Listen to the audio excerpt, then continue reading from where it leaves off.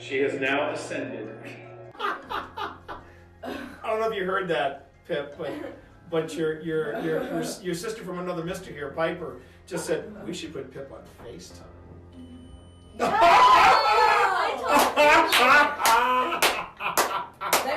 That was crazy. That's a good way to end the night, though. Yeah. Great way to end the night. Wild. Think about it. Okay, we need to What is that? coordinate now. Yeah, what was that sound? What? I thought that was you rolling something. No. I thought that was you rolling something. At first I thought it was outside, but then it sounded like it was coming from That was- inside. That sounded like it was from in here. What was that? Yeah, but that switch does not seem to do anything. It just shuts off the armor. It shuts off the armor. There's a good switch over here. Well, these switches here.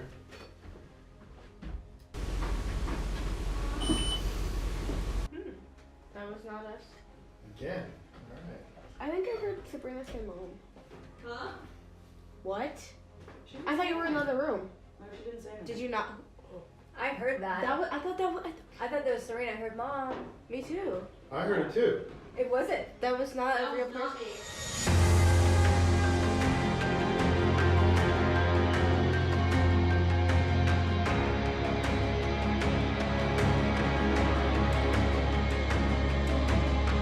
Annaberg. It's either called Annaberg or Annaberg Mansion, and it is in historic Manassas of Manassas, Virginia. Short people will be like. Yeah, the short people will be fine. Okay. So welcome everybody to the USS North Carolina. This is the Wildwood Sanatorium. And it looks like we've got really good Wi-Fi for this. This is where we're starting the investigation tonight. There's my partner in crime, Phil Rossi. Coming at you.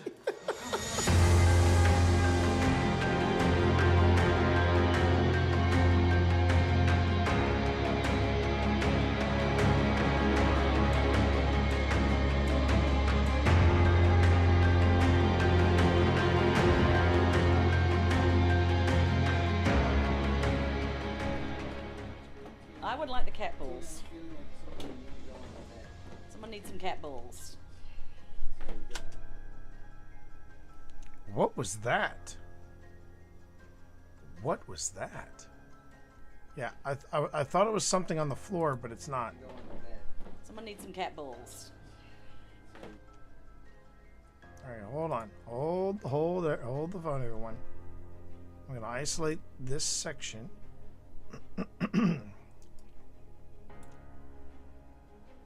Isolate this section.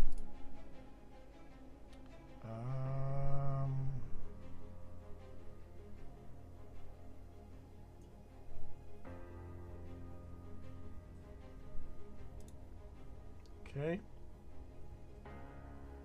Is that still going off in there, Tina? I'm going to hand you the cat balls, if that's cool. I would like the cat balls. Feeling like something need to go on the bed. Someone needs some cat balls. It's right there. I'm now slowing it down to 175.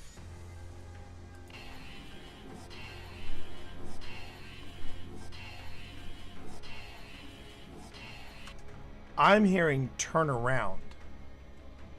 Does anyone else hear that? Turn around? Is that still going off in there, Tina? I'm going to hand you the cat balls, if that's cool. I would like the cat balls. Feeling like something need to go on the bed. Someone needs some cat balls. You have 3 cat balls. You mean the big one?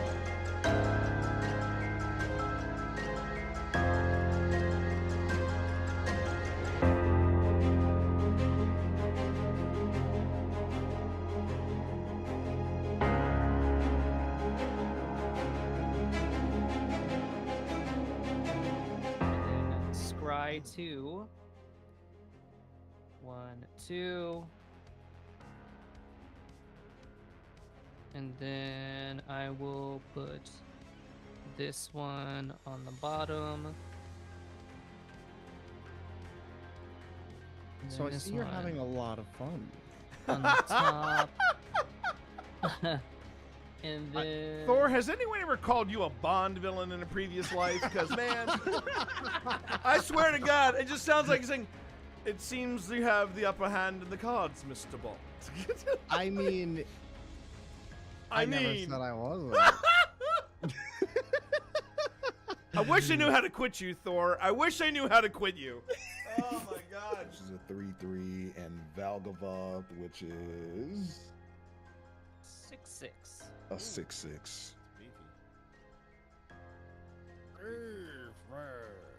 Where's the beef? It's on Mike's battlefield is where it is. Jeez. Huh? It is a 6/6 on Mike's battlefield. You know what, Mike? I don't believe you'll sacrifice your Valgava. I don't believe you'll do it. Do it for the vine. You ain't gonna do it. I don't believe you're gonna do it. I'm gonna send Yuma. Go ahead and block. You won't. 6/6. You won't do it. Have you lost life yet in your turn? No. You're about to. Is my entire hand counter? Yeah. Oh boy. Okay. Oh. Okay. This is a game All right, for the ages. I'm gonna save This is a this puppy. game. This is This a game. game, chat. All right, we untap the land. We untap the land. We're both at 1. I don't hear no bell. I don't hear no bell, Nick. I don't hear no bell.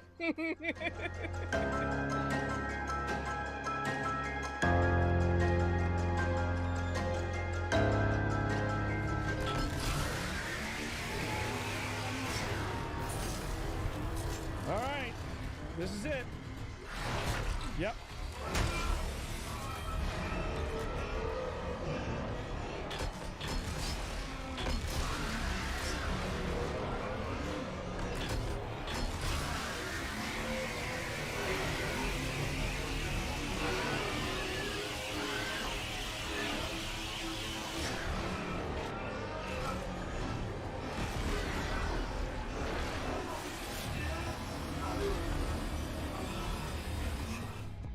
Oh my God, what the hell is that? What the hell is that?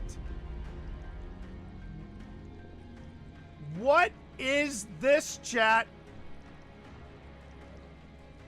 No. Just no. I want to go back to the feel goods. I want to go back to the feel goods with this game. Just no.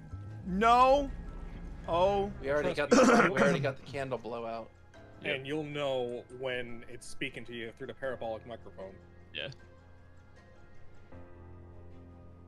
I also put a microphone in the kitchen. Oh! Got it! Got him. Got it! Got it! Like I said, Got it! You'll know. Got it! Yep. Got it!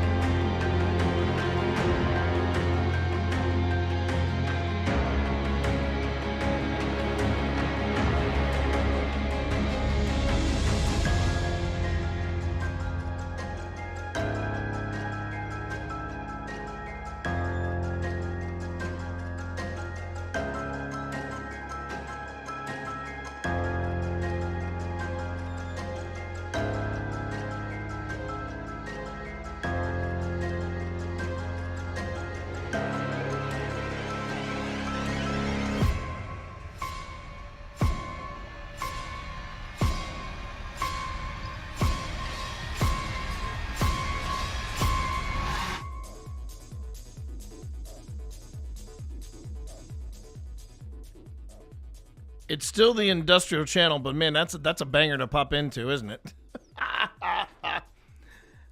How you doing, everybody? It's great to be here once again with what is turning out to be a really good episode. I think it's gonna be a heck of a premiere. My name is T. You can call me TT Monster or Twitch Dad.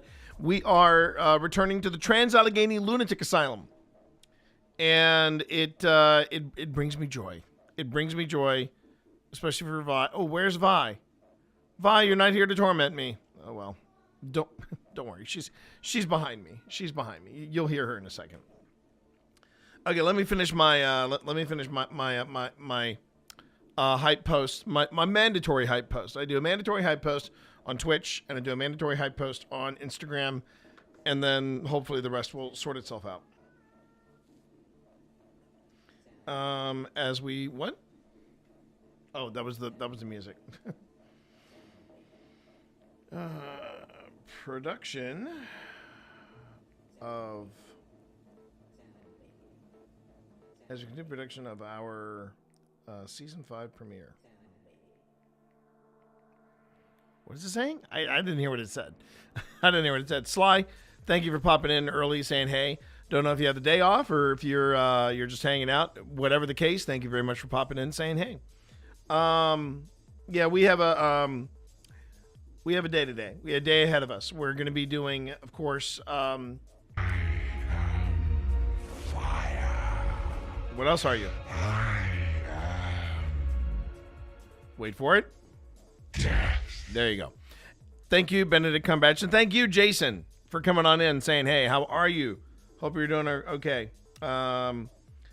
Premiere. Is that it? Yeah, season 5 premiere. Come on in and hang out. And then oh man. Typos Akindo. Come on. That's a space in there. And not Sesson. Season 5. And then because we are live streaming on YouTube and Twitch, and yes, I'm paying attention to both YouTube and Twitch, feel free to say hey. It's great having everybody in here today. We had a really good session the other night. Yesterday we actually picked up a couple of what did we do? Yeah, I slept terribly as well. So welcome on in. You're in good company.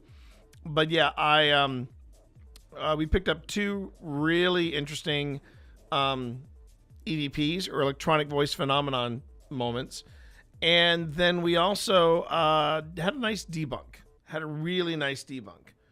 So yeah, this is really shaping up to be nice. And I got to give mad props. I'm going to do this on the phone as well. But let me do my hashtags. My hashtags are live stream, and then we have paranormal. Let's see, hashtag paranormal, and apparently I'm allowed 5, so I'm not gonna waste my shot. Paranormal investigation. Only 342,000 posts. I'm kind of surprised by that, but okay.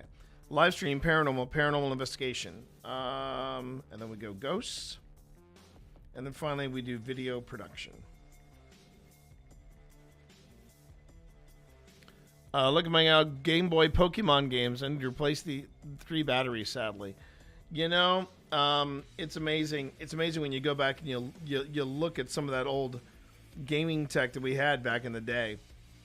Let's see. Okay, so now we get to the collaborations. I get to invite old spirits, of course.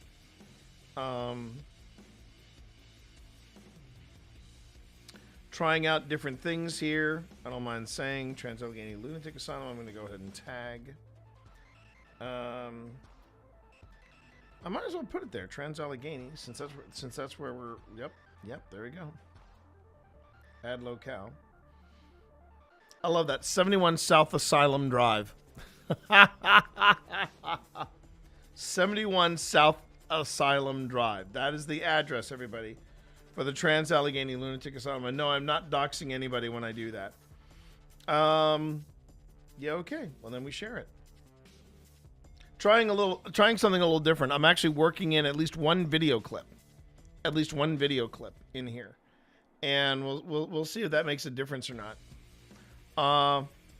again, this is a work in progress, everybody. This is an entire work in progress to see what will and won't work for me as a streamer, as a full-time streamer. And for those of you that are along for this journey, I certainly do appreciate it. I really, really do. We have, by the way, a date. We have a date for one of our investigations. I wanted to make sure I let everybody know. March the 7th. March the 7th, everybody. We are going to be doing a live investigation. That is a Saturday. And it is a live investigation. We will be returning to the, let's see, it was the historic village of Clover Hill, located in Appomattox, Virginia. We are also working on some other locations that will be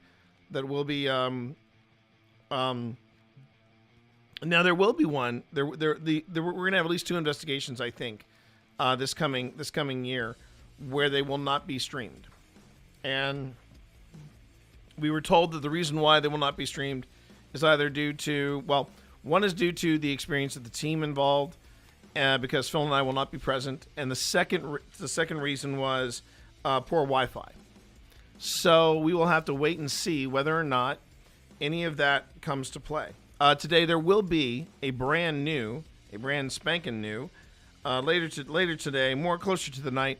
We're going to have a Grim Gazette, and that is our weekly weird news, crying cats, paranormal analysis of footage, and then a deep dive into something that is happening in the world of the paranormal worth talking about. I was like, wow, that's intense. And then I looked and I see it's Cell Dweller and Circle of Dust. I'm not sure. I need to ask my buddy Nick. What is the connection between Cell Dweller and Circle of Dust? Because they're both run by the same guy. The guy, oh, hey, Cobalt, how are you? They're both done by the same guy, but I think there are different musicians involved with Circle of Dust and Cell Dweller. The main thing is that they both feature the same lead singer, I believe. He goes by the name of, I don't know his last name, but his first name is Clayton. But he does some really, really dark stuff. And I enjoy his work. Well, I've enjoyed his work for years. Fun fact, true story. In the early days of podcasting, a buddy of mine was podcasting his novel. He was doing a political thriller, a sci-fi political thriller, and it was called Seventh Son. It was a trilogy.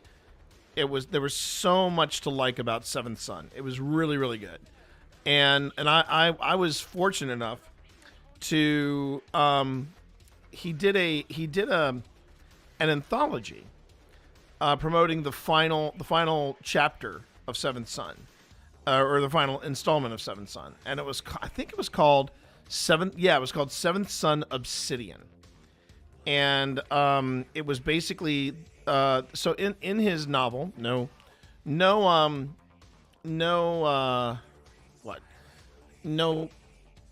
real pun or anything here. He just called it Seventh Son Obsidian, but in this podcast anthology, or rather in his series, in the Seventh Son series, I believe it was part 2, closes with a blackout that happens across the United States.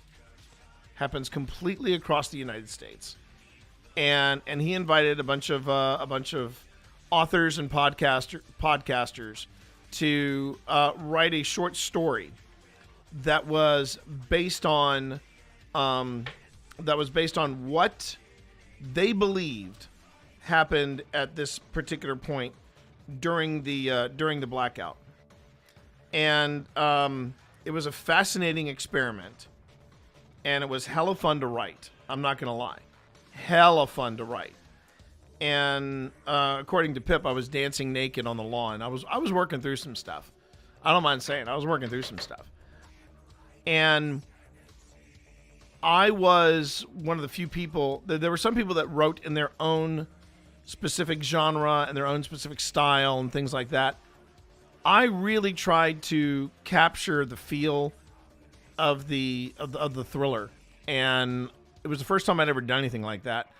I actually want to go back, revisit the story, and see if I can't, I don't know, republish it or because it was the closest I've ever come to writing a thriller, and I really enjoyed it. I enjoyed it immensely. Speaking of writing, everybody, shout out to all of my writer friends out there, and those of you who indulge in writing. Please be wary if you are published in any way, shape, or form. There's a new scam that is jumping on the airwaves of social media. You get these emails, these ridiculous emails, these really flattering and encouraging and almost fanish emails about how crash out awesome this particular work is. Then they announce what book club they're with. It's a virtual book club. Yesterday, everybody, it was the Manhattan Book Club. No kidding, the Manhattan Book Club. And this morning, it was the European Book Club.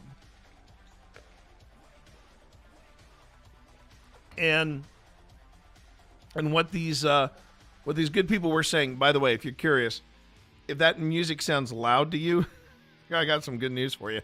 This is at 2%. It's like my milk. It's at 2%. Woo! Okay.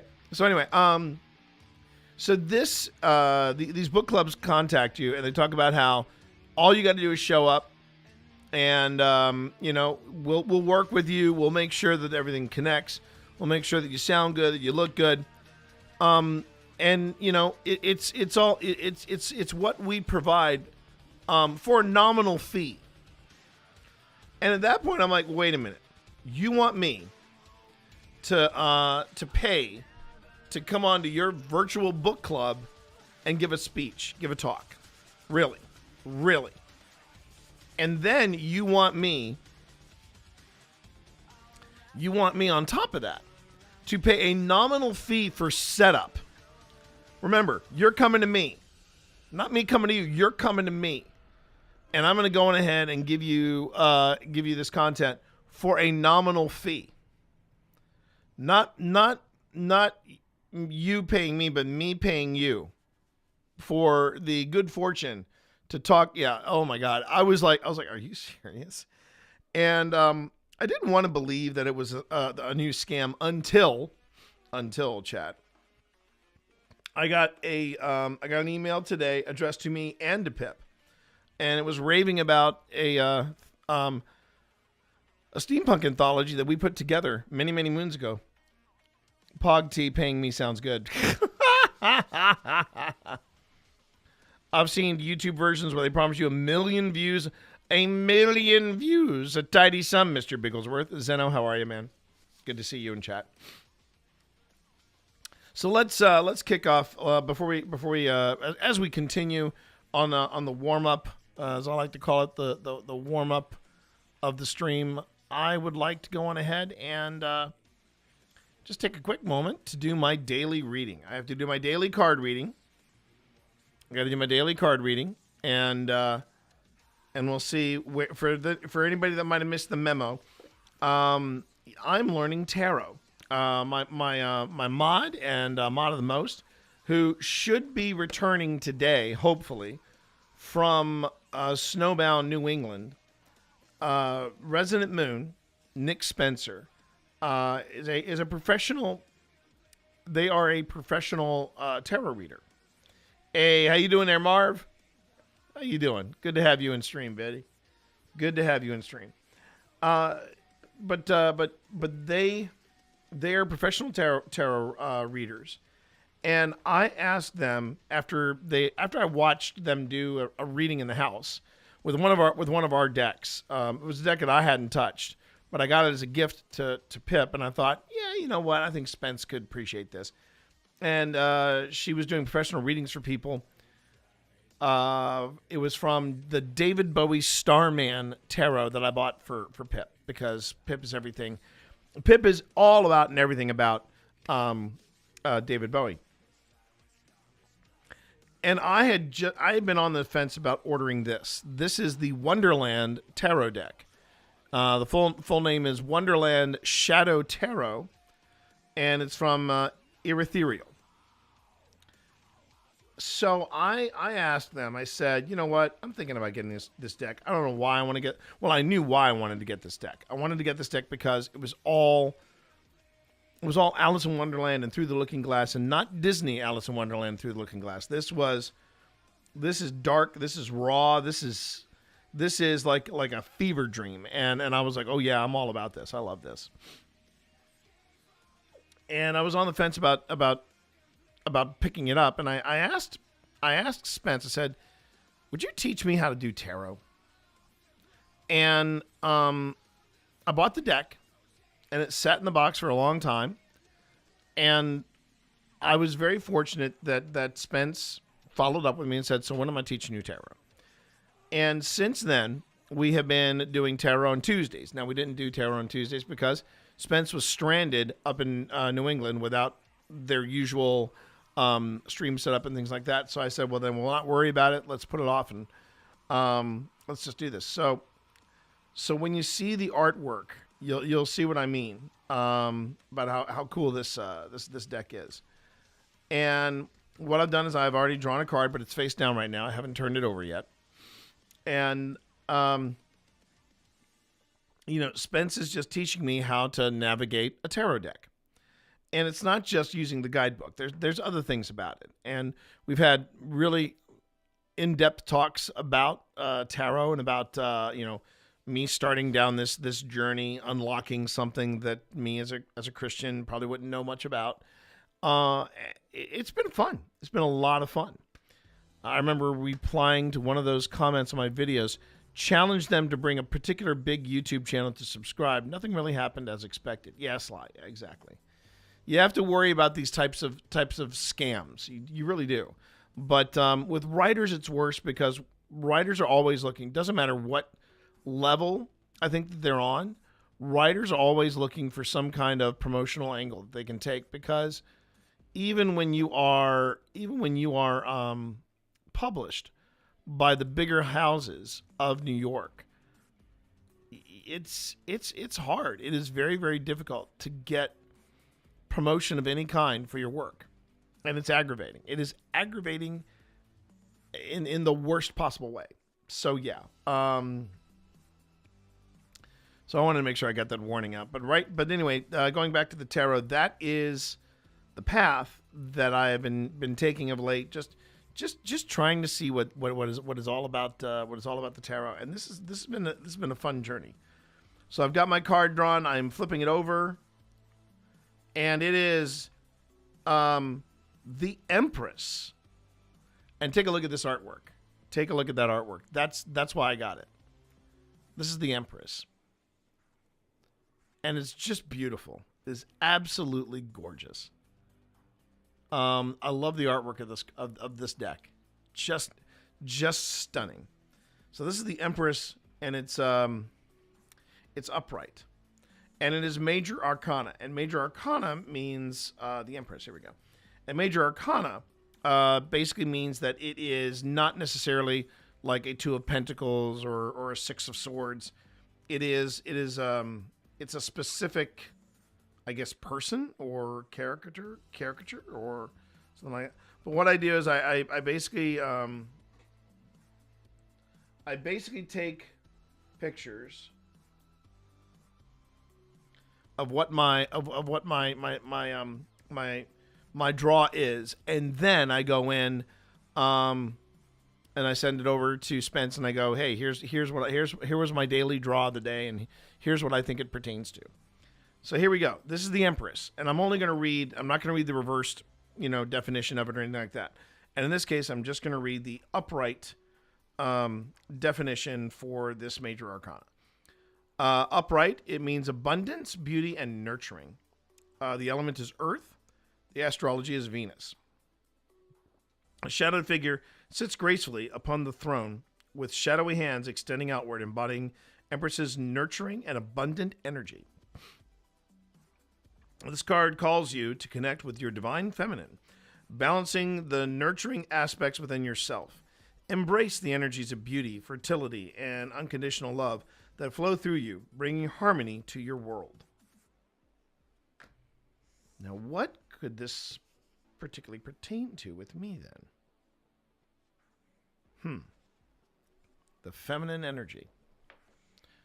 Basically, I mean, if I were to sum up this card in a few words, I would say, well, don't be a dick. I mean, that's kind of what it's telling me right now, but I get it. I see what it means. And it's saying I should indulge in that today.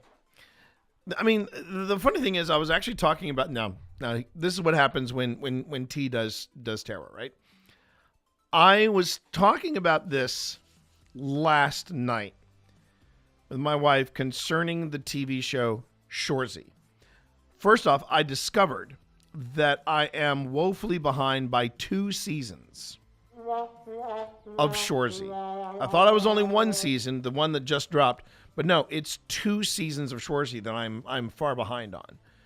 And the funny thing about Shoresy is this was a joke. This was a one joke thing from the television series Letterkenny. And you all are very well versed in Letterkenny because of some of my favorite drop-ins come from Letterkenny, like the hard no and well, pitter patter, let's get at her, and I suggest you let that one marinate. All that stuff is from Shoresy. It's from Letterkenny. Now, in the series Letterkenny, before Shoresy went off to do his own series, Shoresy was just a throwaway joke that was in Letterkenny. And what it usually pertained to, you never saw Shoresy. You never saw him, right? All you knew was you saw him from afar, or you saw him facing away from the camera, and he was berating the two hockey bros that were a thorn in is it? I was talking about this last night. I think it's Wayne. I'm trying to remember the name of the lead character in Shoresy. In Letterkenny.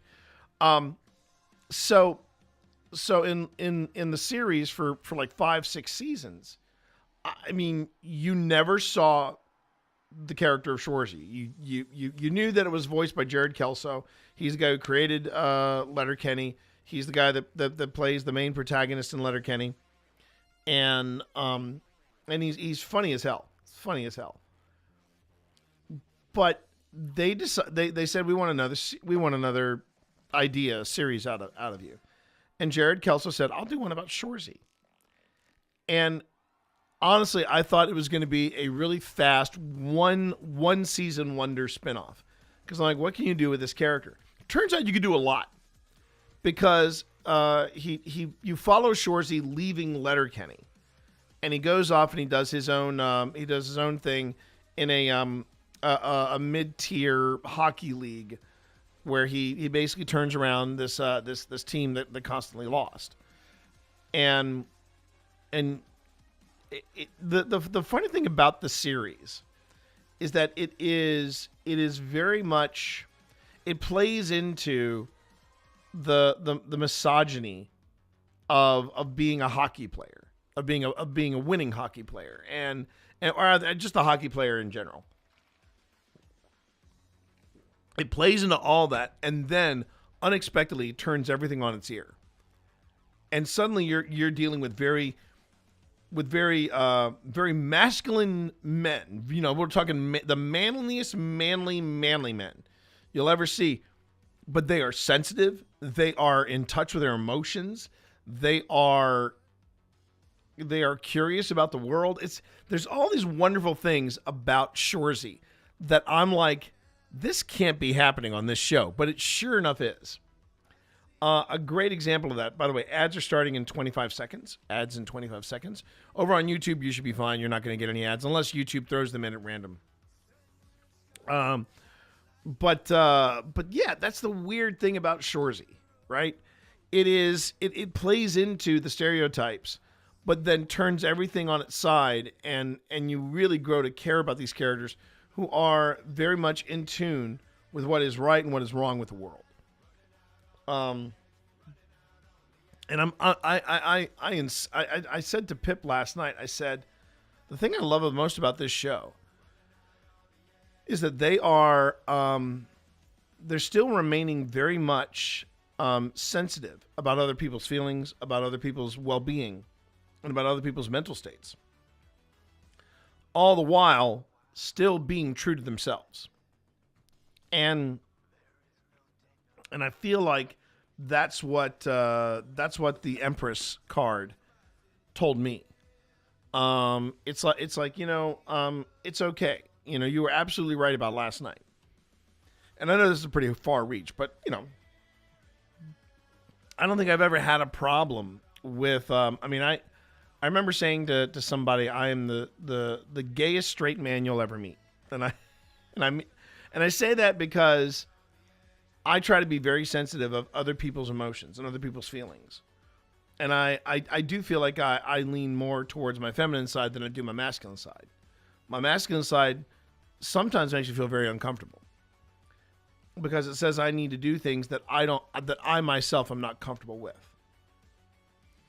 And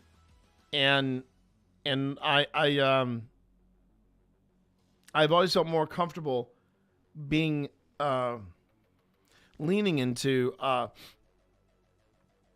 gregarious nature, just being giving. At least that's what I strive for. That's what I strive for. So I find that to be an interesting draw. I really. Oh, thank you, Jason. Tina Maid outfit win. Oh my God. The closest you'll ever come to that is if I ever unearth my photographs from. Now this is 80s rific, right? Because I have a feeling they do not do this anymore. I got a funny feeling they don't do this anymore. In my high school during the 80s, we did this thing called powder puff football. And what was called powder puff football was the cheerleaders would play football. And I think they played touch football, not tackle football, but touch football.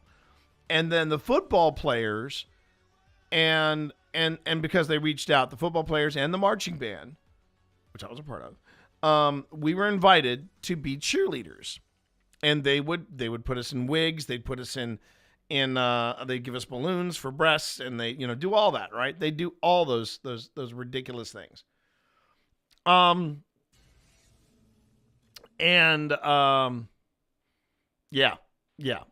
remember we did some ridiculous stuff.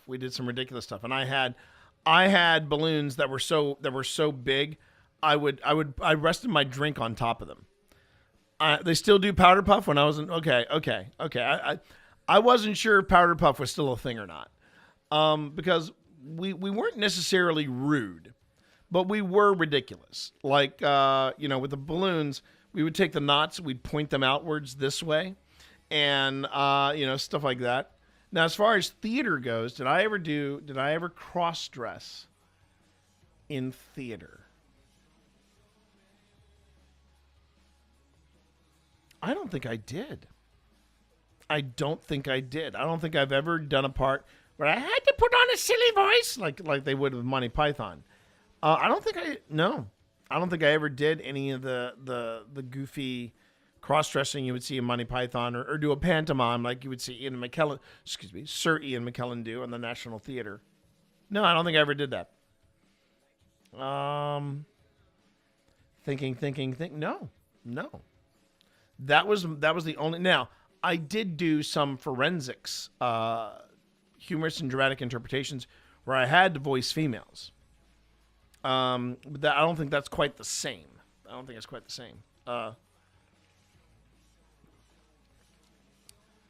Wonder if that's the thing of the past? No, Sly. Like I said, Sir Ian McKellen still does like he will get dressed as Mother Goose for a pantomime, and he will entertain children as Mother Goose. You also have movies where men will play women and women will play men. So I think that's always fun. I mean, I think out of all of them, I think the one that probably ages the best, and I think the only reason they can pull it off is because it's Robin Williams. But I don't think Mrs. Doubtfire ages badly. Tootsie ages badly. Tootsie, I think, ages really, really poorly. And I think the reason why Tootsie ages poorly is because this guy's an actor who can't get cast because he's hard to work with. So he decides, well, then I'll try to get in the back door. I'll audition as a woman. And that the only time I feel like, for me, the only time I feel like that it's a run by fruiting, exactly, Sly, exactly. But I think the reason why the only time that I feel like Tootsie works is well, first off, he's on a soap opera, which is brilliant. He is on a soap opera. And I'm trying to remember why he has to come clean. I'm trying to remember what it was, whether it was because he became this incredible sensation, or I mean, I can't watch the movie now because it just makes me feel really uncomfortable. I also struggle sometimes with Dustin Hoffman.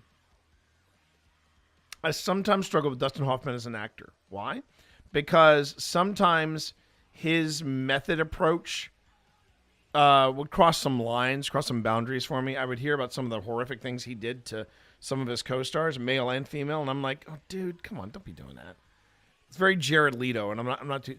But I will say, if I were to pick one favorite movie, or a movie that I really enjoyed Dustin Hoffman in, it was All the President's Men. And not only did I enjoy him in that movie, I loved Robert Redford in that movie. Great movie. Washington Post at its heyday. Anyway, but the thing that actually made the Tootsie gag work for me, and it's the only thing I remember, was he kept going off script because he didn't like the way the scripts were written for women. So this is a man pretending to be a woman, and he's taking a stand for women, and how they're portrayed in these soap operas. And I like I said, I can't remember what it was that had them reveal, I have to come clean about this. And he's in the middle of one of his improv monologues, and he goes, "It's because I'm not such and such and so and so. I'm his twin brother." And then he rips off the wig that he's wearing, and that's when he reveals to the world that Tootsie is actually a dude. And it was one of the funniest reveals of a character in this respect. And I just thought it was genius. But that one moment does not a full movie make, you know what I mean? There are a lot of bad movies out there, or movies that don't age well, that they do stuff like that, or they Magneto wearing the Scarlet Witch costume. Nope, weird thought. No, Sly, I could see it happen. I mean, McKellen would probably do that if given the chance. But the thing I'm getting at is that I saw another streamer talk about, she said it's great when people say, "Oh, that doesn't age well." She says that means that we evolve. And I guess it depends on the kind of humor that you see and we're accustomed to. I think, like, for example, one of the things that, like, I personally think that farces and satire, those should actually age like fine wine. And it's the more jokey McJoke face kind of things that don't necessarily age well. Like, for example, there is some humor in 16 Candles that, man, it makes you wonder why nobody on the set said anything. I mean, Long Duck Dong? Come on. Long Duck Dong? Really?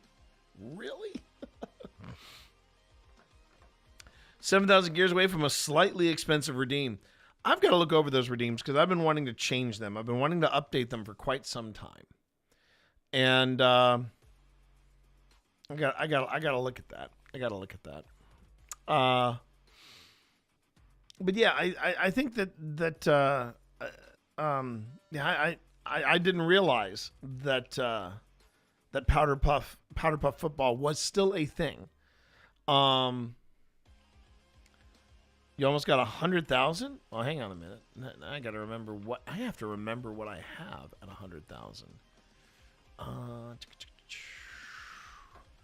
hop over to my channel and take a look. So I jump over to my channel. I look at my my channel redeems. I got a posture check. Got a hello there. A hydrate. Always in a good one. Emotional damage. Fireside lore. 100,000. $25 dono to No Kid Hungry. And then $50 dono to No Kid Hungry. Got a no God please no. Oh, that's good. There were some redemptions I was looking to get into. Yeah, the thing about the Fireside lore, I can't really the downside of Fireside lore, it's not that I don't want to do it. The real problem is I can't do it. I can't do it mainly because I do not have I don't have the Fireside. And it's part of my game plan. Again, some things have got to change. I've got to look around here and see what is doable and what isn't for employment. Whether or not I can afford the finer things in life from live content creation. A lot of moving parts right now, chat. A lot of moving parts. And but one of the things I do want to do is I want to take the side yard that we have for this house, and I'd like to turn it. No, we don't even have. We have a faux fireplace, which to me doesn't count. I know of streamers that had at one time faux fireplaces, and they would do their fireside chats and things like that, and that was a thing. But I went the full 9 yards, right? I went the full push, and also there is something extremely. This is something I learned with the Rossies. So the house that we moved into, I don't mind saying, it is a modest house. It is a modest. It is a very modest craftsman house, and I love this house. Now I will say it is definitely a work person's house. Okay, the at one time, the history of Lynchburg, real quick. At one time, they were the biggest suppliers of shoes, not just on the East Coast, but in the entirety of the United States, right? And and when you look at the fireplace that we have, it is definitely a work person's fireplace because it's small. And not only is it small, but it also was built to burn coal. Because yes, people did that in their homes. They would actually have coal fireplaces. The Rossies, however, they bought a beautiful house in Riverside. Riverside is where the managers and where the owners and where the investors, that's where they live, okay? And it was in, it's in Phil and Tina's home. They now have a wood-burning fireplace. And Tina, and I guess to some extent Phil, Tina and Phil cannot get enough of taking advantage of that fireplace. And there is something extremely satisfying about a proper wood-burning fireplace. And for I don't know, Sly, if you've been around since the time that I had the fire pit and we did fireside lores. And we might have to recall them. We might have to relabel them fireside streams, because it's not like I'm playing Destiny or I'm playing a video game that has a lot of lore to it. Granted, of course, now that I think about it, there's the lore in Magic the Gathering. There's the lore of Fallout. There's the lore of Dead Space. I mean, we could probably, could I do a Fireside lore? Oh, hell yeah. I could read my own stories if I wanted to. And the nice thing about the Fireside lores is that I only did them like once a month. And if I felt really good, twice a month. But it would always be nice to go out there and it's more about the crackle of the fireplace or the fire pit. And I know that if I can't have a proper stone fire pit outside of my house, I could always get one of those covered censer kind of fire pits, and we'd work with that. But I think after establishing the fireside lore as being a fire pit kind of thing, it's hard going back to like an electronic fireplace or something. There was something always very comforting about reading Destiny lore and having that crackle of the fire behind you. And if you want to know the I think I can't remember who said it. It was someone that found me via Doug, but they wanted to know what they called quote unquote Twitch Dad lore, and they wanted to know what was the genesis of Twitch Dad. And for anybody that doesn't know, I used to do this thing called Fire Pit Lore. I started doing it during the pandemic. I want to say it was around April. I was just I want to say I had just finished streaming or something, and somebody said to me, it was one of the nicest things someone ever said to me about one of my streams. They said, I just want to tell you, T, this is definitely, this was after Markiplier. So it would have been. But somebody said to me, I just want to tell you real quick, I get a lot of comfort out of your streams. With everything that's going on with the pandemic, these streams remind me that I'm not alone. And that was one of the... Hello there. And it was one of those things that just kind of humbled me in the moment. And I had to take a breath and go, ooh, okay. And I remember asking myself, okay, how do I take this to the next level? How do I provide people a safe space or a corner of the internet during the pandemic, and give people a sense of comfort? And then that night, Pip and I had a couple of drinks by the fire, and I remember thinking, oh, this is really nice. I wonder if there's some way I could bring this to Twitch. And I'm not saying it was anything that it was original or it was cutting edge or no one had ever done this before. I was like, no, I want to do this. I want to take the fire pit comfort, and I started running through my head, well, what could I do by the fire pit? And that was when I started thinking about, I could read lore from Destiny because there's so much lore, and I've got the Ishtar. I'm trying to remember the name of the website now. Ishtar Command, Ishtar something or other. I can't remember it off the top of my head. I'm sure Z will tell me. But it was a place where you could literally access not just your character stats, but it could also you could access every bit of lore. Hello, friend. I remember that. I remember that emote. I love that emote. But I remember thinking that I could do this. I could call it Fireside Lore. And I remember buying extension cables for a camera like this. And no, it wasn't Destiny Tracker. It was the Ishtar Collective. That's what it was. The Ishtar Collective. And that's what I was using to access all the lore from Destiny. And I remember when I first did this, I had a laptop. I had two cameras. I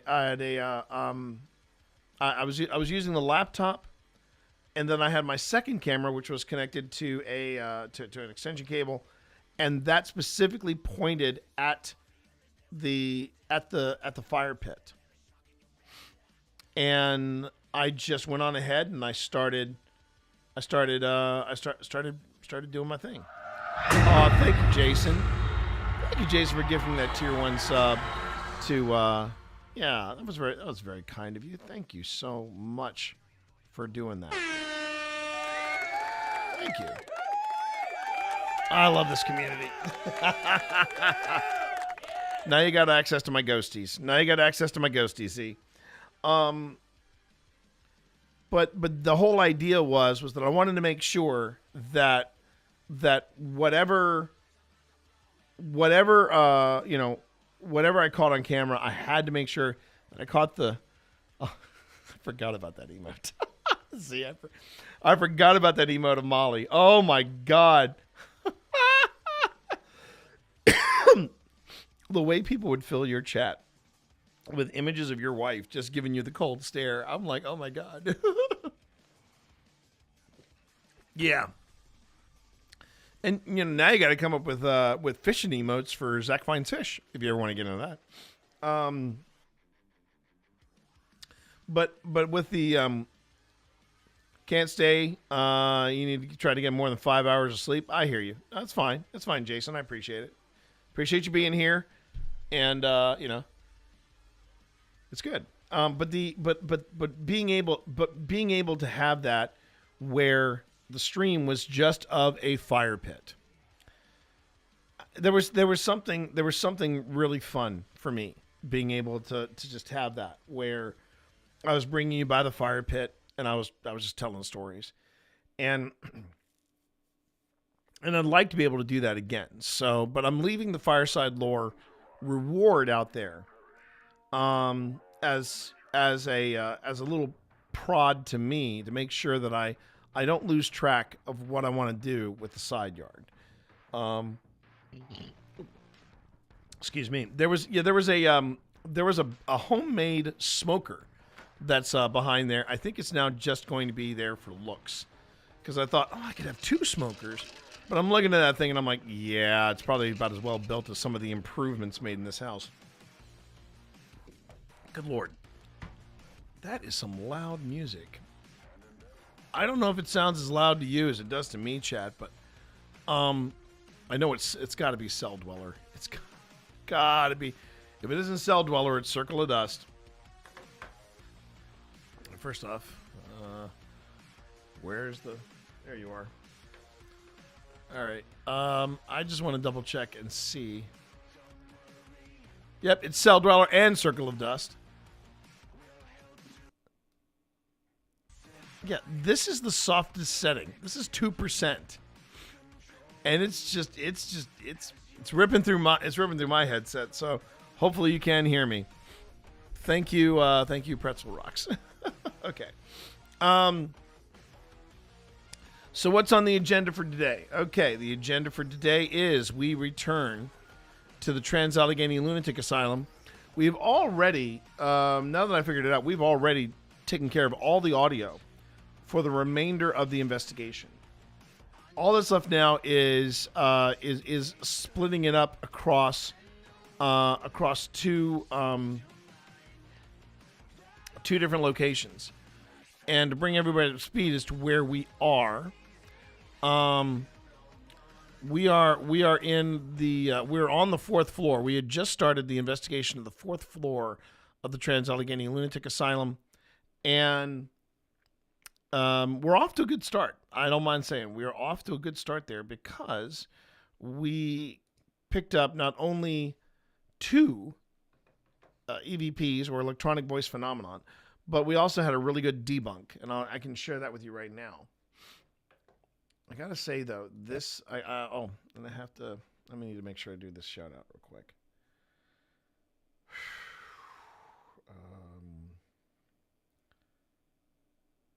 Going through the Trans-Allegheny footage.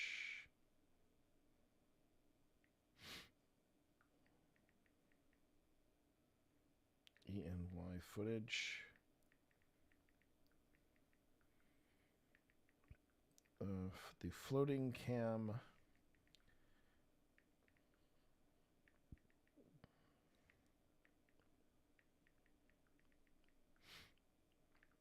pure gold. So one of the things that we're doing differently, chat, in this particular investigation, is Phil's wife Tina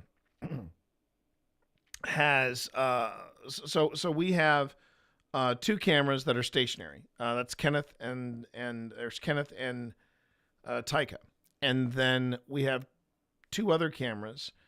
I'm not sure what Phil is doing with the camera that he is calling Tejas. I'm not sure. I don't have any of that footage, and I'm not really sure where it fits in with all this. But we have a third camera, which is Tim, and that is the camera that Tina is maintaining. Now, one time it was a steady cam, but I'm not sure. It was actually this investigation where we did this for the first time. But we said, Tina said, you know what? I want to have more of an active role in the investigations. So I'm going to go ahead and I'm going to man a camera, and I'm just going to walk around you guys. And I remember I thought, oh, okay, are you sure you want that? And Tina was adamant. She was like, I really want to do this. It adds such a different perspective to what we're doing now. And it's a nice addition. It's a nice addition. But here is the debunk that we caught yesterday. And I'll go ahead and play it for you. We go back here. And so what we're doing now is we are on the fourth floor. After this, we have the third floor investigation, which involves a spirit writing session and a spirit box SD session. So we've got those two things coming up. But right now, because I had this in testament for the first few minutes. What do you want? We're trying to establish communication, as is everybody tonight. Everybody has been trying to find out who's here. Trying to find out your story. Because we do care. Oh, jeez. Just heard movement from that room right there. Really? Yeah, just like... And, woo, look at that. I got the goosebumps. Try to find out your story. Because we do care. Oh, jeez. Just heard movement from that room right there. Really? Yeah, just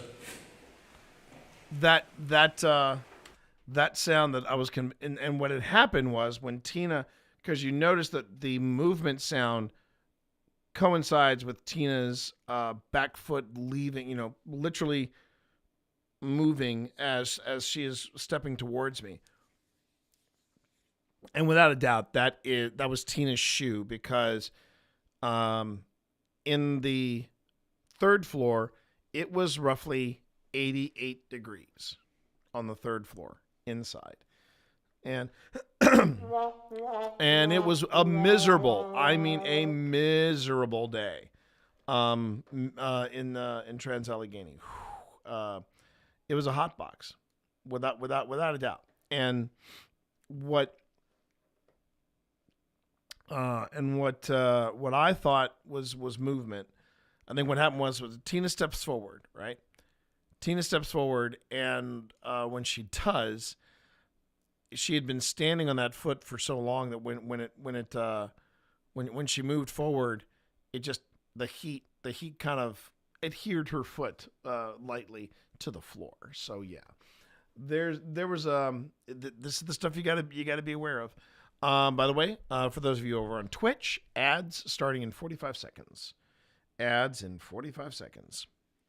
But I did want to make sure that Tina knew how much I really appreciated this this footage, because it just pops so well. Anyway. Oh, jeez. Just heard movement from that room right there. Really? And I think the acoustics just made me believe that I heard it coming from that room. And, woo, look at that. I got the goosebumps. What we do, we want to hear your story. We want to know who you, exactly. I was like, that's perfect time. We want to know your story. Yeah. So we're going to go quiet.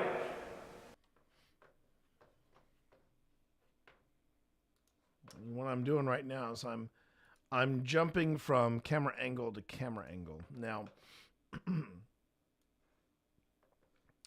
the thing is, I'd be the first one to tell you there is an easier way to do this, but unfortunately, the method that Adobe Premiere does, when it works brilliantly, but when it doesn't work, it's a mess.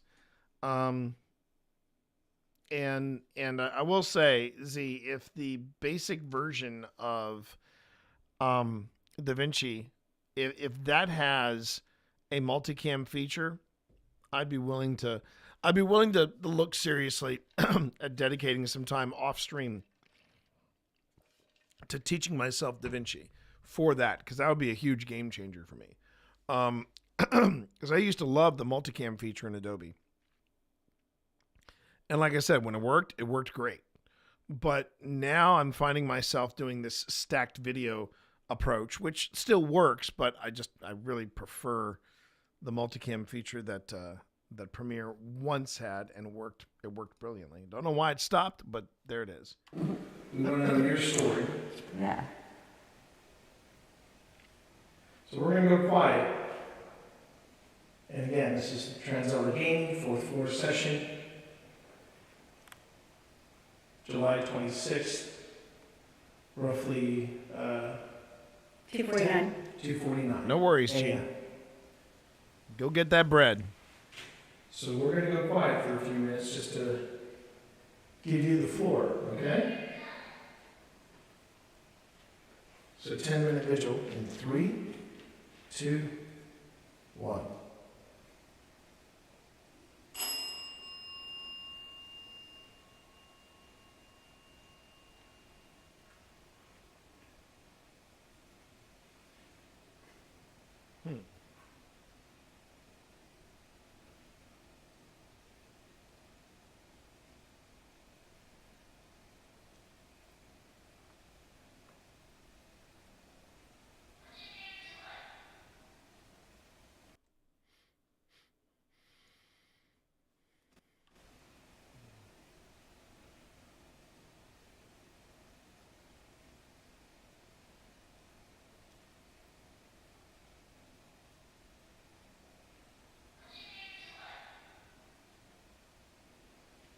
Must have caught something at that particular marker in the in the audio, but unfortunately, I lost that audio when the H4n popped out and or landed on the floor. Landed on the floor pretty damn hard.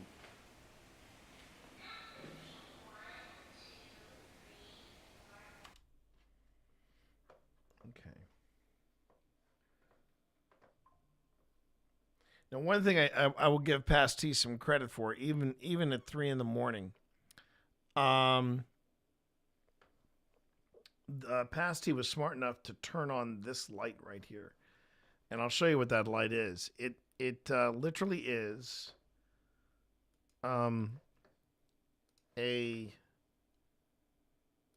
it's an IR emitter. And what it should do, is that it basically works as a flashlight, but the flashlight is infrared. And now my night vision camera looks like this. So I think what I want to do is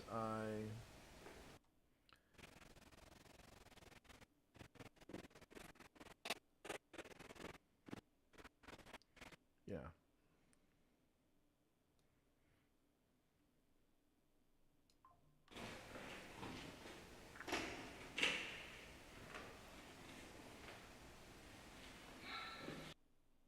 Is that Tina?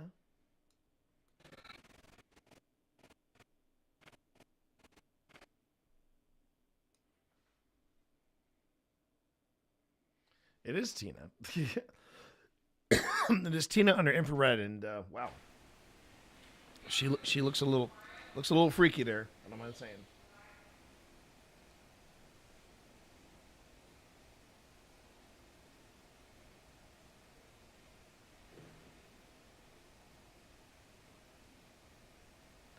I think I think for some reason, I was convinced I saw something move in that room.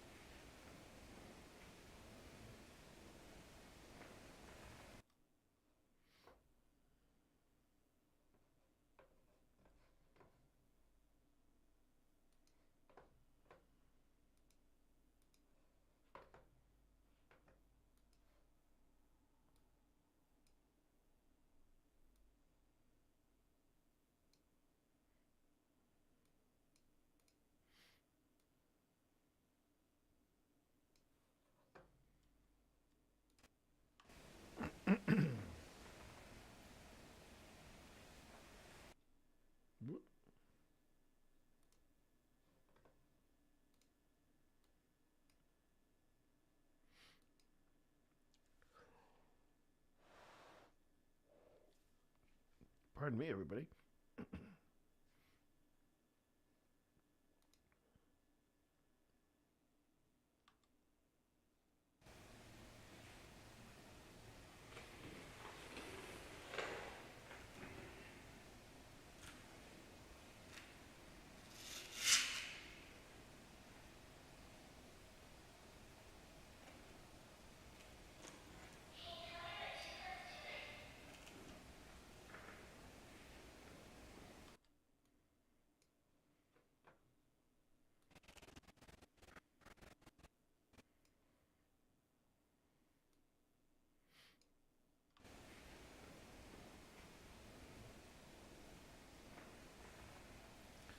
So again, if you're wondering what a vigil is, if you may be new to the to the stream and new to paranormal investigation, this was something that I picked up from the Association of Paranormal Study. This is something called a vigil. Hi, Vi. I hear you, Vi. And what a vigil is where you stop or you get to a space. And you go on ahead and you do a vigil, and it's where everybody goes quiet. And unlike an EVP session, where someone asks a question, silence, ask a question, silence, you go completely still and silent. And that's the hardest part, at least with this group, trying to stay still during a vigil. And what you do is you you go quiet, and you wait to see if you hear anything out of the ordinary. And the theory is that you're getting attuned to the space around you, and the space is getting attuned to you and what your expectations are and your energy level and et cetera, et cetera. And we've done this a couple of times. Now, when APS do it, they tend to do it in like massive chunks of time, like 30 minutes. We do our vigils in about 10 minute time spaces, and we're just trying to get a feel for the place. So that's what's happening here. And by the way, everybody, if you're new to the stream, hi, welcome on in. Along with Cats, you're going to be seeing a lot of me. My name is T, and I'm one of the founders of Old Spirits Investigations. We are a group based out of Lynchburg, Virginia, and we have been investigating the paranormal for roughly 5 years. It'll be our 5th anniversary this coming July. Yes, July. And I started doing these open footage review and production streams, video production streams, because I not only wanted to show people how the sausage is made, but also the process we go through to look at video, look at footage, and also give people a chance to ask a paranormal investigator anything. So this is an open forum for you to talk to me and ask me things about the space, about the gadgets, about why we're doing this. And if you want to say that what we're doing is hogwash, I'm okay with that, so long as you can back it up with a proper conversation. so far when people come in and say it's all fake, they tend to be disappointed that I don't go for the jugular, or I don't get in their faces as some somewhat insecure paranormal investigators do. I try to have a conversation with them about what it is we're doing, and they don't stick around. And I think part of the reason why people don't stick around is because they realize, oh, this guy's taking it seriously. I have opinions. You're going to hear some of those opinions tonight at the when we get to the Grim Gazette. But but when it comes to what we do here, I sometimes put it in the titles of the streams. I'm too old to fake it. That's the first thing I would tell everybody. I'm just far too old to fake it. I have nothing. I have nothing to gain by faking it. And the second thing is that I don't believe in jump scares. I don't believe in. Doesn't mean it doesn't happen, but I don't believe in jump scares. I don't believe in screaming demon. Nothing like that. I just focus on what is happening in the moment and trying to figure out if it's real or if it's not. So, if you want to talk to me about that, if you want to talk to me about the role skepticism plays in paranormal investigation, by all means, talk to me. That's why I'm doing this. I'm doing this as a as an open forum for people to come in and have that conversation, and comfortable as it may be, whether on Twitch or on YouTube. So if I am blessed and one day the side-eye guy pops into my stream and talks to me, refers to me as a wall talker, because again, that's something he does, I'm good with that, because what I like about Seg, what I like about Beardo, what I like about the skeptics that I have seen is some of them are genuinely curious. They want to have a paranormal experience. The problem they are running into are all the people that are screaming demon, that are claiming they're being possessed, which is unfortunately, it's a real dark path that you take when you start going down that path. I saw it happen with. I'm not going to get into the name of the group. I don't want to call anybody out here. That is not the kind of stream I am. That is not the stream that I am. That is not the stream that I do. But I do remember following this one group, really loving what they did, and then they went to this one location.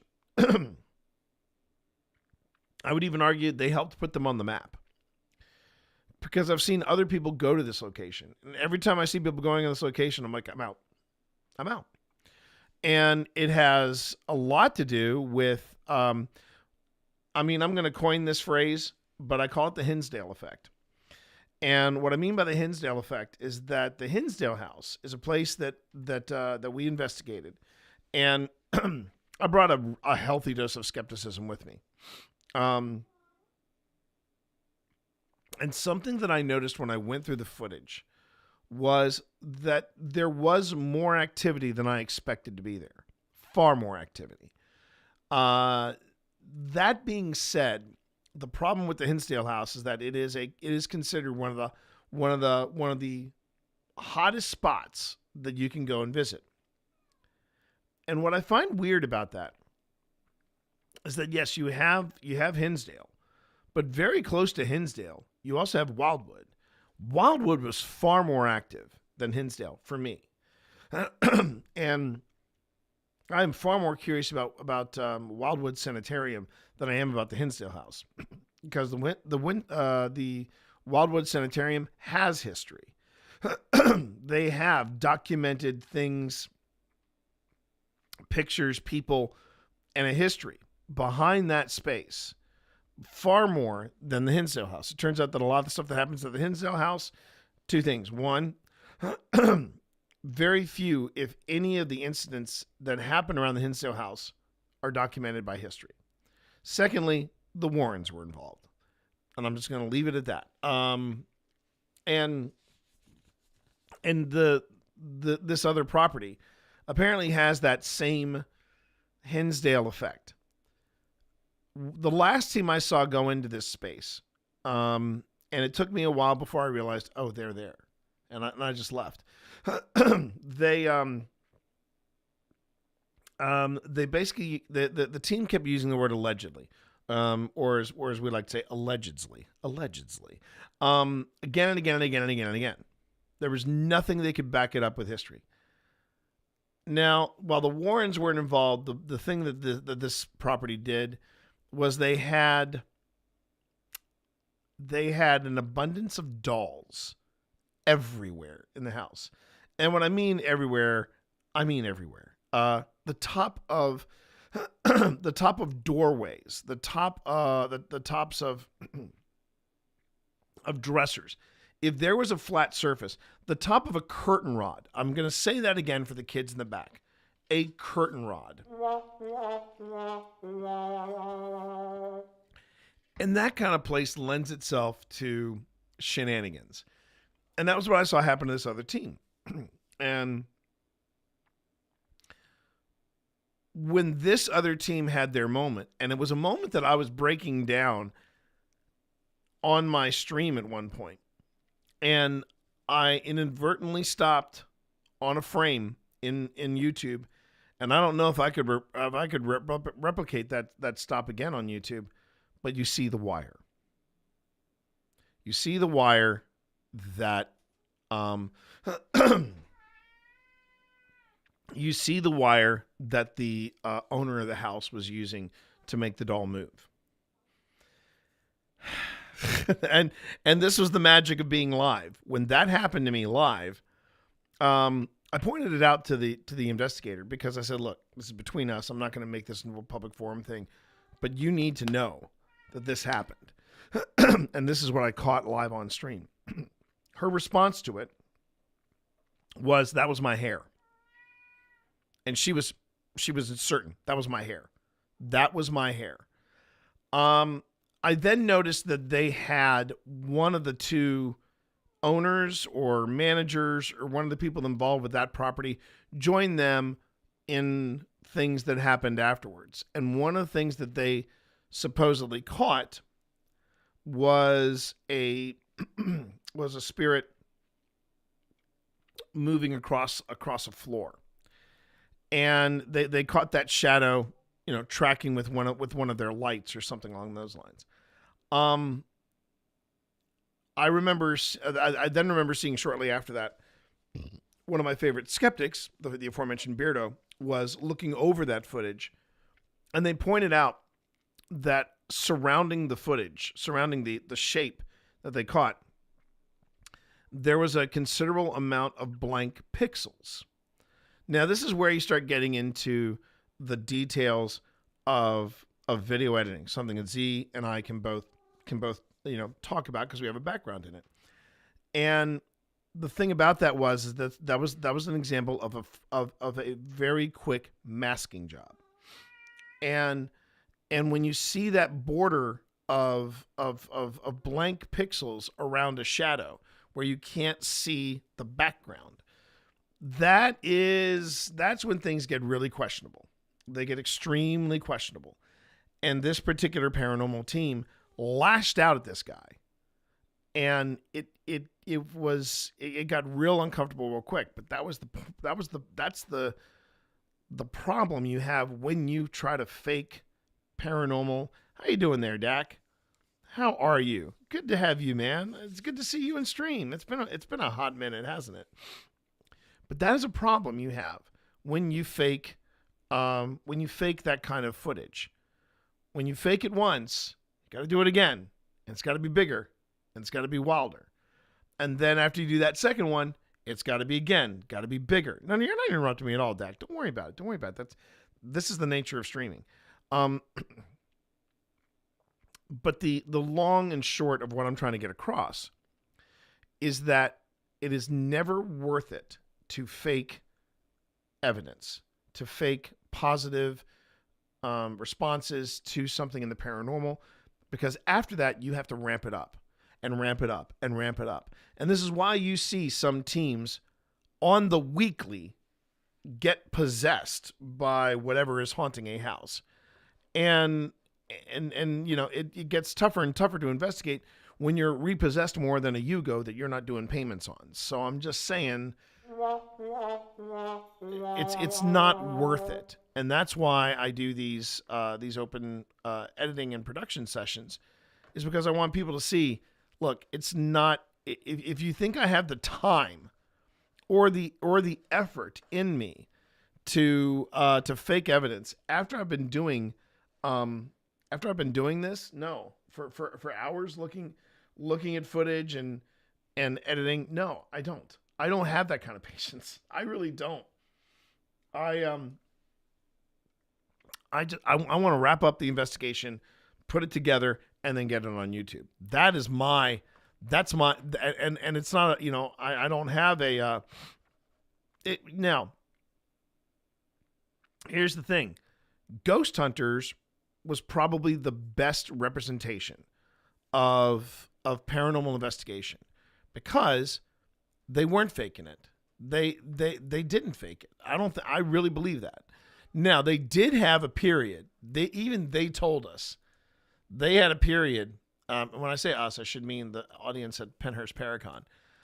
But they told us that they had a producer at one point that stopped airing their debunks of situations, and the stuff that they just left there. They would hand them the footage, and they wouldn't review the footage with that particular producer. They'd just be flying off to the next location. And after they discovered that this guy was purposely editing out their attempts to debunk stuff, that's when things got prickly with the Ghost Hunters. And I would say right behind them would be Portals to Hell. And there was some stuff that Portals to Hell caught and that they experienced that I thought was pretty authentic. The majority of the shows, though, the ones that are produced by a particular individual, those shows, on the other hand, are an entirely different breed. And it's aggravating. It's aggravating because I don't mind those shows, provided you make it clear this isn't paranormal investigation. This is paranormal entertainment.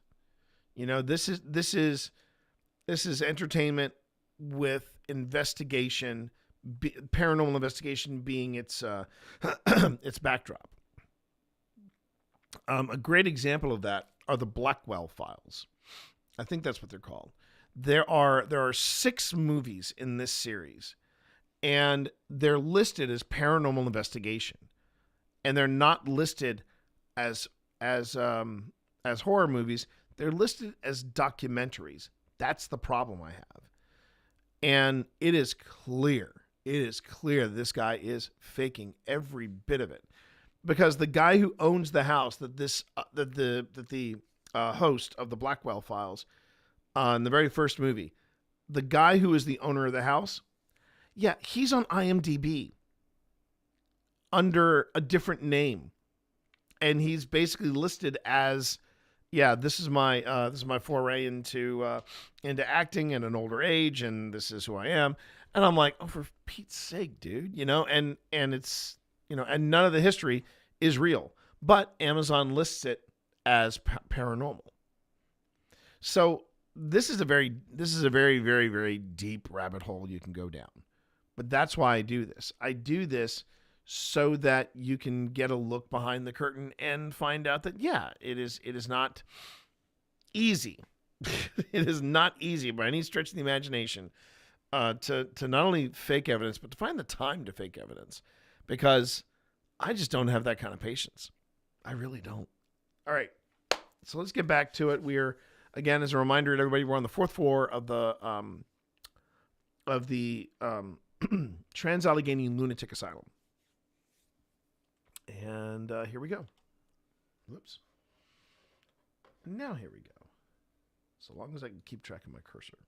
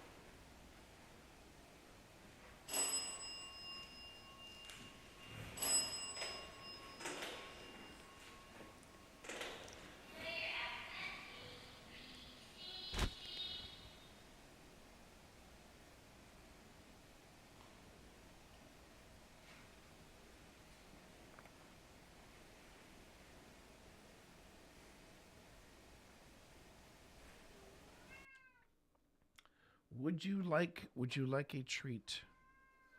I bet you would. Give me a moment. I said give me a moment. Give me a moment, cat. And I will give you a treat. But you have to wait. The ghosties need time too. The ghosties need time too.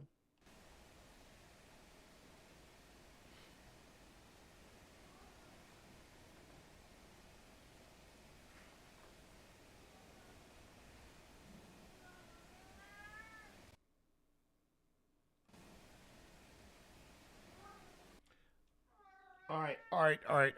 Look, I am trying to listen to audio.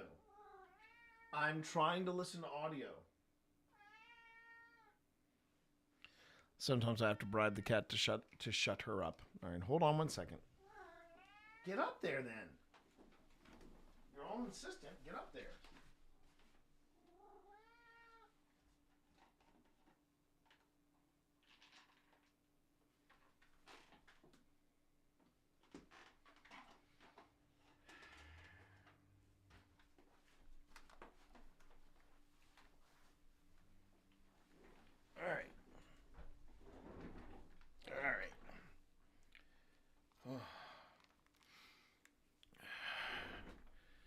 Okay, let's try this again.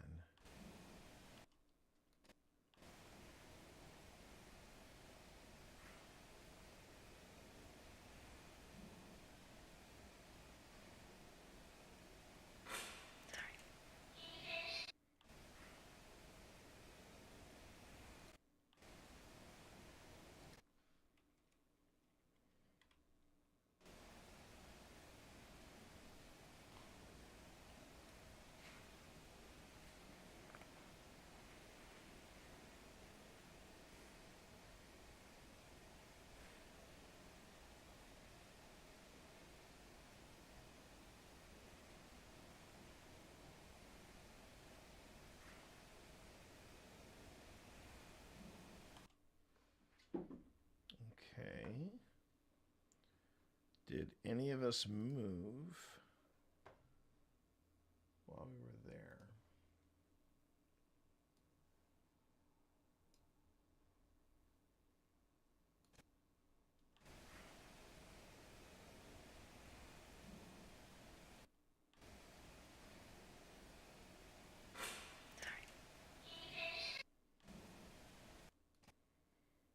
Okay, I'm gonna take a look here.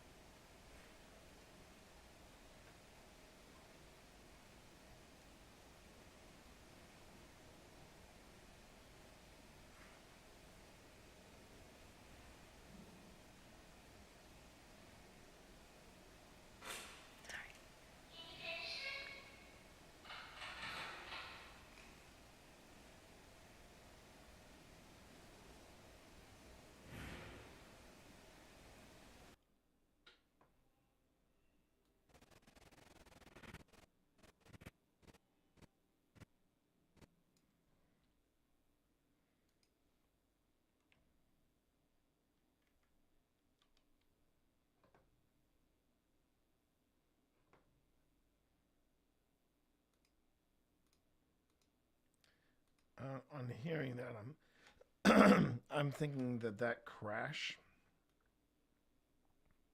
might be someone's foot, or might be another team.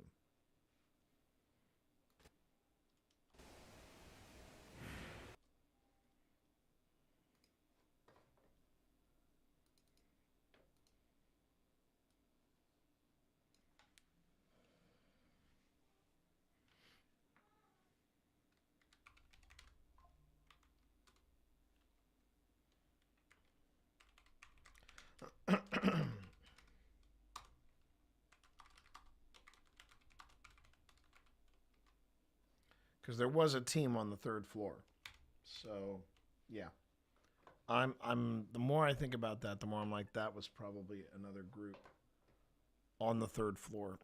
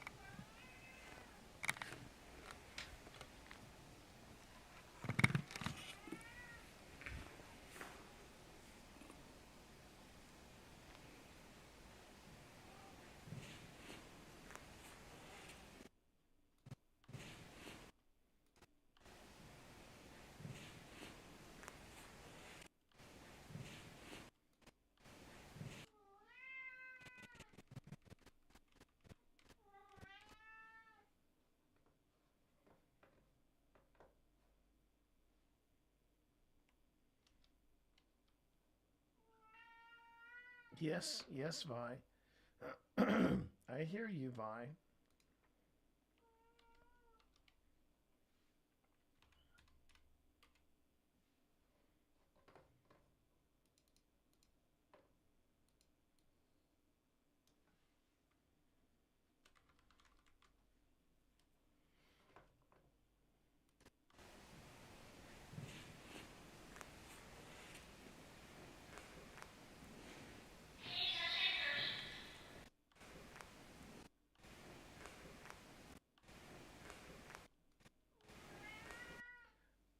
Vi, I swear I need you to be quiet.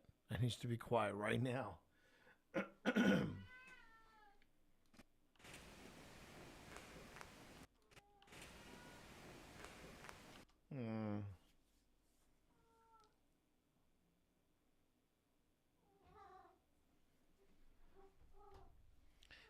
Now, Vi, come on.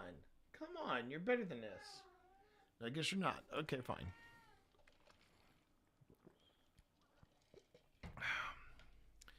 Now, what's Come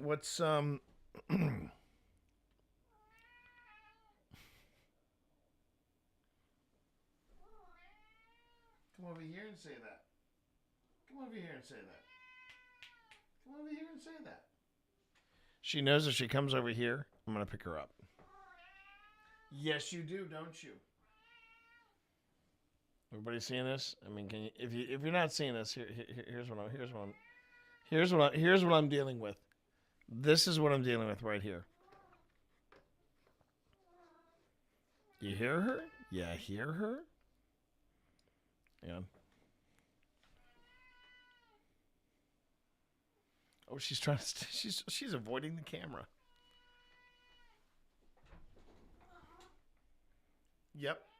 She is consciously avoiding the camera. That's how well I've raised these cats. Oh. Fine. All right. Hold on. Well, now you've done it. Yes. Oh. You tried to get away. Oh. You tried to get away. But now you're going to have to get here. We're going to have to do a James Bond kind of editing. No. I'm not going to shut up.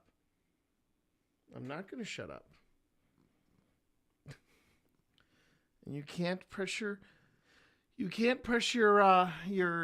paws into my throat and choke me out. You can't do that either. You can try.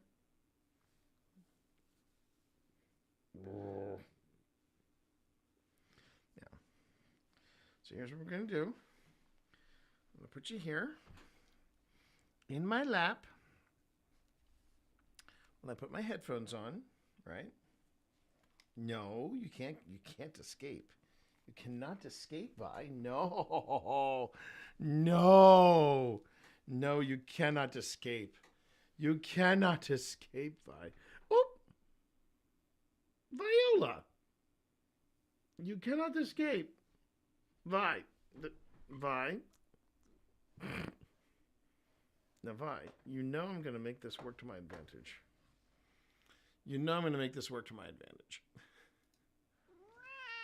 Oh, Viola. No.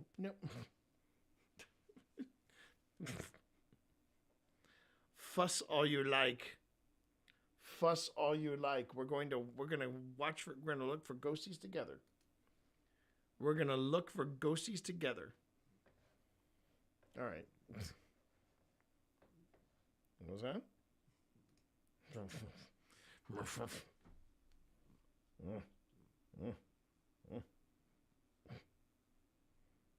Fine. If you had remained this quiet, no. If you had remained this quiet, I would not have had to do this. But now you have forced my hand, Vi.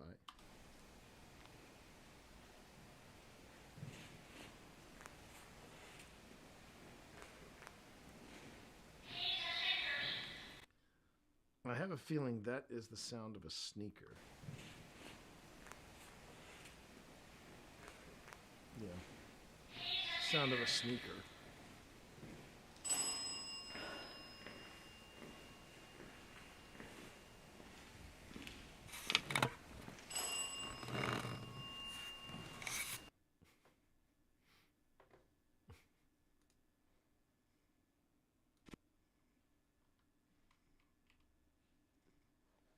Vi? Did you want me to let you down? Are you having a change of thought? Are you having a change of heart here? Is that what's happening here? Yes?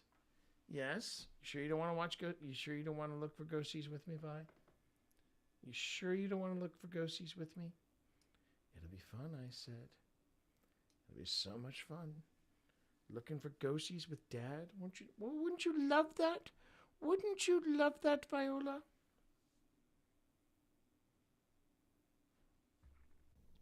No! I would not. I would prefer treats. But apparently that is out of your abilities, Father.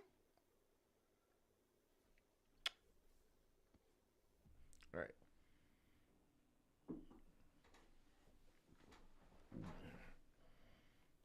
All right. Now I can this cat. I swear this cat chat. Okay, let's see what we got here. Let's see. See if we can fix this.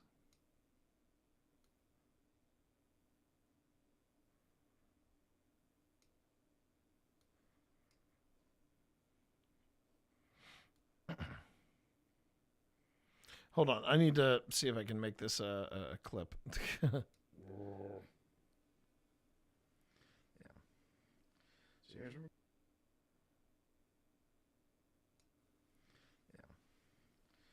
what we're gonna do. I'm gonna put you here in my lap. When I put my headphones on, right? No, you can't escape. You cannot escape, Vi. No. No. No, you cannot escape. You cannot escape, Vi. Oh. Viola. You cannot escape. Vi. Vi. Now, Vi, you know I'm going to make this.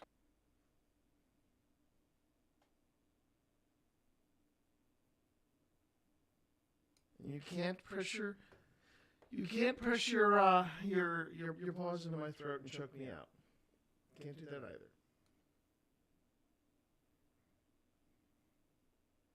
All right. Paws into my throat and choke me out. Either. You could try.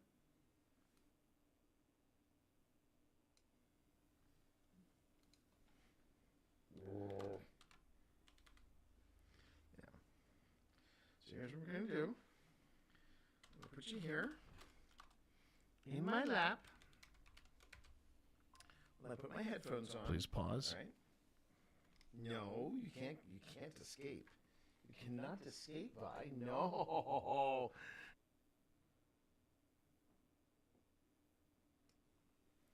Yeah. So here's what we're gonna do. We'll put you here. If this works out, it's gonna look great. In my lap. When I put my headphones on, right? No, you can't escape. You cannot escape, Vi. No. No. No, you cannot escape. You cannot. Oh. Yeah. So here's what we're going to do. I'm going to put you here in my lap. When I put my headphones on, right? No, you can't escape. You cannot escape, Vi. No. No. No, you cannot escape. You cannot escape, Vi. Oh, I boop you, woman. Viola. I boop you. You cannot escape. I boop you nonetheless. Vi. No. No, I boop you. I boop you. Escape. Vi. Vi. Now, Vi, you know I'm going to make this work to my advantage. Yeah. So here's what we're going to do. All right. Yeah. Enough of these shenanigans. Let's get back to the investigation, shall we? All right. In my lap. You notice though how quiet Vi is being now, because that was too close for comfort. Far too close for comfort.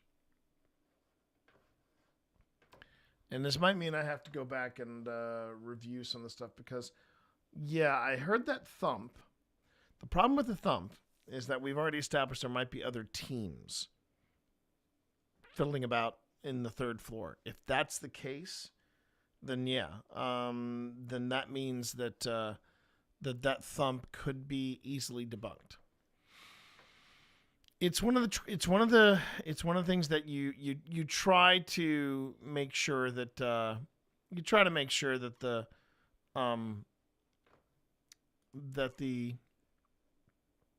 that everybody is respectful for, you know, the space around and the other teams and such, but doesn't necessarily mean that everybody can stay quiet. It's hard to stay quiet when you've got 3 teams in roughly the same section. And I'm not really sure if that was by design or because there was a lot we did not even cover with this. I mean, you have this massive space that is the Trans-Allegheny Lunatic Asylum, and we were all confined in this one space on the far, if you're facing it, far right of the building.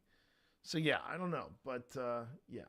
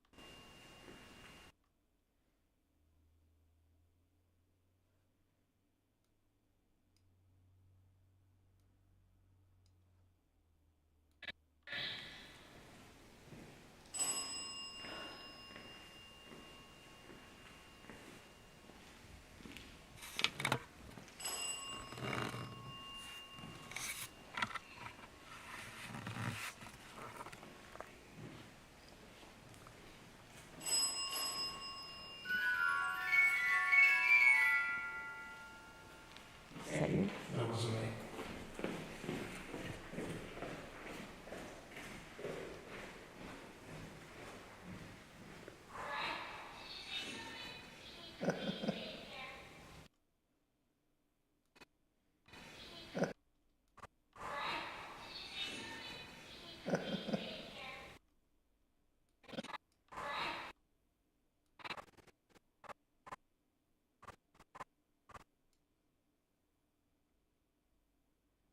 Let's see, did I have a Boo Bear response? I thought I did.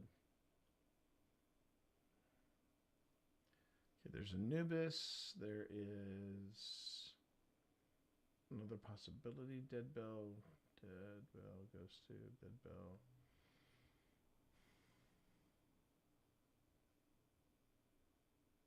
Dead Bell. Hydra, Hydra, Hydra.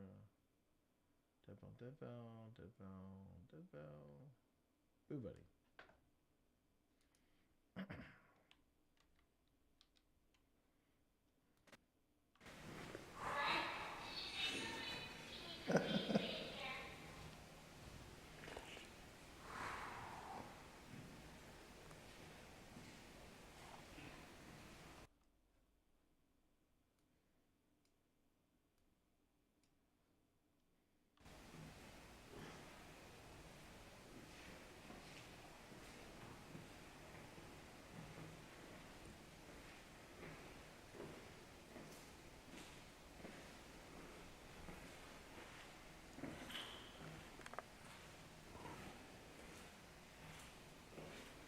We are moving around far too much for a for a proper visual. I got to make sure I point that out to everybody. Now, granted, we are jacked up, or we're excited to be at this particular location. So there is that.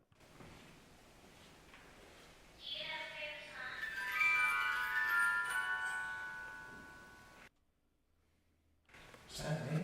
I don't think so. You're not right in front of it. You're not right in front of it. I can give you reference.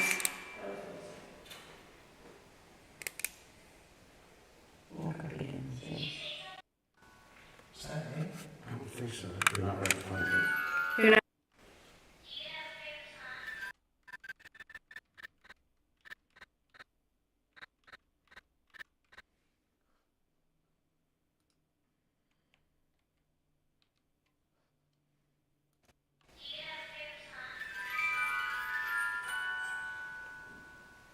Is that me? I don't think so. You're not right in front of it. You're not right in front of it. I can give you reference.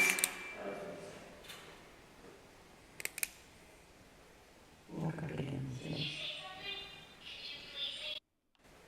Walk up again, see. Another touch.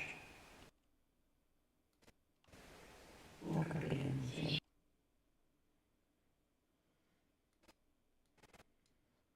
Okay, so somehow Pip's audio has slipped out of sync.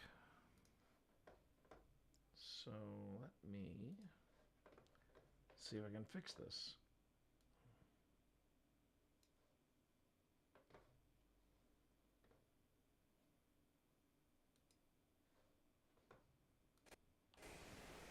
Walk up again. Okay, so it's right here. All right.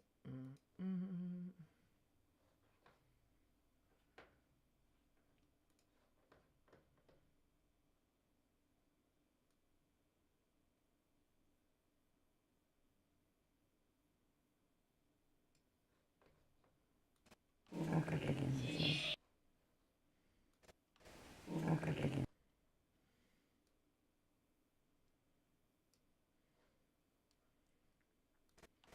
Walk up again.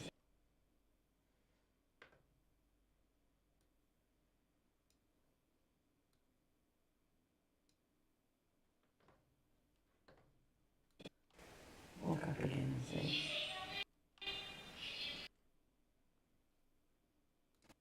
Walk up again, see.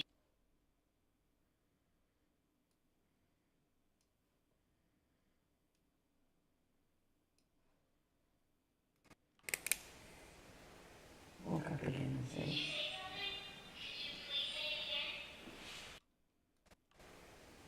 Walk up again, see.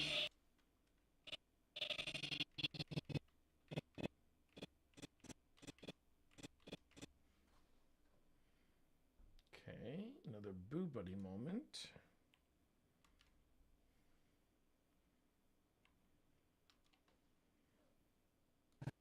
Up again, see. Another touch.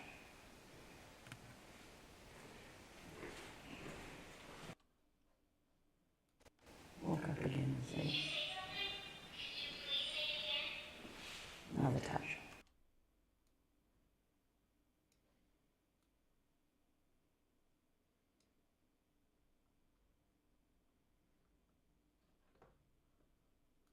Walk up again, see. Another touch.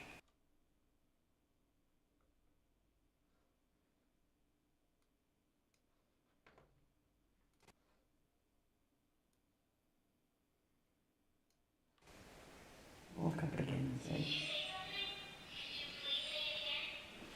Another touch. That wasn't Mm-hmm.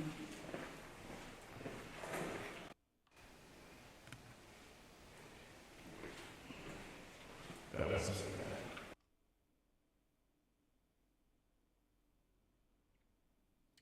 Why do I have Music Box debunked here? That wasn't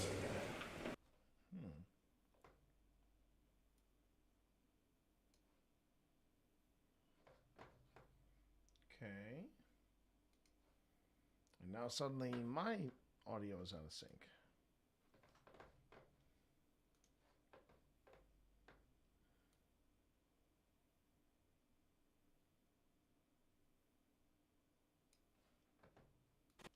That wasn't Mm-hmm.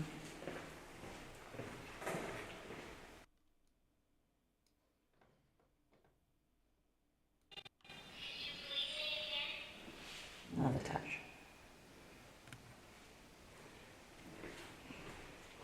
That wasn't Mm-hmm. Okay. Not sure why I had that there. It was there for a reason, but...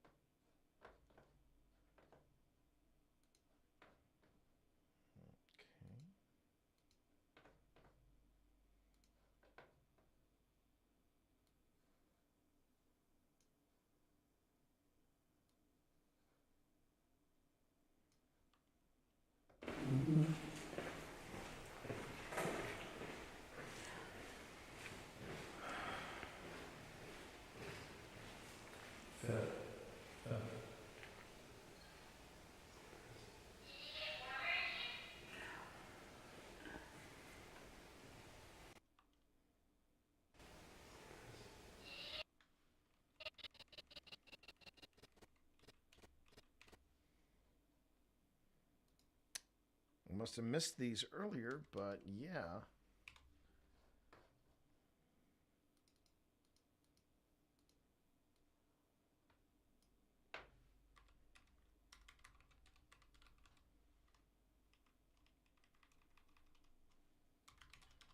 Okay. So we have a temperature change here.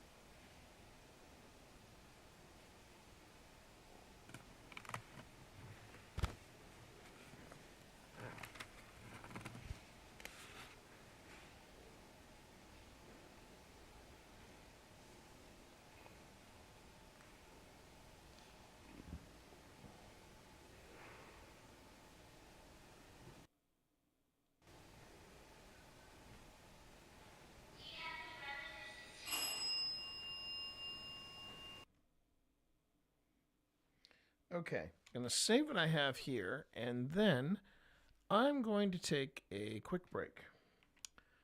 I've been streaming since noon, but I've been up and around for quite some time, and I think I'd like to go on ahead and just take a quick little pee break and get some more hydration break and maybe a quick snack. So I'd like for you to do the exact same thing. Well, not the exact same thing. Hold on. So I'm still getting used to the Mac setup around here. Still getting used to the Mac setup around here. But yeah, I'm going to be putting this to the test starting tomorrow, because tomorrow I'm going to be spending some time over at Ghost Stop, which is also the headquarters for Mythic Hall. And at Mythic Hall, I'm going to be putting together for them a stream setup so that we can eventually start streaming stuff from there. And we've got some things to set up. They want me to do it all on a Mac, so that's going to be a challenge. Along with doing it on a Mac, I'm going to be using specific kinds of cameras. In particular, they want me to use not this camera that you see here, but they want me to use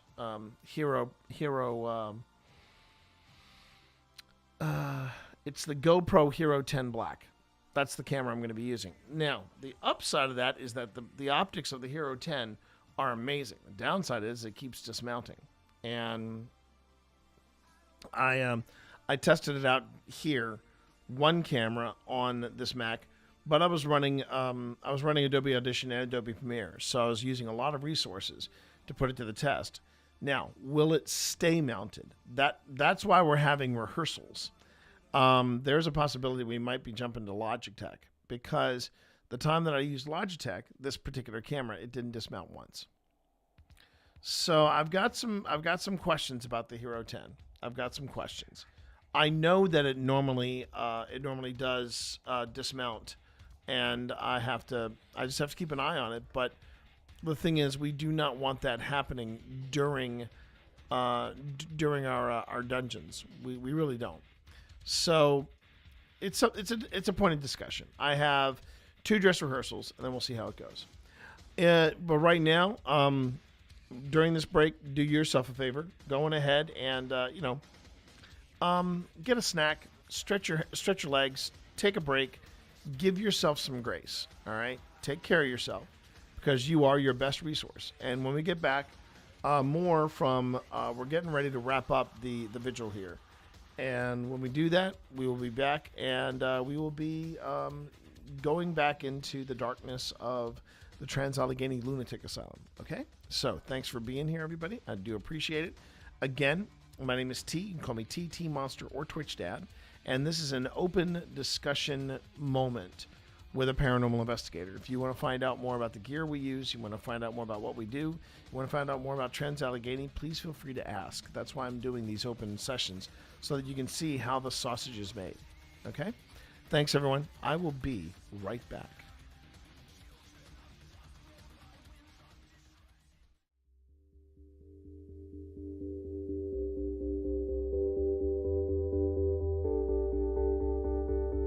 That's one of the things on my to-do list for the week. What was that, honey, baby? Today? You say that just as I launch the stream. Just as I launch the stream, and you really let the drop in play. Let the drop in play, woman. You are on my territory right now.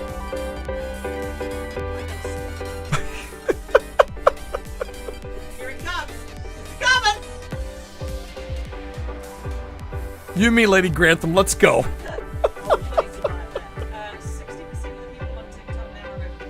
Yeah, and that's really pissing off the Zennials. I think that's what they're calling. Isn't that what Sonny's generation is called? The Zennials. What? Yeah. I don't know what. Yeah. I figured out why I came in here. You figured it out? I figured it out. I can't work out how to plug my headphones into the PS5. I can't. Okay, I will. I can't bend down to examine where I'm supposed to put the. Where to put it? I heard that noise. Okay. My hands are like iron. Fingers are like spears. My fingers are like spears. Okay. Apparently, chat. I gotta do IT for my wife. I'll be nasty. If I get a third nasty, and I got 4 more to go through. All right, this is either stink bug, toasted marshmallow.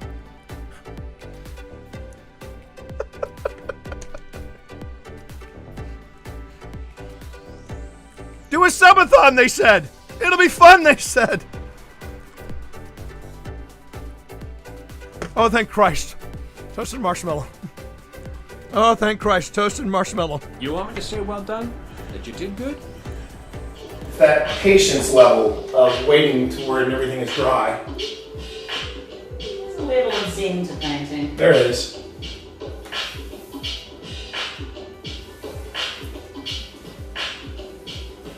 The question is, can I do this without the ladder? Don't drop too much on them. I'm trying not to, darling. Light of my life. You do tend to overburden your brush sometimes. I know you're making a face. I am not making a face. I am not making a face. I am not making a face. I can see it. This is bullshit. Did you read 1 or 2 while I was I in read 2. I tried to stall as long as I could. No, but, well, you know. I see why bartenders are like, oh, mojitos. Yeah. Well, regular mojitos are fine, but when you have to add fruit to them, it takes an extra. Gus sees you, by the way. Hey. Gus sees you. Does Gus like mojitos? Gus, do you like mojitos? Pip wants to know. I'm gonna try this one. This is a strawberry mango mojito. Let's see how Pip did. My wife loves me. Ooh, is that good?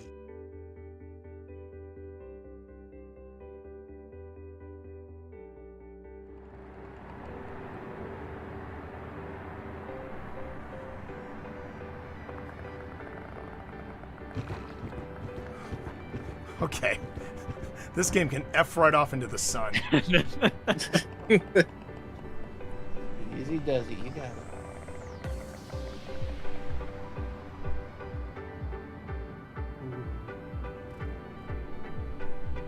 Alright, door locks to your left. I know where it is.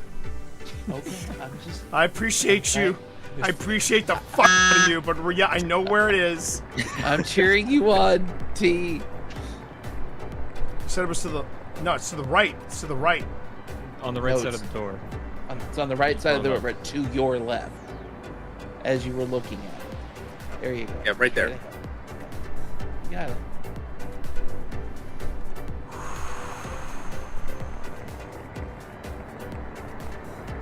You can do it.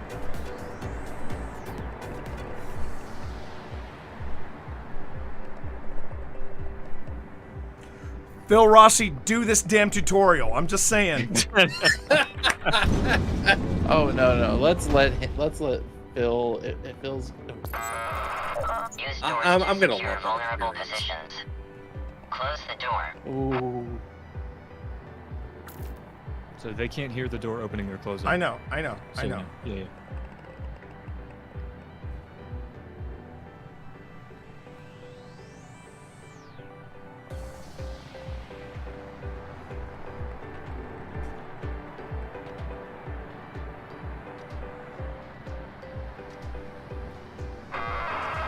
Subject.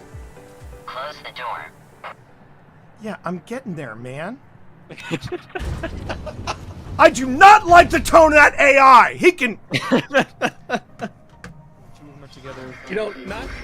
There's one as soon as we open the door. On the right. Yep. I see it. I'll take it. Two on the left. Two in the corner. Hold. I'll move left. I'm moving right. Oh, jeez. I'm gonna stay right here for a minute.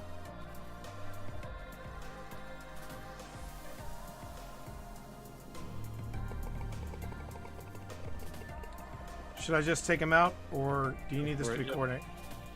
Okay, 3, Should be fine 2. enough.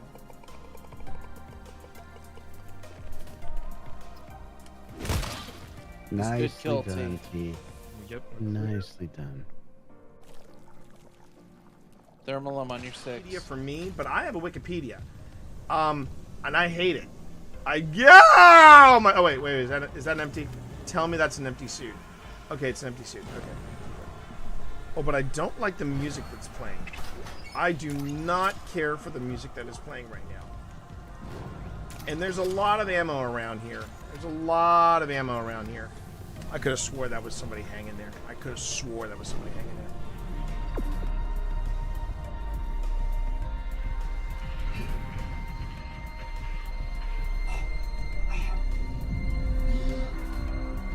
Oh crap, I think I'm gonna die.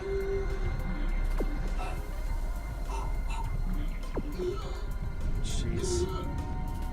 Yeah, I think I'm gonna die, everybody.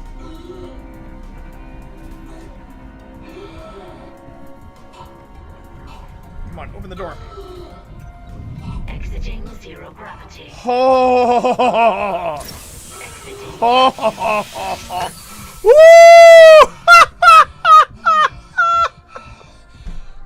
If anyone would care to clip that, I would be forever in your debt. Wow. Oh my god. I hear him.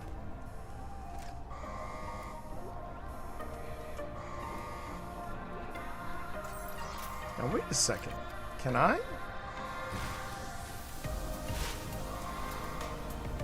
Wait a minute. Can I do what I think I can do?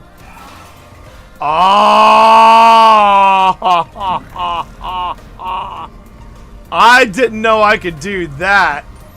Well, spank my ass and call me Charlie. It's gonna be Impalapalooza here. I think this is as good as it gets. Wait. One more thing to pick up here. Alright. Now just don't F it up, T. Just don't F it up.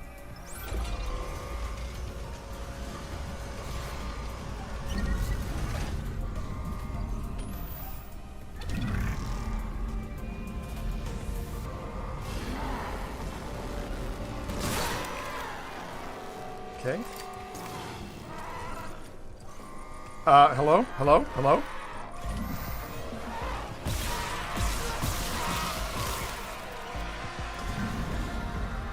There's a third one. Nah!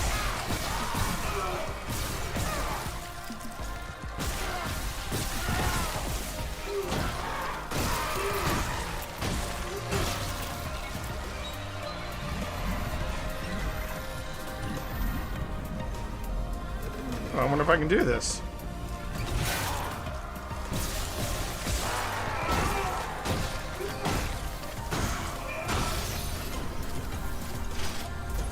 Oh, heck yeah, chat. Oh my god, that was fun. I didn't get to impale as many as I wanted to, but man, that was very satisfying.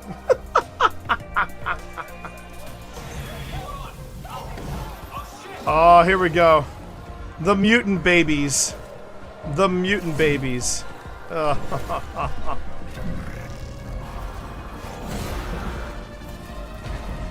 Yeah. Yeah. Because, you know, it's scary enough being a parent. We need to make these things scarier.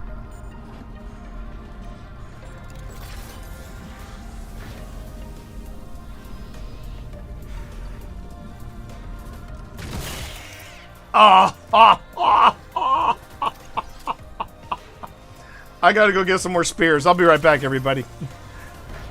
I gotta go back and get some more spears, everybody. I hope you don't mind.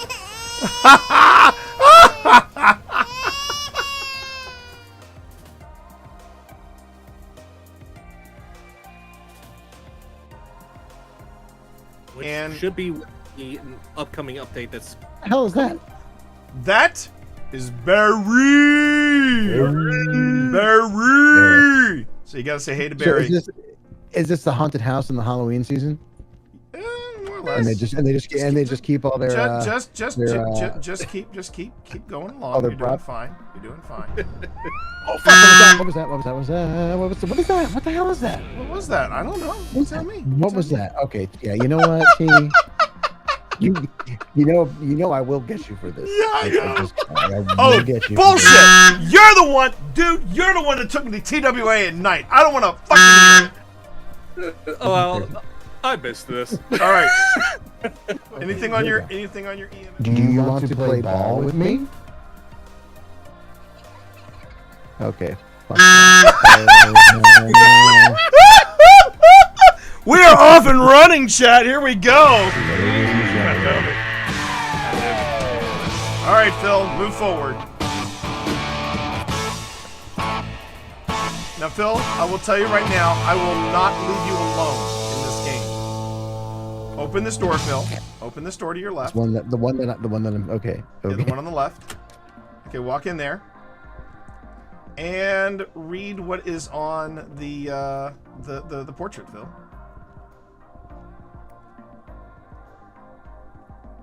How was that? Was that you? No. Because I didn't read anything and I just heard a noise. No, just Magna.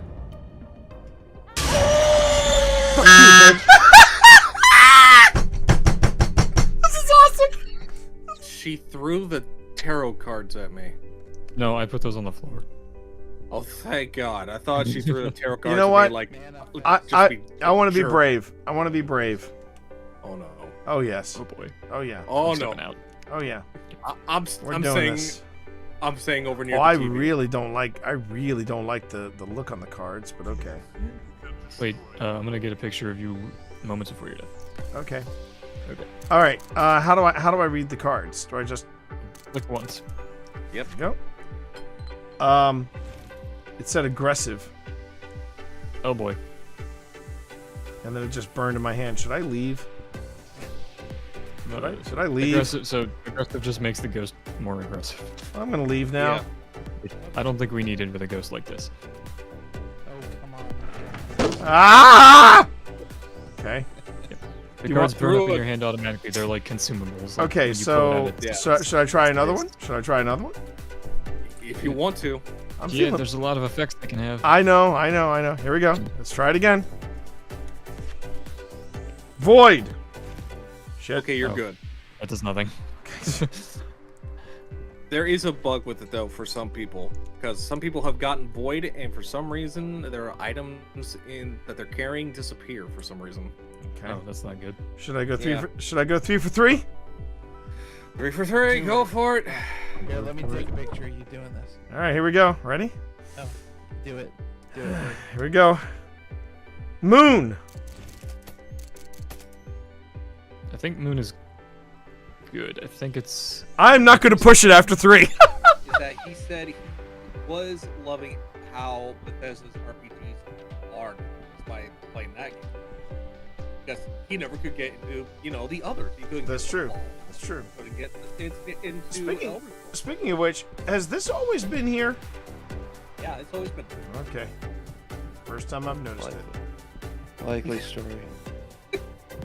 Ha! Ha! Ha! Ha! Ha! Ha! Ha! Ha! Ah! Damn it! Okay. Okay. I'm glad we got that out of our system. Great.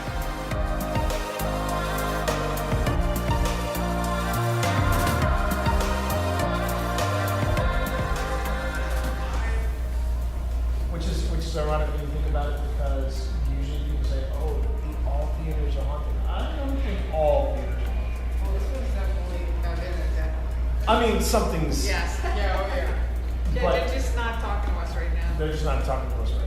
You want to go get the dream? But I ask you, since when does an actor never want to talk about themselves? Yeah. Hi everyone, it's me, Twitch Dad, and I'm here. It glows blue 5 times. Doesn't seem very calm. But Calm 5 times? Calm 5 times. I'm really calm, you guys. Close. Yes. Excellent. Okay. Oh. 5 calm ghosts. Right. So, Special. if you would like to ask questions, that's all you have to do. I have a question. Is there magic? It just said, it said answer. It said answer. You use that question. It said answer. So go. Is there magic holding you here? Why don't you roll a perception or insight check? That's a good question. You're natural. Yeah. All right, You said insight or perception, whichever you feel. they're both +3, so 14. 14. It glows red. What does that mean? Right. Goes red. Red means hostile. So you said, yeah, okay, angry spirits. You asked me, magic is over them? I believe the answer is yes. Okay. I got a question. Right. Is the way to free you inside this house? Ooh, that's a really good question. Why don't you roll a perception or insight check for me, please?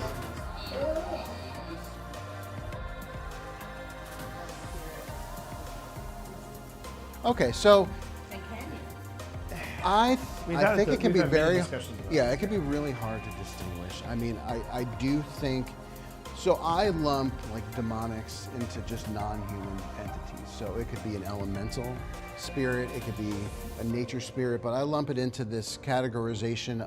It could be a thought form, a tulpa, an egregore, which is basically these energies and forms that are said to be created by our consciousness. I have my own response. I'm going to wait. But you watch yourself. Yeah. I think it's hard. I just think ultimately it's hard to make that distinction. I think part of it is your gut. It is your intuition. I think absolutely. Yeah, but Yeah, I here's think my absolutely. take on the D word. One, it gets really abused by paranormal entertainers. Yes. That's my first big problem. Yeah. Secondly, and I've said this before on in between our investigations, we do this thing called the 5-minute paranormal, and it's just this quick little 5-minute-ish, piece of content that we talk about certain subjects. And we talked about in one time we talked about demons specifically, and the biggest problem I have with demons is you're not going to know that they're demons because it's hard. Being Christian, I was growing up to be led to believe that a demon does not come up to you and go, "Hello, pleased to meet you. I'm a demon." You know, unless it's Lucifer, you know, with the high cheekbones and the Vish abs. But you know, but as far as demons, they're all about deception. They're all about deception, which is why I can't believe I'm about to say this. I'm gonna punch you in the nads. Talk to me. What did I do? You made me watch Talk to Me, and here's the thing: when you watch, I loved the film The Others. Now it's one of the scariest films I've seen because I've gotten into when you get into paranormal investigation, you watch any ghost movies, they all land very differently. They do. And Talk to Me answers your question straight away because it's all about deception. It's all about.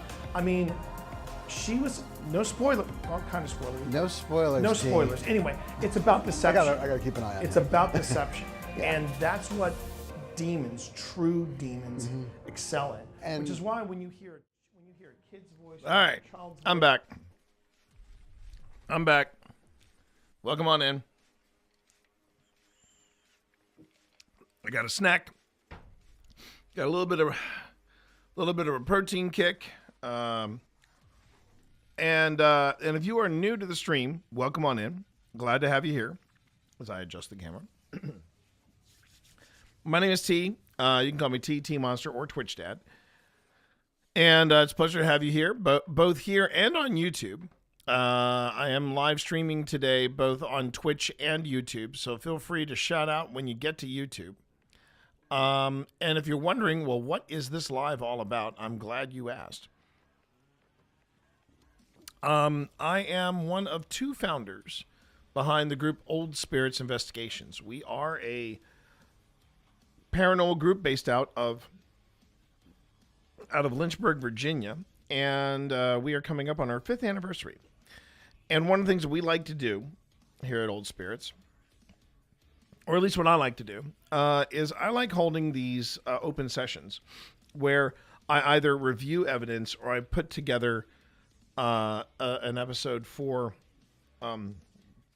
YouTube, because our live investigations happen on Twitch and YouTube, and our series Old Spirits that usually drops on YouTube. And you can take a look at all of our previous outings with one another. You can find that all at if you take that link, it eventually gets you back to our YouTube, and our YouTube has 4 years. Wow, can't believe I'm saying that, but 4 years worth of content. 5-minute paranormals, special talks that I've given. I'm hoping that I can put up the talk that I did. There she is. 2 years ago at TwitchCon that I did with Datoon about the ups and downs of doing paranormal live streams, which is always tricky. And then there's this. And what this is this is my live sit down production, where I either review footage or I start doing what you see here, where I start assembling together an episode. And what you're looking at right here is, or what you will be looking at, is footage from the Trans-Allegheny Lunatic Asylum. So this open session is not only seeing how the sausage is made, but also gives you the opportunity to ask a paranormal investigator anything. What's the equipment we're using? Where are we? What's the history of the place? Why are you doing this? That's a big one. And if you're a skeptic, that's fine too. I am more than okay with having that discussion with skeptics. Now, if you're the kind of skeptic that doesn't like having conversations, just all this is BS and then you bugger off, that's not the same thing as having a conversation. It's why I put in a lot of faith and a lot of credence with people like Beardo, like Side Eye Guy, like Kenny Biddle. These are people that genuinely want to know, why do you think it's this and not this? And one of the things you'll also find out, the more you dig, is that ghost hunters don't tend to just say, "Oh, that's haunted," and then walk away. They try to explain it away first. The OG himself, Jason Hawes, he will try to debunk something within an edge of its life, or afterlife, before he decides, okay, this place is haunted. And there's some places he goes where he's like, oh yeah, this place is baller, but it's not always that cut or dry, you know. It's not always that simple, and it's one of the reasons why I enjoy the content that that Jason and the folks at the Atlantic Paranormal Society, or TAPS, put out. You know, good people, great investigations. I love watching them. And then there's Vi. She is the elder cat within our clouder here. And she loves her treats, which is why she's in here, and she is howling up a storm, to try to make sure that I give her treats. But she's had enough treats. It is now time for us to get back into the investigation. So yeah, it is my intent that when you watch these streams, you probably put me on in the back. You know, just I'm chatting away, I'm having a good time, I'm doing this thing. And everything is chill. You have me on in the background. You're chilling with me. Until I say, wait, hold on. What? Back that up. And when you hear me say that, that's when you know, okay, I think I might be onto something. And that's the gist of what I try to go for on this channel. So I hope you all are having a great start to the week. I hope you all are having a decent week. We are now at the halfway point. And hey, Randy, guess who has 2 thumbs and can... Hey, you got the tiki mug. Let's go.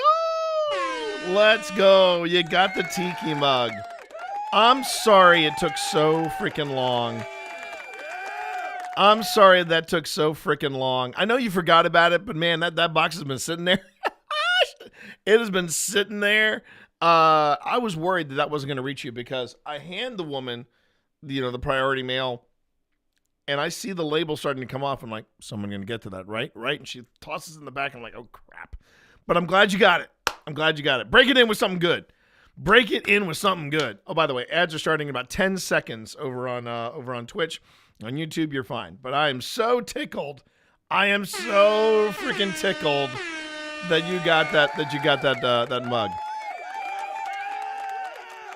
So, true story, chat. Back in 2024, I am just trying to get rid of stuff, so that I can so that we can make this move. And I said, did anybody want any of this stuff? That I'm either going to donate it, but if you want it, I'm going to give you. And Randy here says, well, I wouldn't say no to that Flash Tiki mug. And I was like, oh, really? So I set it aside, and I was going to mail it either before I moved or after I moved. That was 2024, chat. That was 2024. And so, yeah. So I went on ahead and sat on that for quite some time. But now that was the last thing I needed to mail to anybody. And apart from that, though, I also got a couple other things out. Oh, I should probably check that too. I got some other things out in the mail that day with Randy's stuff.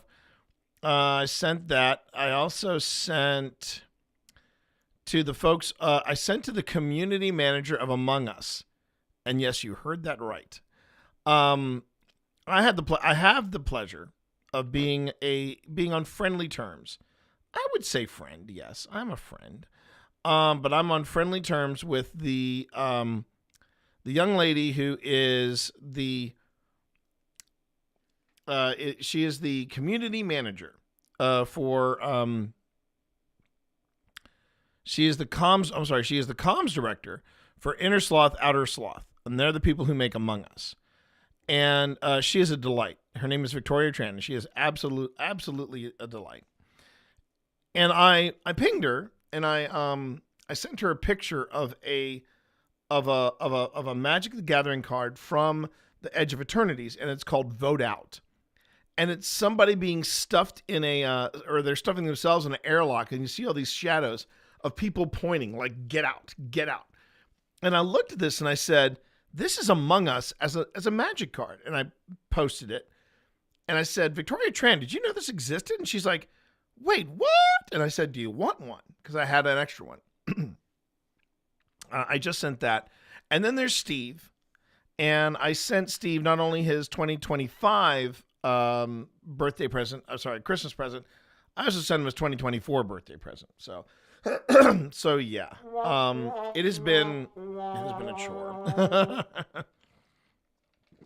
I am so glad that it arrived to you. It wasn't chipped. It was all in one piece. That's great. And you like red. So win, win, win, win. All around wins. Okay, everybody. So what we're looking at here, this is footage from the Trans-Allegheny Lunatic Asylum. And let's see. I need to add some footage here. That's 006. So 006, whoops, I didn't want to do that. 006, I got to fix that here. And that was it Tim? I think that's Tim. I'll find out in a second. It's 007. It says, yeah, so 007. Okay, good.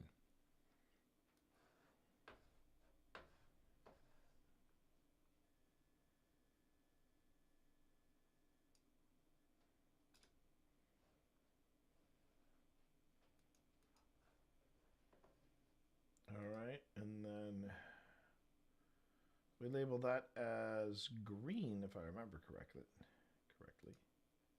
Yep.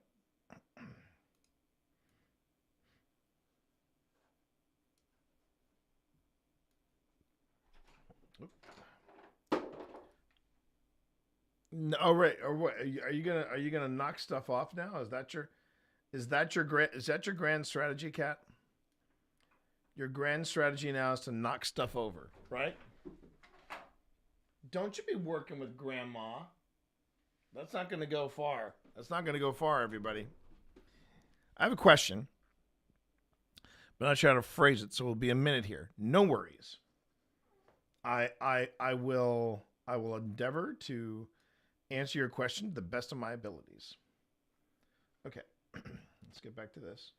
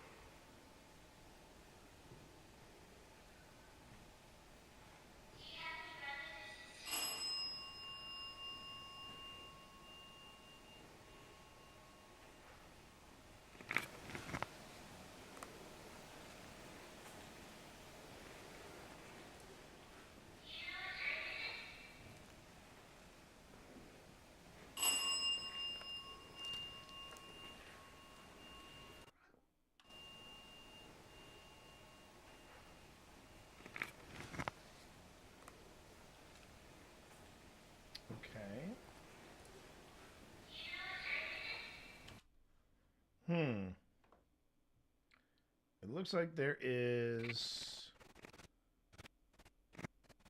because I'm standing there 1 minute.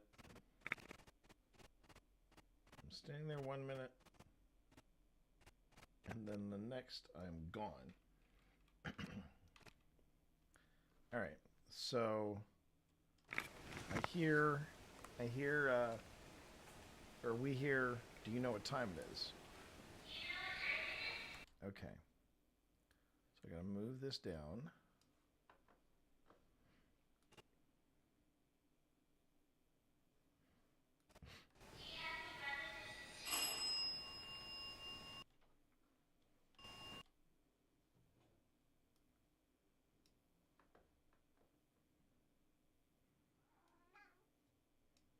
Excuse me?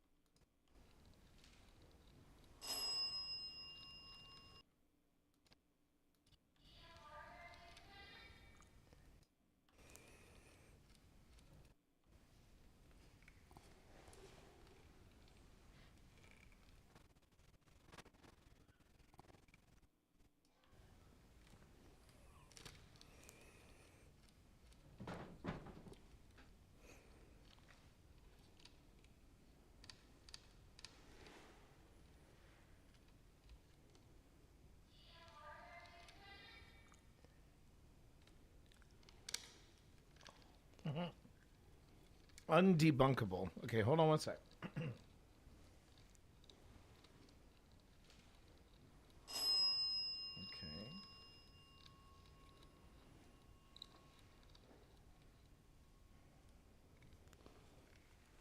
This might be it. Do you know what time it is?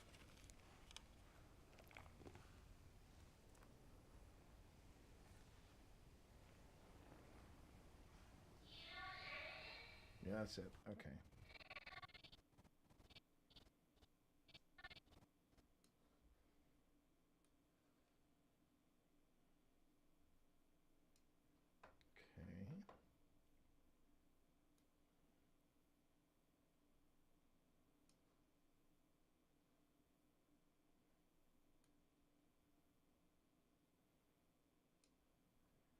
All right, let's see. Let's see how this goes here. You take great pains to carefully check and debunk where obvious in your videos, including noises and words. So given that, in what slot or arena are you to consider the SDs or spirit writing, not hard evidence? I mean, yes, it is debatable, but sometimes the SDs are scary on target. It is not an undebunkable voice saying whatever. So how do you categorize it? Oh, no. So you are absolutely right, Randy. The SDs and spirit writing. Okay, spirit writing is, for the lack of the better word, spirit writing is woo. All right, that is the only real category I can talk about. It's really kind of woo. Some people call it psychic writing, which I prefer not to call it, because it insinuates that there's some type of psychic, understanding or some type of psychic practice at play. And technically it is, people that I've heard it called psychic writing, spirit writing, and auto writing. But the difference is that it is, you are using yourself as a channel, right? You are opening yourself up and you are writing down whatever the voice is or whatever is coming to mind, right? and it is, and I've had conversations with Spence about this both on camera and off camera.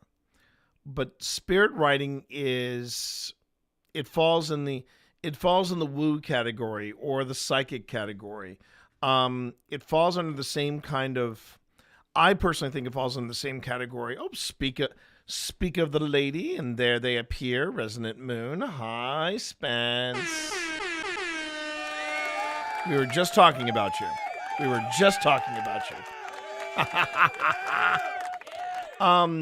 But I think that is like I put spirit writing in the same category as when you bring mediums or people that are psychically sensitive to a space and they start picking up a reading, or they do a psychic sweep or something along those lines, right?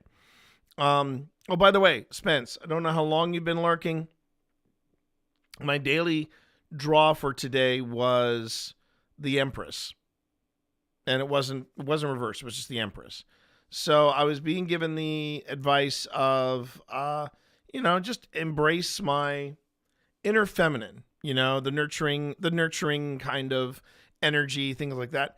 And the only way I could really tie it in with anything was I was talking about this last night when I was watching. I found out that I was not one, but two seasons behind in Shorzy. And Tender Garden, exactly. And that's what I was talking about, was that there was this great joke where they were talking about, so Shorzy was there with these young impressionable kids who also play hockey. And it was him and the boys, the three other like protagonists protagonists with Shorzy. And they were asking the kids, they were asking the teens about what was going on because they got in trouble for something, and it was something to do with it was when they went to their toxic masculinity seminar, and they didn't quite they were like, so what's toxic masculinity? And they didn't know, so the guys were trying to explain to them what toxic masculinity was, and they were talking about how the outward male aura and things like that, and they're all nodding and they're going, yeah, so like everything's fine here, and they said, and it leads to to negative things, and they go, like what? And that's what Shorty said, like what? And I'm paraphrasing here, like what? And the guy goes, well, homophobia for one. And all the veteran hockey players and Shorzy all go, whoa. And the Irish one goes, well, boys, that escalated quickly now, didn't it? And they go, yeah, so dumb, and it was funny because they were saying, yeah, you got to be masculine, you got to be manly. Oh, wait, but you don't like gays? Whoa, dude, slow down, slow your roll. And that's the beautiful thing about Shorzy. It basically takes all the butch, manly, testosterone-laden things, right? That men are perceived to be, right? Hockey players, right? And then they just turn it on its ear, and they respect women. Well, I should say Shorzy respects women, and believes that, hey, if you're gay, that's your thing. That's cool. I'm not gay. We can still be bros. We can still play hockey. Things like that. He's more than okay with it. And all the other hockey players are more than okay with it. And it's just, at its core, Shorzy is a very sweet show. It's a sweet little show. And then I pulled the Empress this morning and I'm like, huh. And because I was telling Pip, I said, that's the reason I think I enjoy Shorzy so effing much. Because it's basically saying, yeah, we're hockey players. Yeah, we're manly men doing manly things. But no, we're not going to be jerks about it. And I like that. I mean, that's kind of the way I try to live my life. Yes, I try to be authoritative. Yes, I try to be manly. Yes, I try to, be part of my gender in the world. But I'm not going to be a jerk about it. Don't. That's just simple. It's real simple. Just don't be a jerk. Don't be a jerk. And you're good. So that, yeah, and tend your garden. So yeah.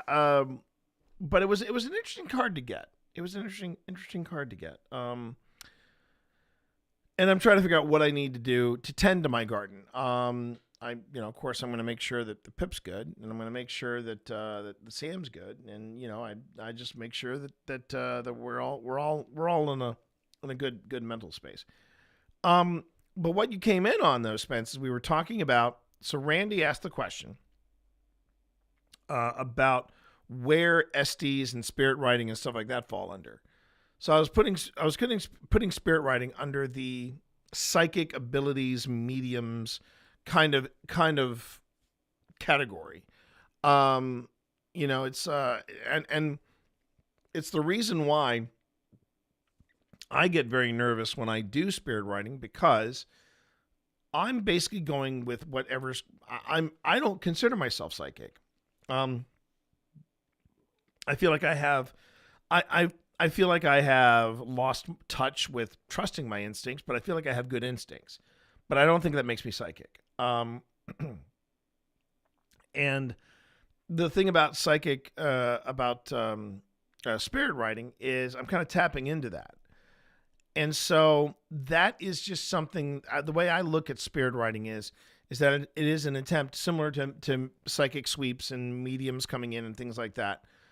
I feel like that is more, that's what it's really about. It is about using psychic or leaning into the more spiritual aspects of paranormal activity to see if I can actually create contact, go into a trance, if you will, whatever. Now, Estes actually falls under working with spirit boxes and the Ovulus and the Paratech and the Anubis. Estes actually falls under instrumental transcommunications, which means because really at the core, all you're doing is you're still doing a spirit box session, but you're now using the spirit box session, but the person becomes the conduit, right? But at the core of the Estes, there's still the spirit box. So that's where I think it falls under. And and here's where this is where it fits into the investigation. You're going to find that sometimes when you do a spirit writing session or you do a spirit box session or an SD session, like you said, sometimes they are spot on. And that should actually lead you to ask more questions like the ones that you're focusing on the SDs, right? To further along. Also, it helps if you do something like if you do research, if you pick up names, if you pick up responses of something that happened on that particular spot, then delve into the research, because to me that's what the ITC is all about. And I think that's where a lot of the paranormal entertainers tend to get turned around. They think they are communicating, like directly communicating. You might be, but the thing is that for it to be really part of the investigation, and this is what I think anyway, of when I hear people like Seg, but more so like Beardo. I remember Beardo has a real bee in his bonnet about spirit boxes and ghost tube and things like that. He says, I don't want devices to do the investigating for me. And I understand where he comes from, but to me, the ITC devices feed into the investigation. And the investigation doesn't stop when you leave the property. That's something I've always been annoyed about with some of these other paranormal entertainers, these far more popular paranormal entertainers, is once they leave, they're done. They're done. And I'm like, yeah, but you should be doing follow-ups. You should be doing things like looking into where certain things, like if you were to ask me what was the most in-depth thing we ever investigated, there was a marker, a monument at the flight at the crash site at TWA Flight 514, and it was photographed in this spot all the way up to 2019. And then somewhere between 2019 and 2020, that marker disappeared. And when Phil and I went to investigate that particular, Phil, me, and Tina went to investigate that crash site in 2021, that marker was the place where the marker was standing was still there, but the marker itself was missing. And they had sold those properties and they'd started developing them for private homes. Now, my question is, was the activity that we were kicking up, that we were picking up on, did that have something to do with that marker?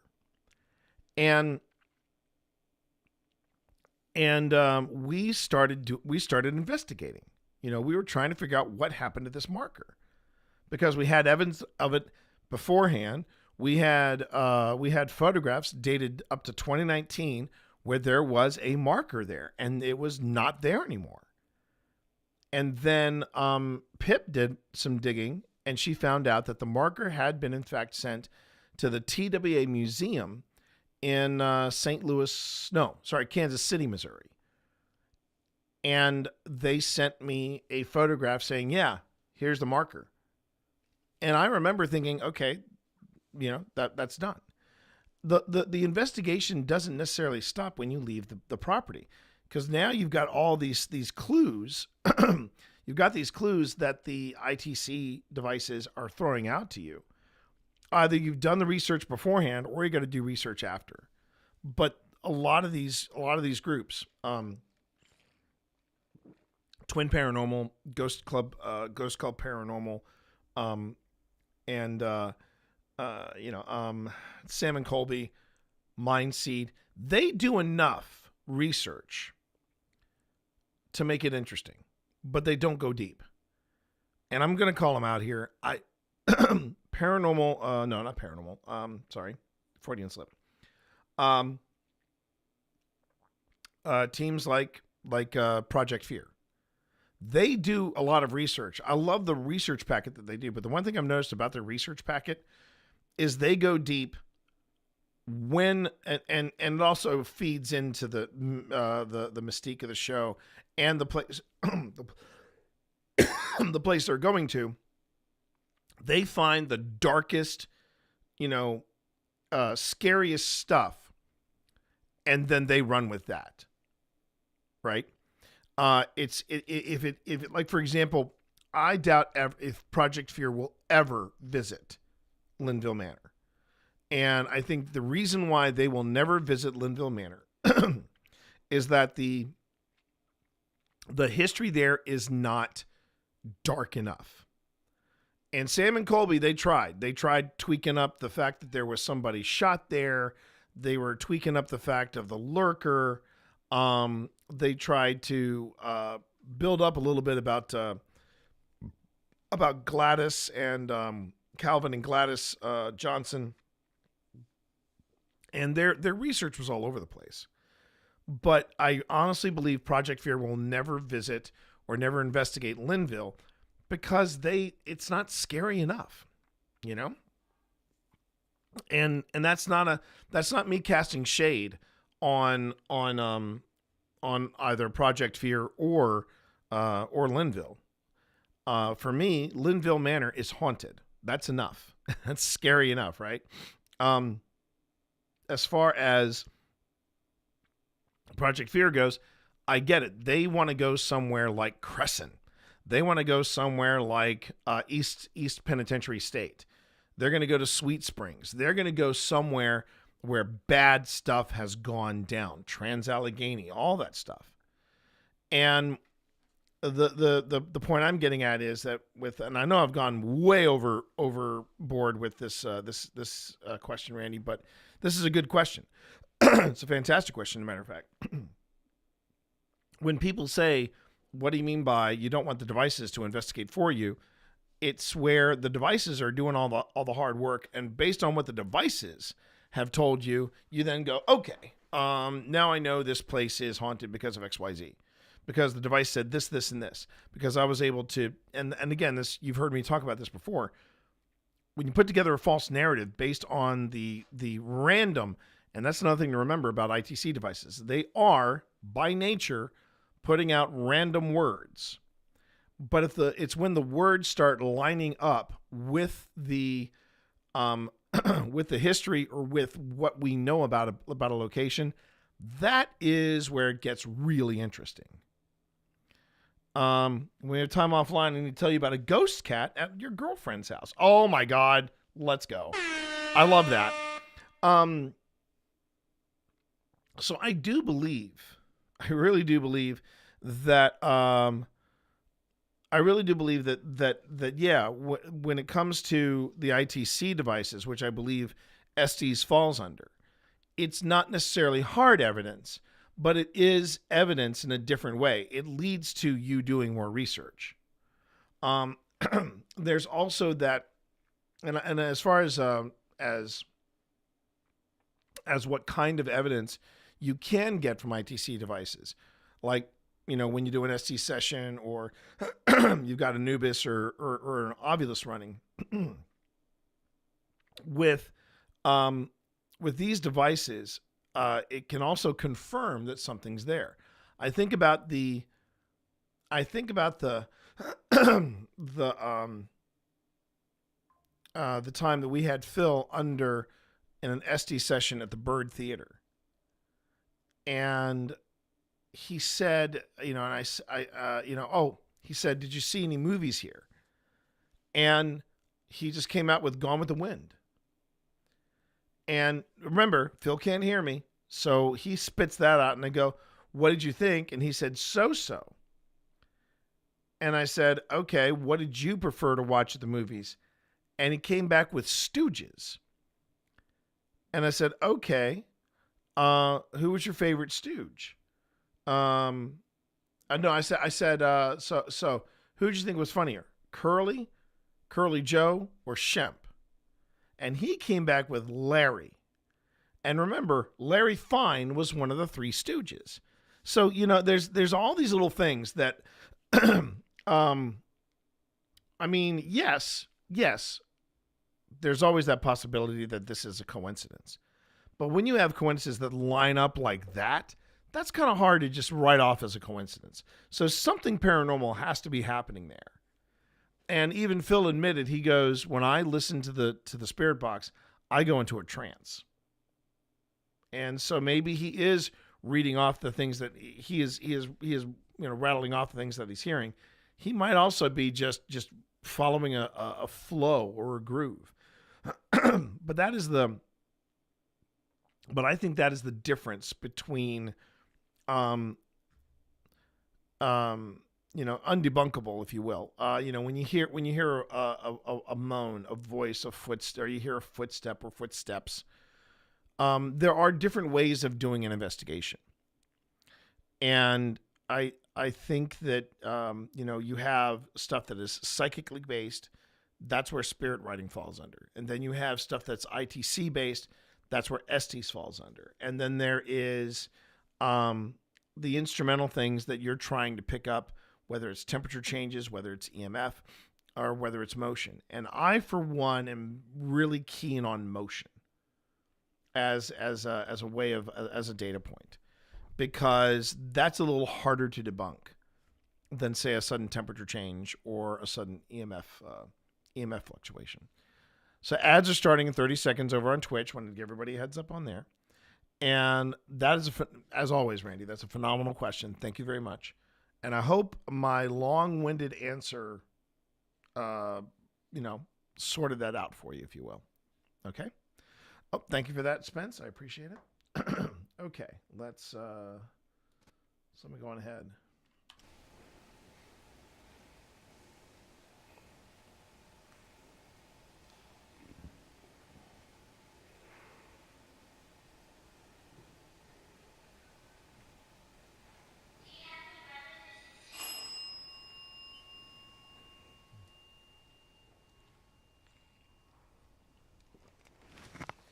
Okay.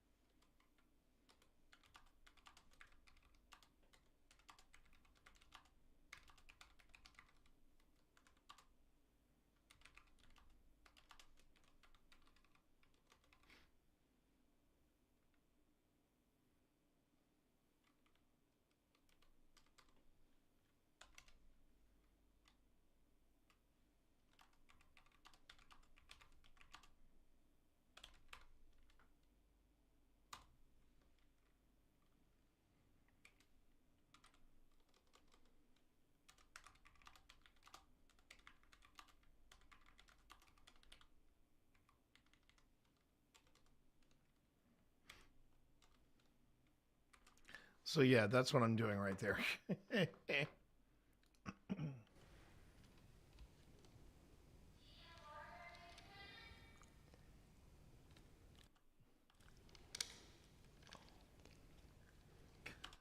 can even hear him whispering. Oh, bless him. Bless his little cotton socks, eh? He's a good egg. He's a good egg, that T. Morris. Maybe a little clueless, but he's a good egg. Oh, who is that? Who is that underneath me? Who is that underneath me? There's somebody underneath me? Oh. Buddy. Hey. Hi, Hudson. It's Hudson, everybody. He's got a fresh new collar, so he smells extra lavender.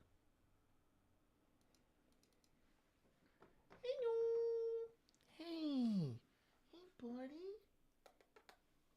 You want to come up here and say hi to everybody? Hudson. Hudson.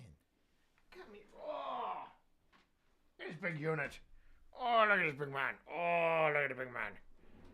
Look at the big man. Oh. Hello, Hudson. Yeah, you giving a little slow blink. Oh, slow blink to the chat. Slow blink to Dad. Hello. What you want? Hello. Careful. Ooh. Thought he was going to take some equipment with him. Now, careful. Big man.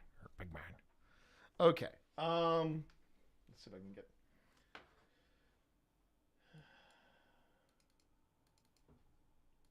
What is it now? Oh. Ow, ow, ow, ow, ow, ow.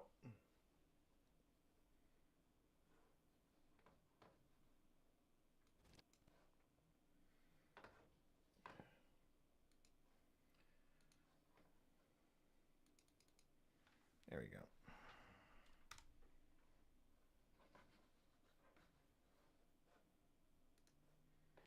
I just wanted to check to make sure she was okay.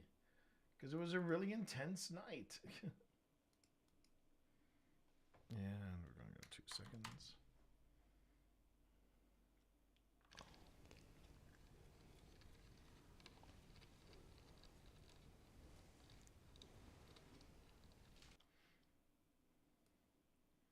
Always looking after my teammates. I'm always looking after my teammates. I am.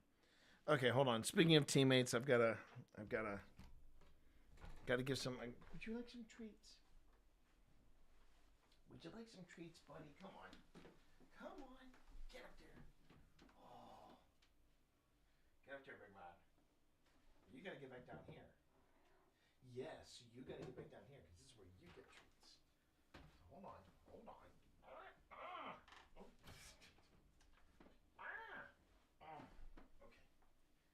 Come up here. That's a big man. Oh, good boy. Big man.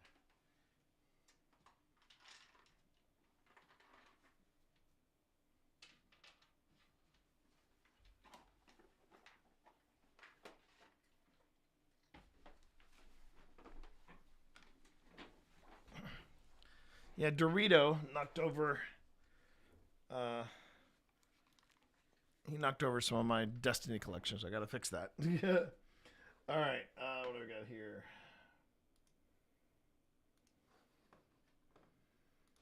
Okay.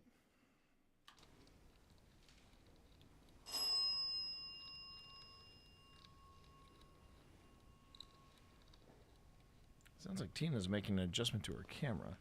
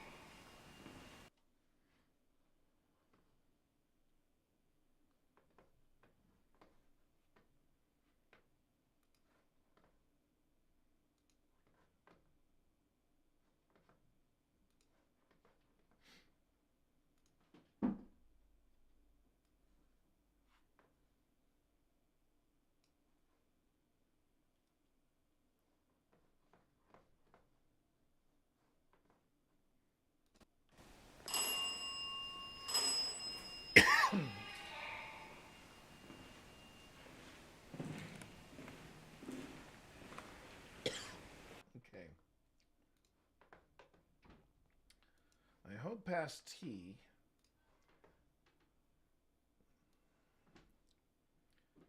Yeah, I remember feeling that there was something in that room. But I'm not, I don't think I caught anything there.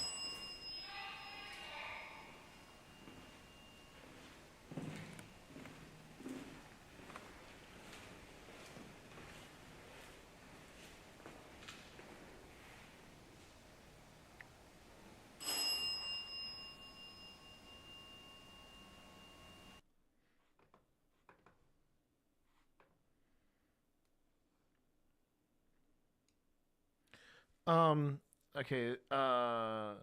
You answered how you perceived it in your investigations. Further questions: how do you intend to use SDs of an investigation in your videos?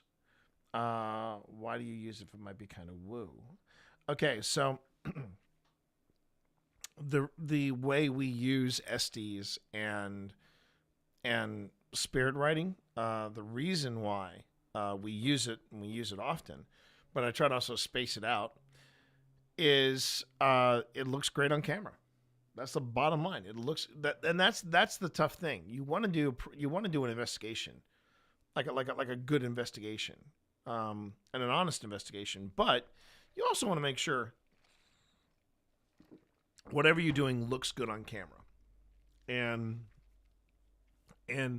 SDs looks better, at least in my opinion. It looks better than when you do just a straight up a spirit box session.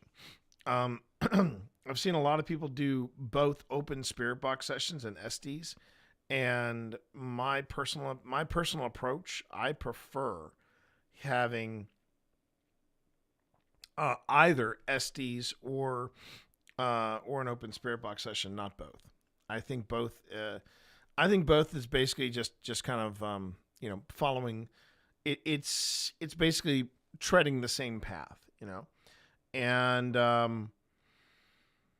one of the things I've been thinking about doing this particular season, or moving forward with our investigations, is that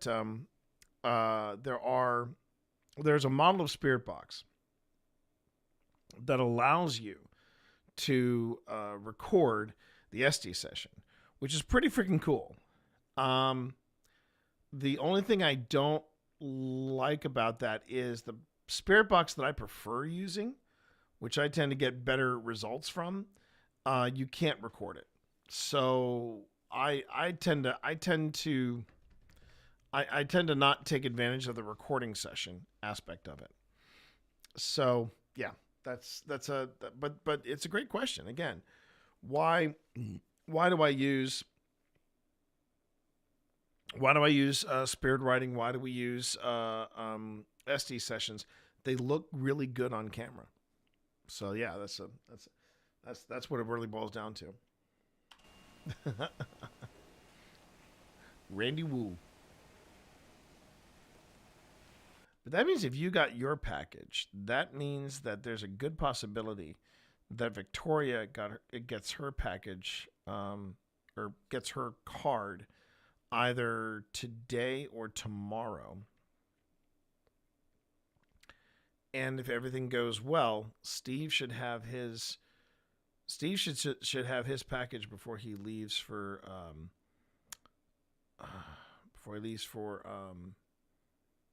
is it GDX? I think it's GDX he's going to.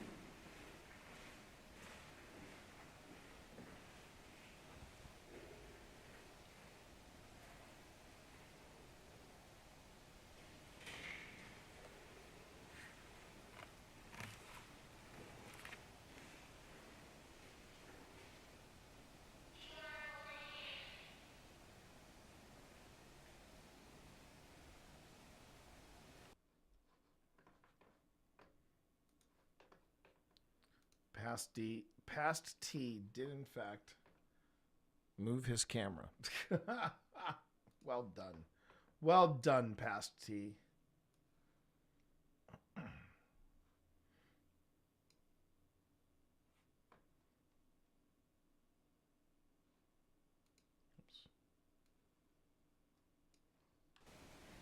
Okay.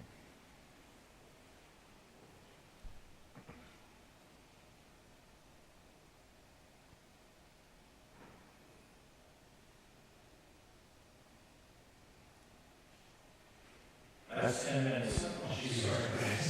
Sorry. That's 10.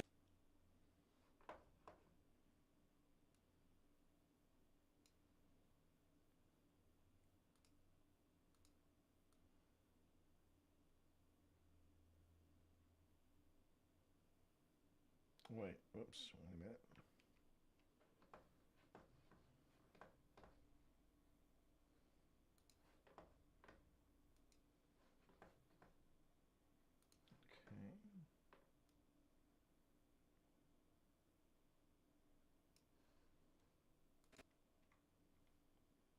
That's 10 minutes. Oh, she's sorry. Sorry.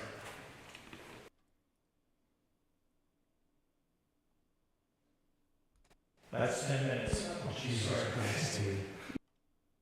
Sorry. I'm down here for something to move down here. I heard movement.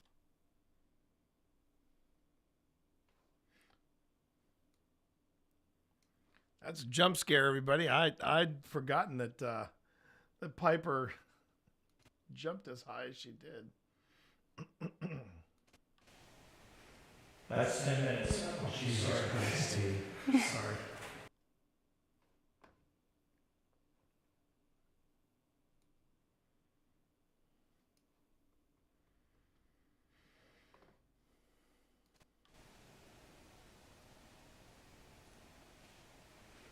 That's 10 minutes. Oh, she's sorry.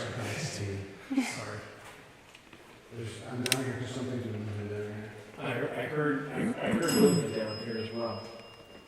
So, you okay now, Echo? Yeah, I'm good. Other than you getting me back for scaring you. Oh, stop.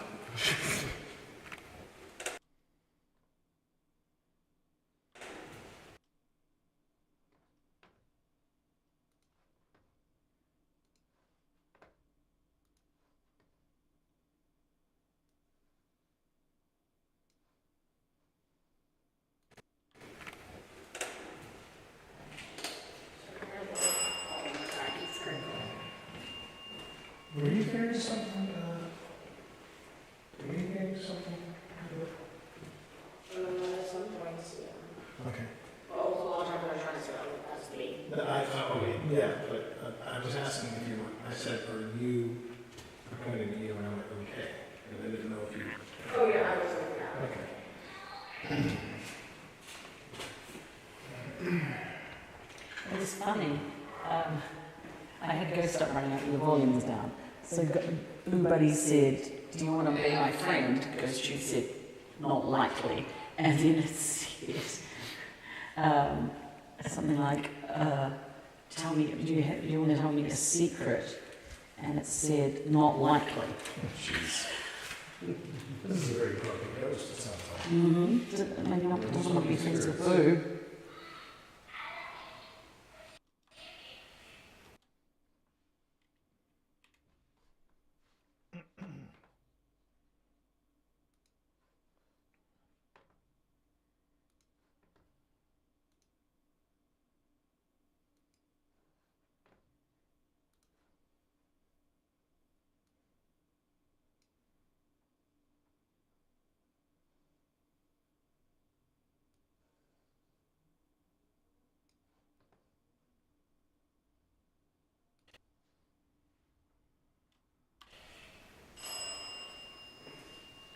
So we are back at the base. We have one more session, then we're probably getting out around 4.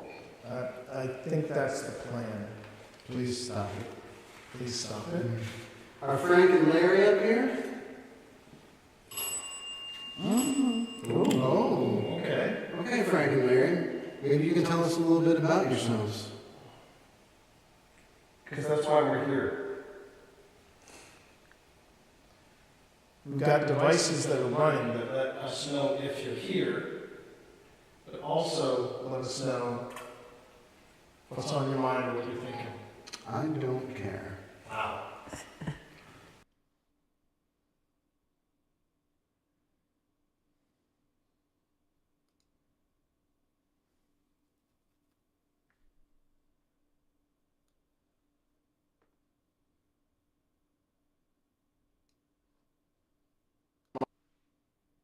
Mind or what you're thinking. I don't care. Wow. Is that too much talking for you, Frank and Larry?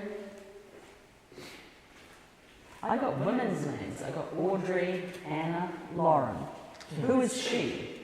Me?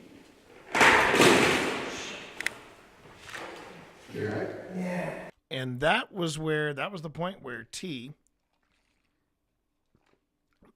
makes a calculated error,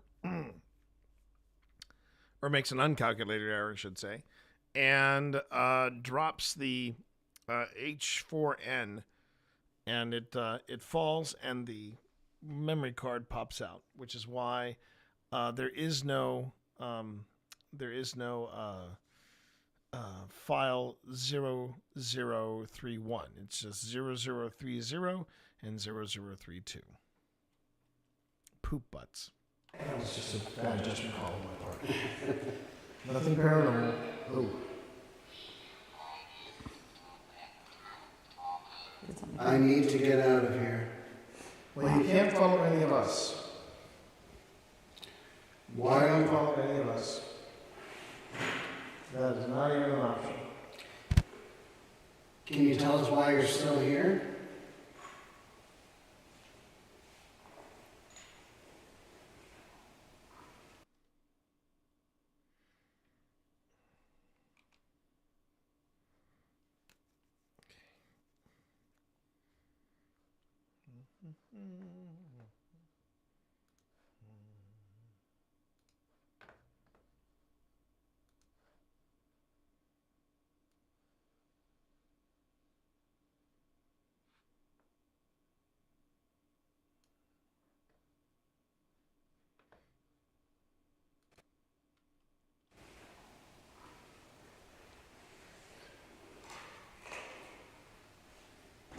Bedroom. That's good. Bedroom. That's good. Oh, I just saw a shadow by the window over there. Did you see that, Piper?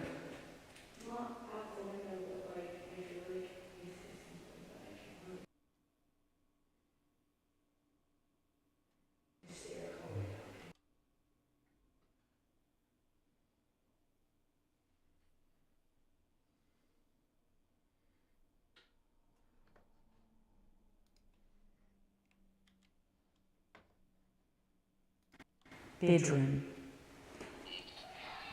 That's good. That's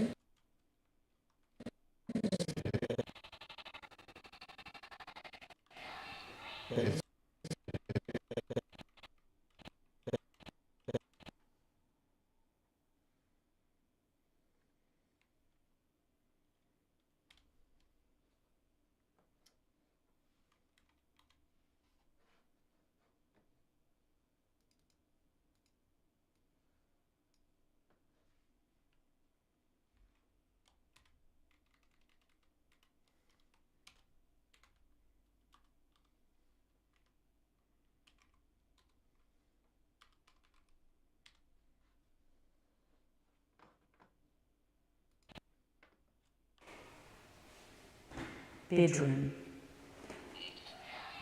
That's good. Oh, I just saw a shadow by the window over there. Did you see that, Piper? Bedroom.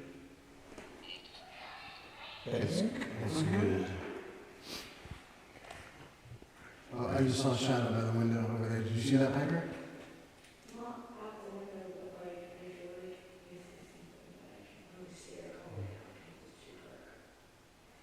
pushed.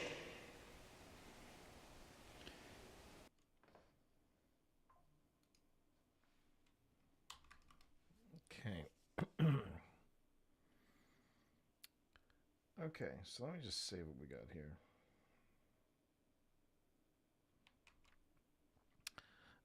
So I realized that we might have taken a we had just taken a break about an hour and a half ago, but I'm already feeling a need to. Already feeling a need to take another break. I hate to do that to everybody, but yeah, I think I need to just take a moment here because I've been feeling a little sore. I don't want to say I didn't have the best of nights sleep, but I'm also feeling a little tender, a little sore today. So I may need to step away for a bit, and with that in mind, I'm going to make sure that I give you all plenty to look at while I'm away from on screen. I'm not going to be gone for an extended break, nothing. It shouldn't be over. Might be over half an hour, but I want to make sure that you all know that we're still coming back. Okay, we're still coming back. I need to step away for just a minute. An extended minute, I should say, an extended minute. When we get back, we're gonna be forging ahead here. We still have some time on the fourth floor before we segue down to the third floor. But thank you everybody. This has been a really good session. It's been pretty laser focused, and I can't complain. This is starting to, again, like I said before, it's starting to take shape. And if everything goes the way I think it's going to go, we're taking tomorrow off because I'm going to be doing some stuff with Mythic Hall on Thursday. Friday, I think the plan is that Friday I'm going to actually do some more. And I know that I have down that I have written down on the schedule that it's going to be Fallout, but I think we're gonna flip the script. I'm gonna do a little more video work on Friday, and then on Saturday, yes, you heard me right. On Saturday, I may be logging on with Phil Rossi and bringing him into a Mana Buds Commander game. It's a possibility. We'll have to wait and see how it goes. Right now, though, let's just take a break. Again, make sure to show yourself some grace. Going ahead and relax a bit, stretch the legs, get something to eat, get some hydration in. If you haven't taken your meds, please take your meds. If it's not time for you to take your meds, please check and figure out when you need to take them meds. Okay. All right, everybody. Thanks for being patient with me. Again, we'll be returning to Trans-Allegheny in a few moments. But thank you all. Again, you're watching the T-Monster. You're watching Old Spirits Investigations. And we're putting together our investigation of the Trans-Allegheny Lunatic Asylum. And we will be right back.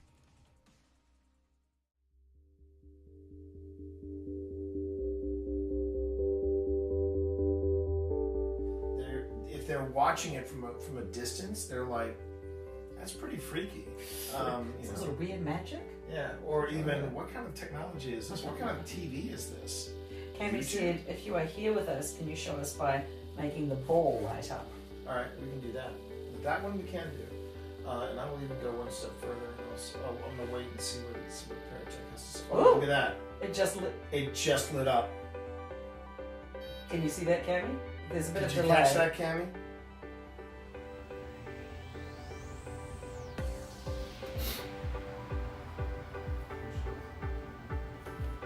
Are we speaking to the Major?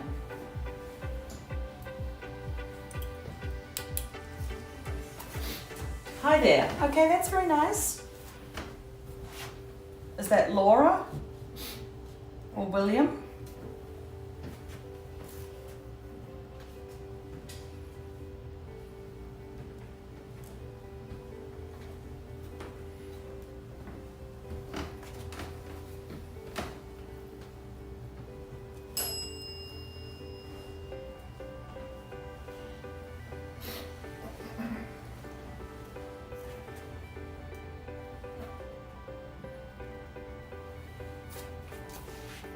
Anger. Okay. So you say hi there, and then you say you're angry. What are you angry about? Just pointing out that the green light over there is going a lot. There's a lot of activity on that green light over there. This is T. I'm hearing voices on this side of me over here. I'm hearing voices. Is Tina on this side of me? No, no one's on that side. There's no one over there. I was hearing somebody talk over there. Okay. Hold on. Okay. Sorry, I didn't even think about that. Thank you.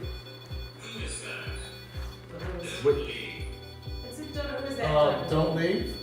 Do you have something to All right, tell us? look, if you don't want us to leave, we can stay a little longer. I'm getting a word. Yep. Anyway. So, I tell you what, if you really don't want us to leave, can you make those lights go all the way up the red again?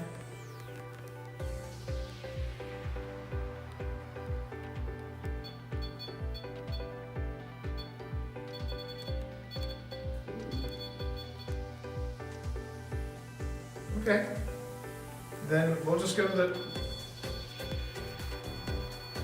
we'll go to damage control. If you're cool with it. Okay.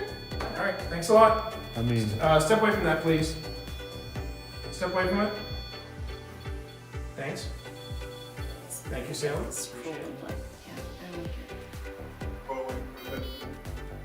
Andrew, you need to go. And you need to leave Alex alone. You need to go. Entirely. It's ready to go. Yes, entirely. You need to leave. You need to. But I know her. No, you don't. No, you do not know You don't know any of us. Okay. Okay, Pull out. Stop. Pull her out. Alex. What? Jeez. Good. We're done. We're done. You good? I think so. I'm very giggly right now. Yeah, I know. Yeah, That's we're why I done. want you to keep eye You do contact not, with me. we're not really You're liking okay, what you're right? saying. You're okay. Just breathe with me. I'm going to stop talking now. Breathe. Ground Another yourself. Ground yourself. Be on the ground. Think about Gouda. Think about Roots Chris. going down. Ground yourself. Ground yourself. Might we want to turn that off as well? Yeah. Ground yourself. Could someone turn that off? Just close it. Okay. Yeah.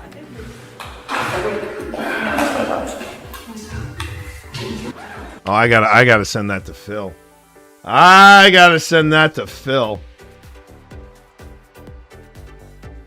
That's a great catch. That's a great freaking. That just made my stream right there. That's a great catch. That's a great catch.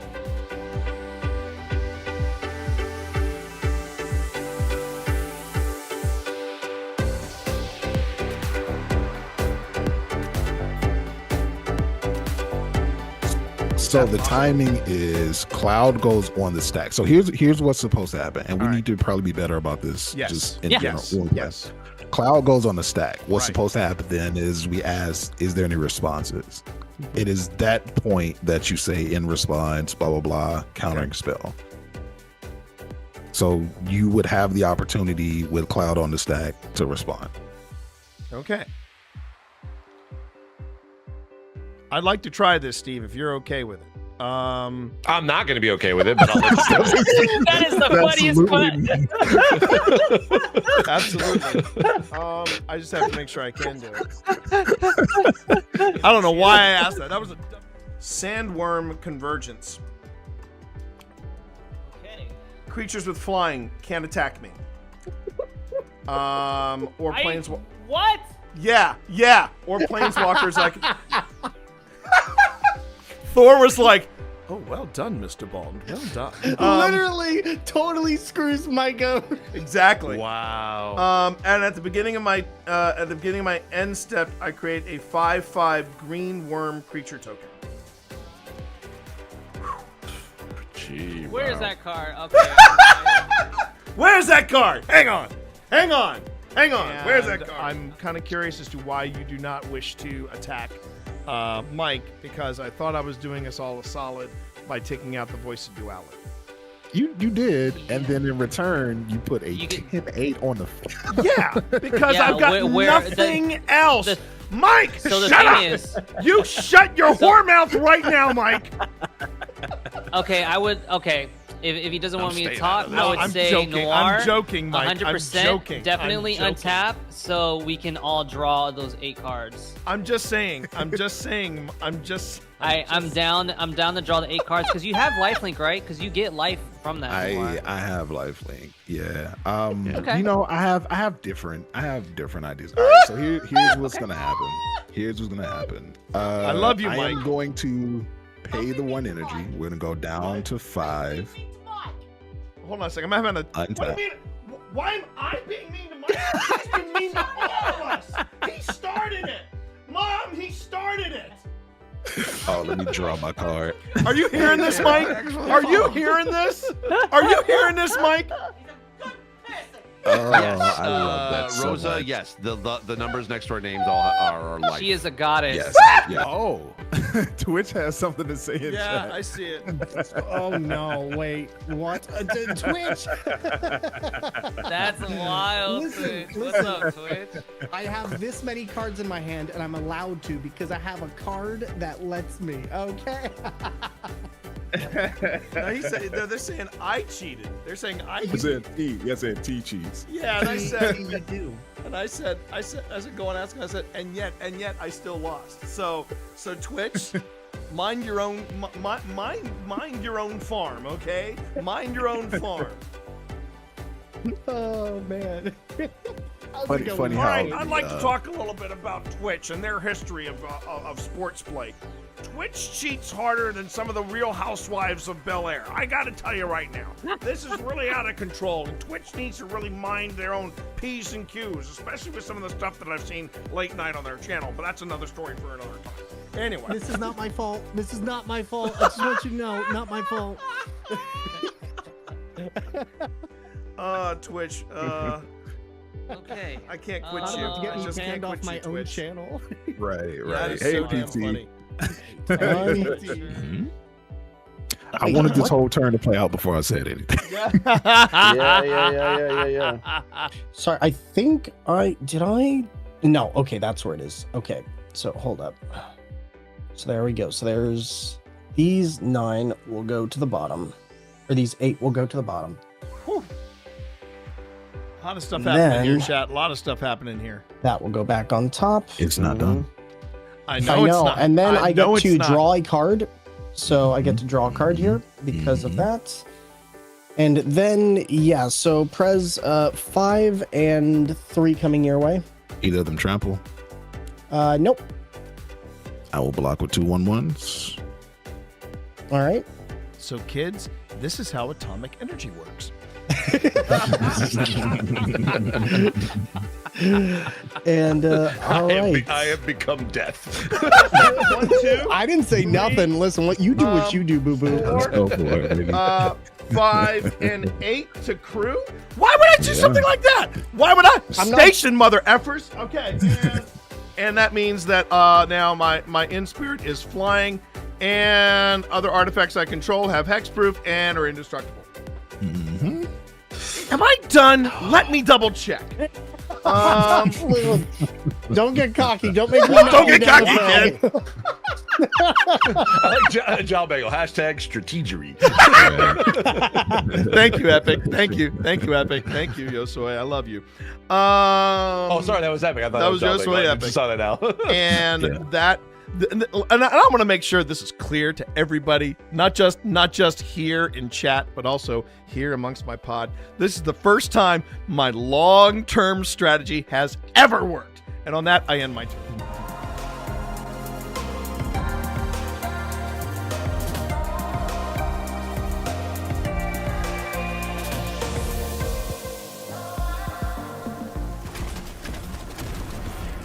Did you shoot my friend? That was a bad choice. That was a bad... These people are shooting at me. I'm going to voice my displeasure. Here. There you go. There you go. That was very unpleasant. Hang on a minute. Hang on a minute, Steve. I'm coming for you.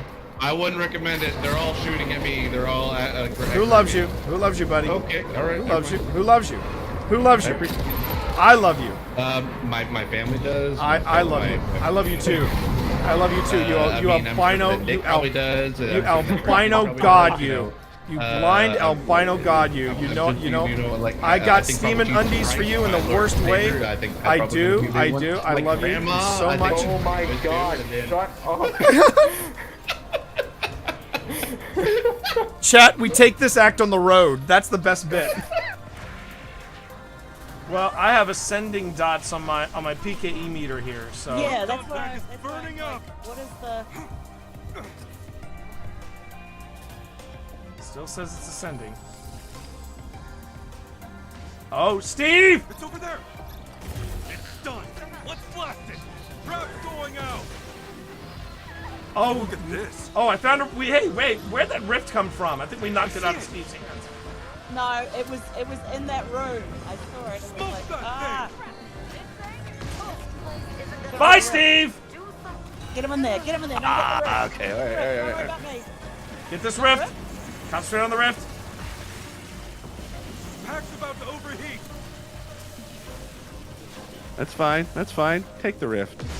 Take I don't like the way he says that. I don't like the way he says. Is he sneaking up behind us? I'm just excited that I found it. What is my name? Yeah. My name is Sabotage Your Backpack. Is what my name is. My name is Sabotage Your Backpack. Right.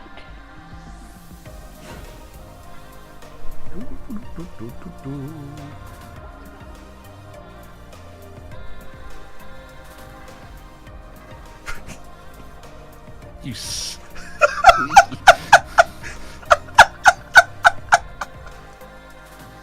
All right, my friend. Okay. Going back in. Going back in. All right. I'm gonna play a little harmonica. Oh wait, before you go back in, Steve, there was somebody who had a question for you. How are you handling the dark? Oh, fine. I mean, because I'm not having to move around and I don't need to see where I'm going. I'm fine. There you go. Say goodbye, Steve. Okay. Say goodbye, Steve. Goodbye, Steve. Oh, can I get your light? Thank you.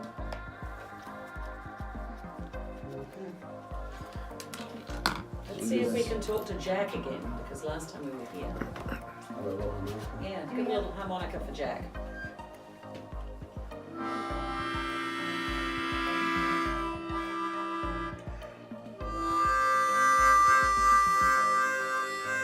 You can. You can. Chords. I am playing chords. Chords, yeah.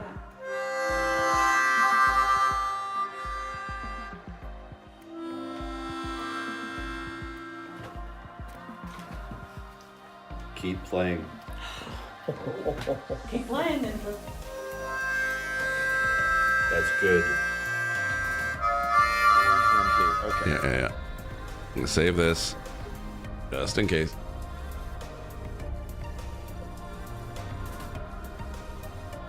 All right, and then here's the for this room. Game was saved. Son of a bitch, T! Fuck!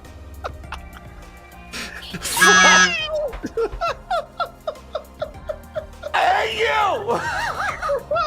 I'm nothing but a benevolent sort of host of the Dragon Games, and I kind of want to, see how this goes.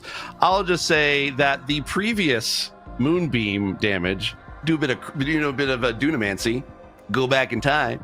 That is now full 30. So there we go, max damage, 30 hit points instead of 15. I know, Amy, don't give me that look. Amy is writing a letter to their DM right a combat now. battle with a dragon. Yeah, we're getting our asses kicked, Amy. We need everything we can get.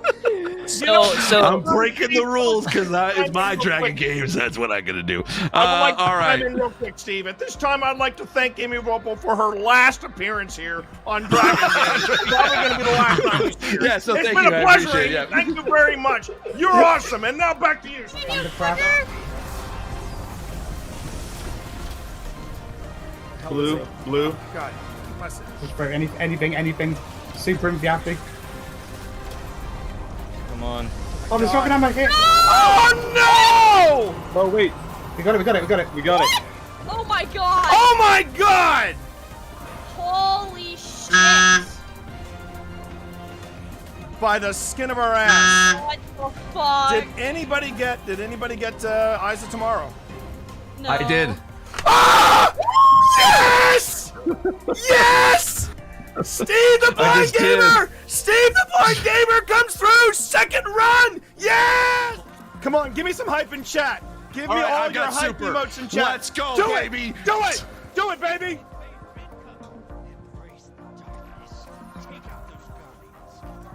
All right, I've got super going.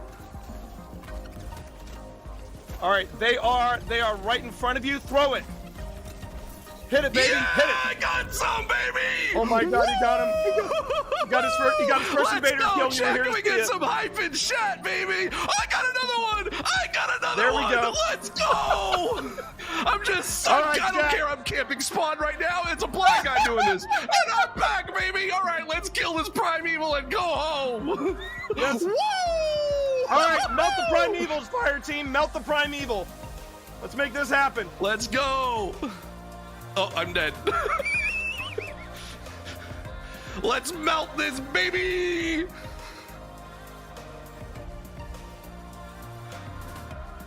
Let's hit this. Let's hit it. All right, Hit it, let's baby. go out on a Hit it win, with everything folks. you got. No, he's not. No, he's not. Yeah, we did it, baby! Let's go! How many did you take out? How many did you take out? I don't know. I think I took out like maybe 2 or 3. It'll say in your stats. It'll say my stats. Okay, let's see. Let's see, chat. Come on. Let's do this. Oh my God! He was one away from Formula 1. Let's go! Yeah! Oh my God, we did it!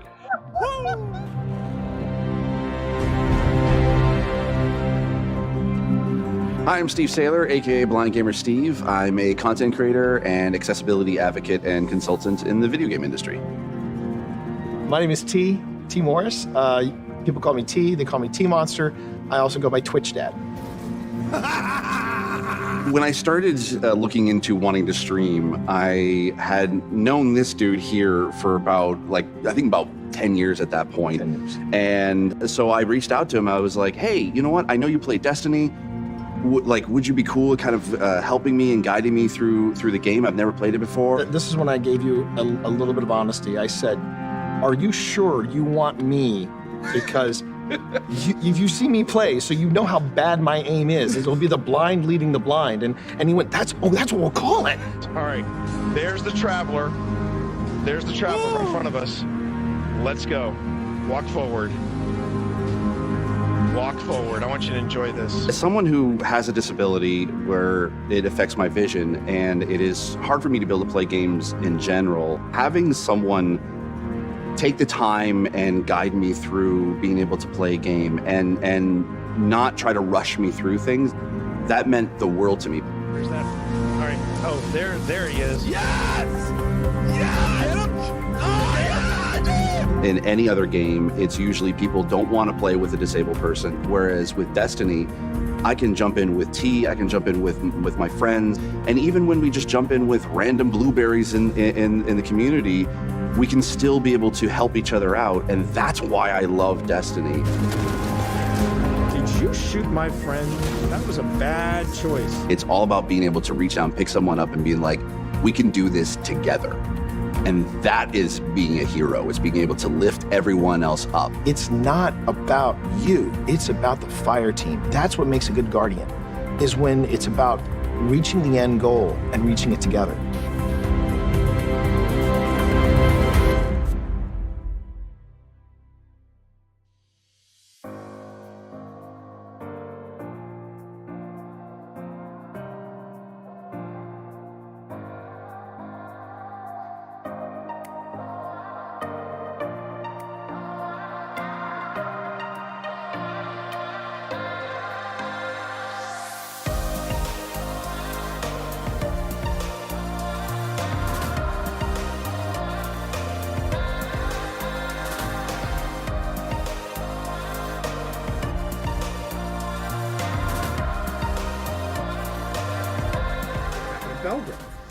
For anybody who missed or were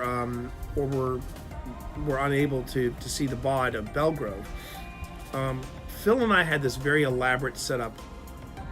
Pardon me. The cat's got to lick its ass. You good, cat? You good? He's fine. He's fine. Now you can see it's the resolution is absolutely spot on, isn't it? You gonna say hi to chat over here? You gonna say hi to chat? Say hi to chat. Say hi to chat. Say hi to chat.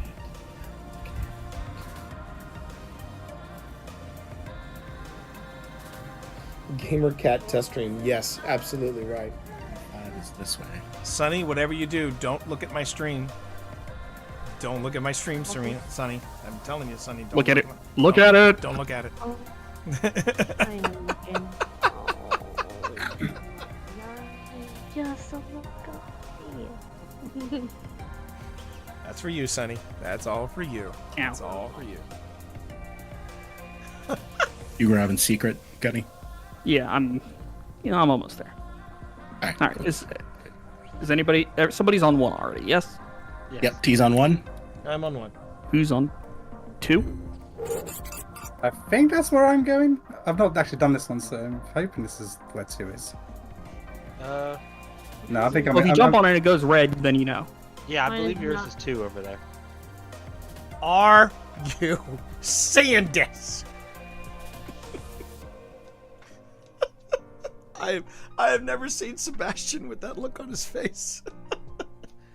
Are you? No, it's not that, Scott. It's not that. It's are you seeing this? Chat, I want you to look into my eyes. I want you to look in my eyes, chat. Sebastian, the beautiful one. I want you to look into my eyes. Because I'm going to tell you something right now. This is the face of someone who is on his last. This is someone who is on his last. It's happening, chat. What's happening?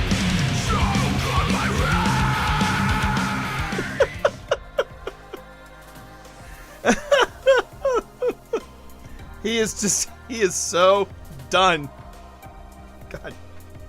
Unleash the fury! What are you doing, Benedict? You stuck? It would not surprise me at all. Yeah, I think he's stuck, fodder. I think he's stuck. He's stuck. Man, here I was worried that I didn't have anything to do on the stream, and I think I've got it now. It's just basically gamer cat cam. He's turned back into his teen years. I know, right? Benedict, are you okay?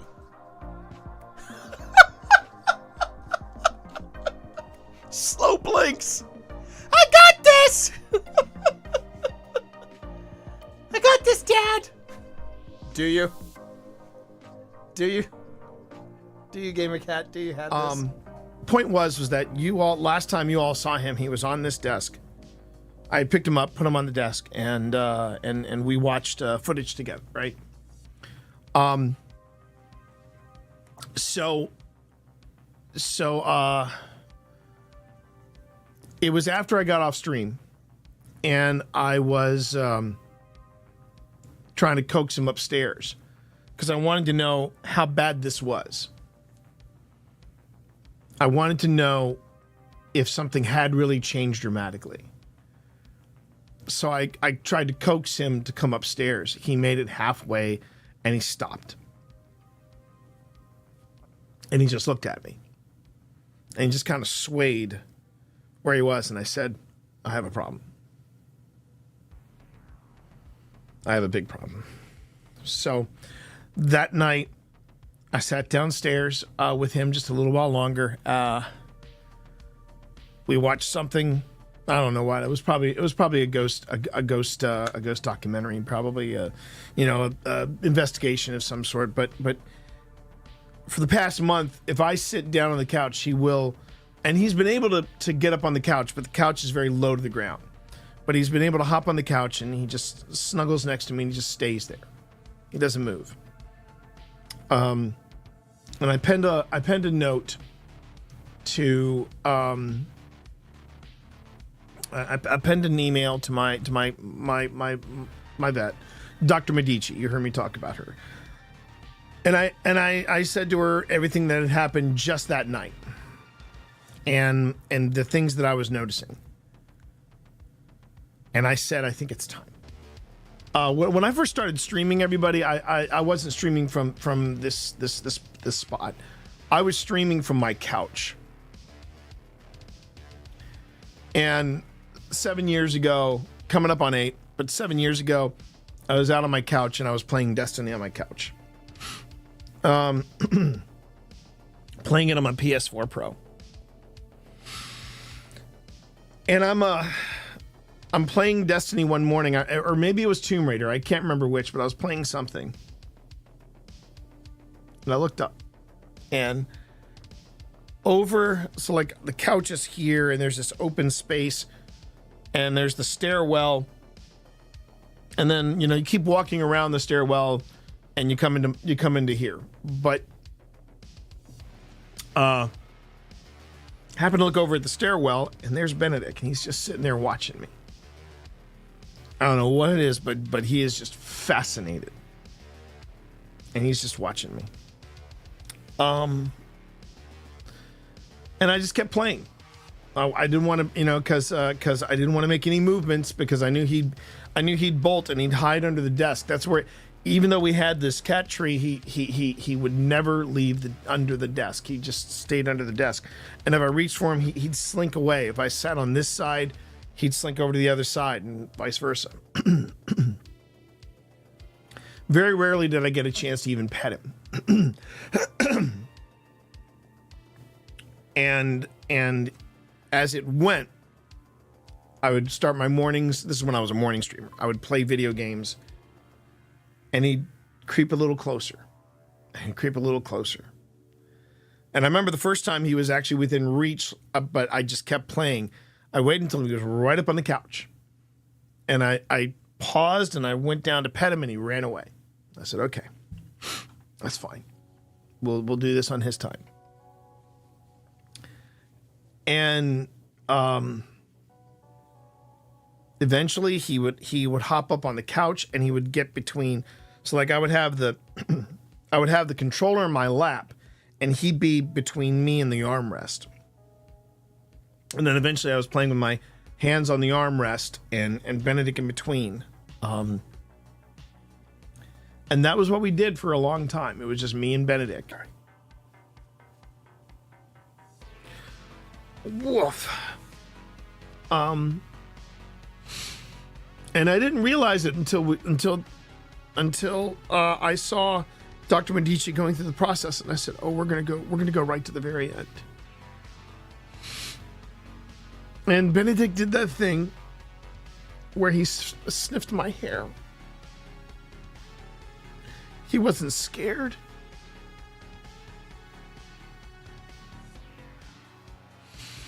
He wasn't scared.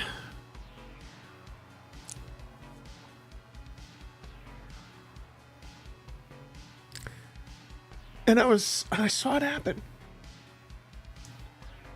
I saw him looking right at me. And then it was like his pupil just popped. And I said, he's gone. I was so proud of him because I even heard Dr. Medici say, "Oh, that was quick." She said he was ready. And he was. He was ready. He was ready.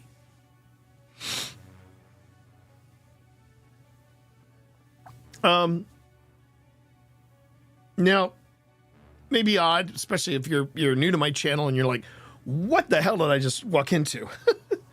But here's why I'm talking about this right now, and I think it's important that we talk about this. And I hope Luna doesn't mind me sharing this. But Luna from stream, Luna and I had a bit of a back and forth yesterday. and I hope she doesn't mind me sharing this. I said, you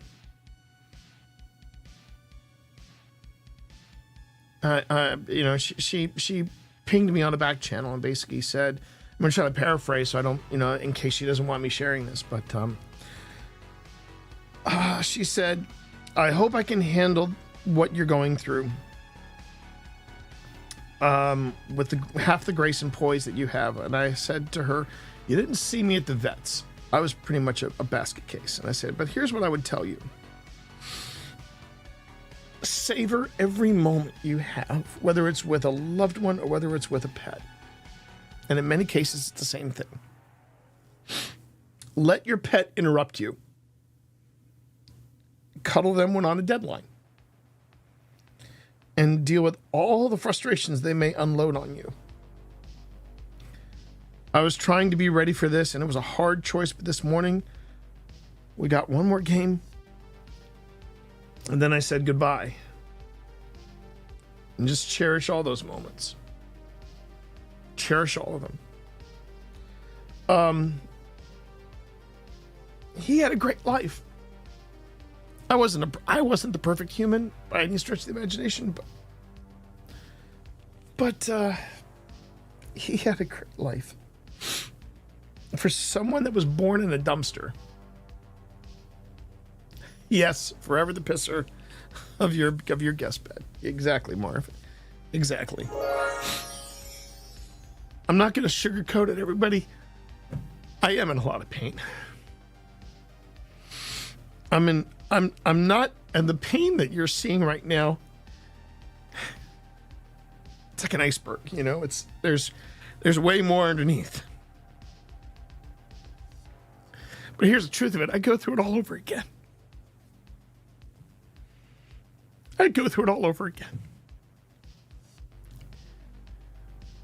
This is the cost of loving someone, okay?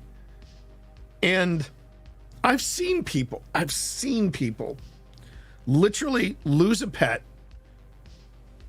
take a breath, and then they got a new pet within a couple of days. And I don't get that. And everybody deals with grief in a different way, okay? I'm the first one to say that. Everybody deals with it differently. I mean, when Pip and I rescued Evie, we said, our cats are getting up there. It wouldn't be bad having a few in the chamber to sort of ease things over. And I got some bad news for you. I don't think it did. I don't think it did make anything easier. But if you were to ask me, with all the pain that you're feeling right now, would I do it again? In a heartbeat. In a heartbeat. Because this is the cost of loving someone, and it's okay. And that's what I'm here to tell you, chat. It's okay. I know there are probably people that would come in here, see me in this condition, mock it, and then say it was just a cat. And I would say in response to that, I feel bad for you. Because you don't know, and you won't know the joy you get having a companion like that.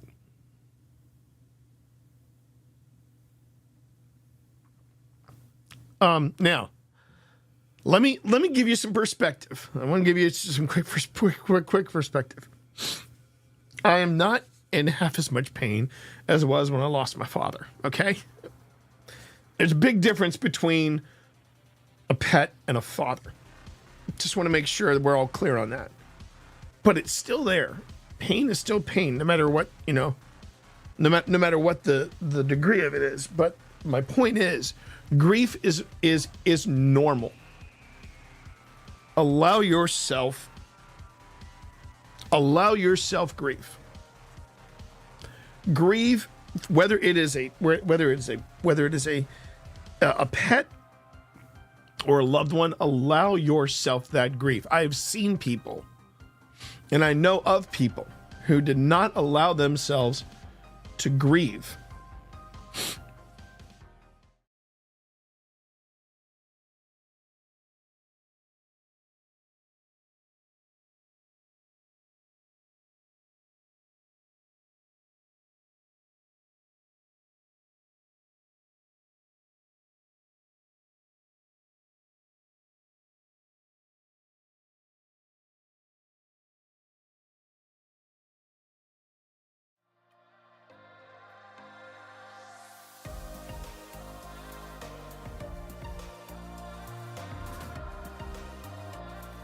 Move your butt just a little bit. What? I wonder if she's pregnant. She does look like. I was just wondering if her belly was a little bit big. Yeah. Maybe that might be why she's hungry. That might be.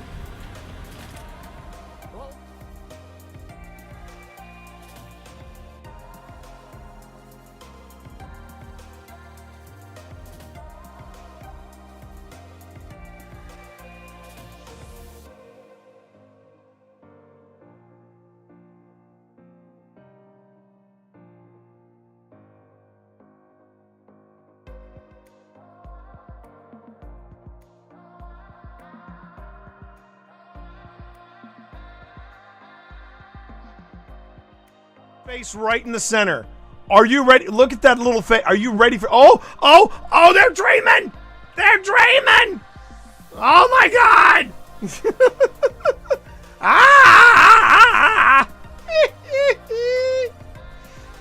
Little effers are dreaming. I love it.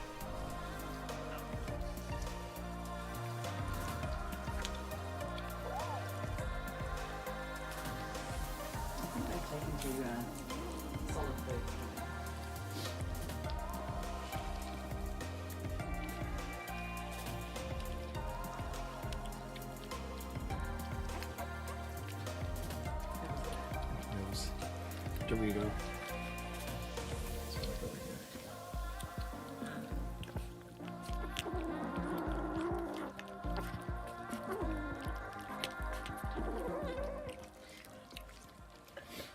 Wow.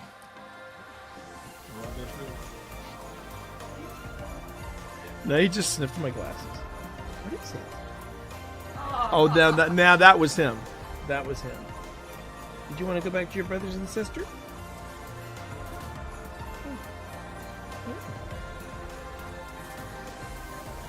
I think he's settling in. You want a game? Do you want a game? You want to get your game on?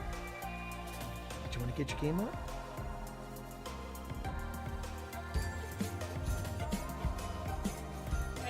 Maybe not. Maybe when you're older. Maybe when you're older. Maybe when you're older. Come on.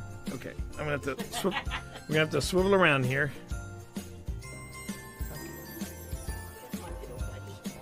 Hello, chat. I'm Hudson. I'm the unit. This is a lot of stuff. I don't know what to do with any. Be quiet. I'm talking. Hi, chat. I'm Hudson. No, I don't think I want to do the microphone after all. It's intimidating. Oh my God, there it is again. You don't want to be a show kitty. Dad, put me down. This is what I put up with, chat. He has been exploiting me. I think that's the word that Grandma uses. Exploiting. He is exploiting me for my cookness. But I'm the unit. I got a full 2 pounds of my brothers. And I love to wrestle. Yeah, this is where it starts to get super creepy. This is the game Cyberpunk 2077 wanted to be, chat. I'm just going to come out and say it. This is the game Cyberpunk 2077 wanted to be. So, there you go. Well, pitter patter, let's get at her. Okay. Glad I got that out of my system. in the city. Overriding it could destroy my software. But I made that choice when I hooked into that first computer and the consequences it would bring.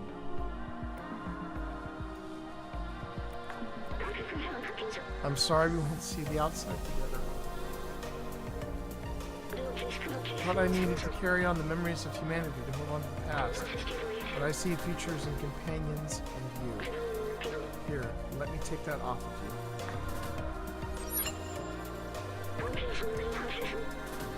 You were my friend, the very best I could have asked for. Oh, damn it. This is gonna be another Last of Us ending where I cry, isn't it? I'm tearing up already.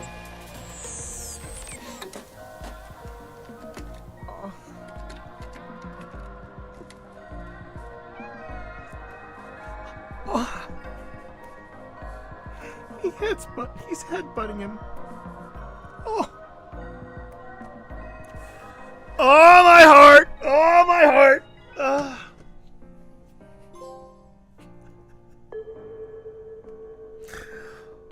Oh.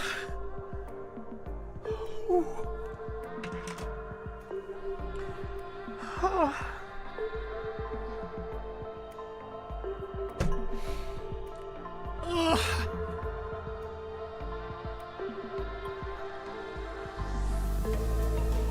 Why am I crying in a video game?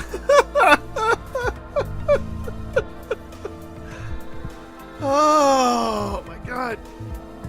Oh. I did it, hon. I did it, hon. I am. Finished Stray. Worth every minute. Worth every minute.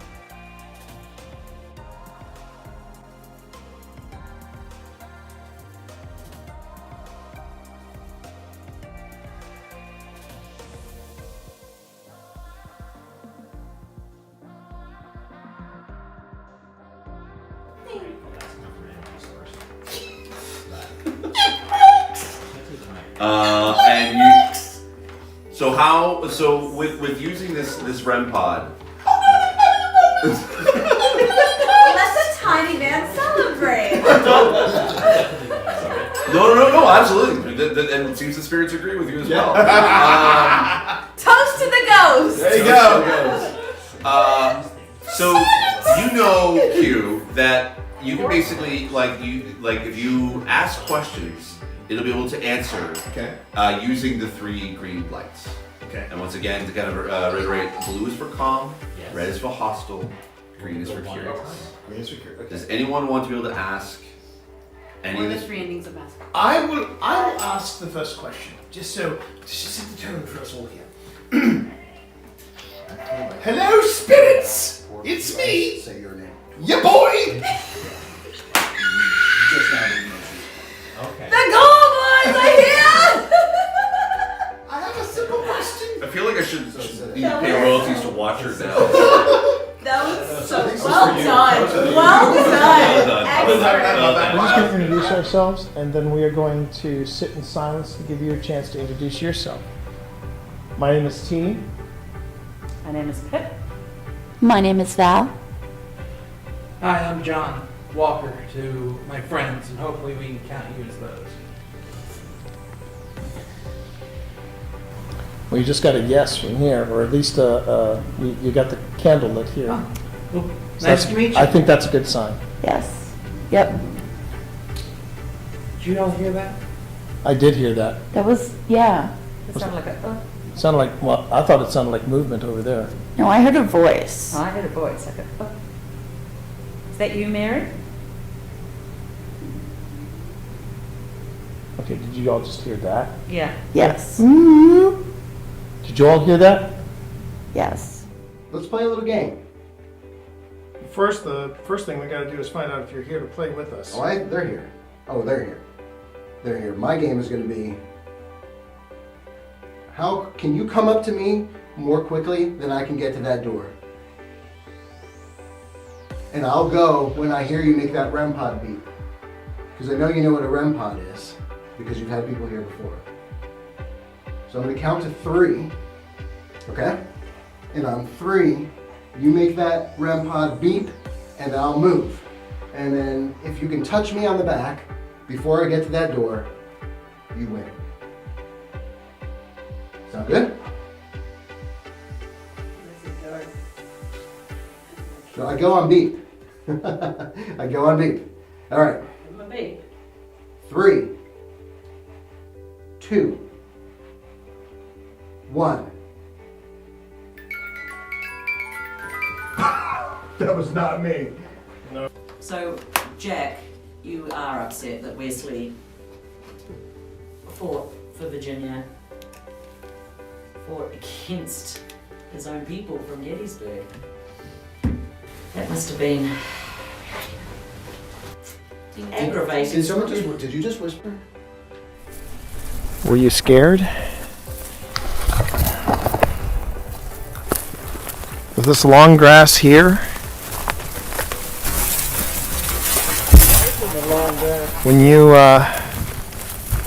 you faced against the Confederate Army?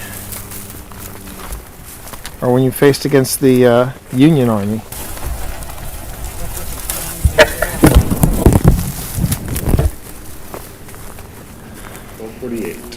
Only 1. 1 a.m. Almost 1. Hasn't felt like 6.5 hours. No, it has not. It has not. No, I know. Heard that too, babe. Yeah. Hello? Would you like to share your name with us? Which one? How about all of you? Yeah. One at a time, of course. Did you hear that? I heard that. I heard You that. talking about the footsteps? Yeah, I heard that. Above us? pretty clear. That was very clear. I heard that. Was that you that we just heard? Are there any students here? That was me.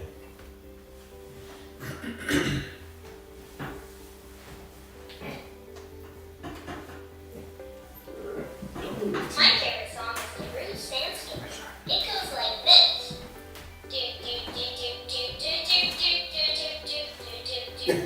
Did it just say sandstorm? Yes. Oh my god, I got all. That was a big electric hug. What was it doing? It was humming EDM. Oh, wow.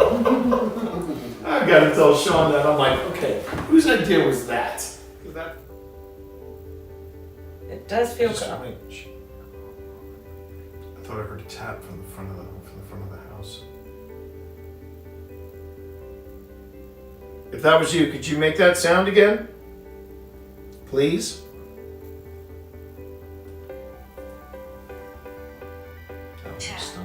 Tap. No, that was me. Oh, wow. Well, you know what? After the shenanigans with the EMF and then for it to go tap. Like, do you have any idea what time it is? I mean, look, I know I've shuffled off this Mortal Kombat and everything, but even I gotta get some sleep. Tap, get out of here. That's so fun. Did it just say get out of? No, I think it was like tap. Here you go. Tap. Get out of here. Tap. You done now? You happy? Okay, great. There's the door. Don't let it hit you in the ass on the way out. That was a quick response. That was a very quick response. That's a good one. Tap. Tap. Okay, let's rephrase this. Sense of humor. I swear to God, I feel like ghosts, wherever I go, they're just like, oh, this guy. And they just...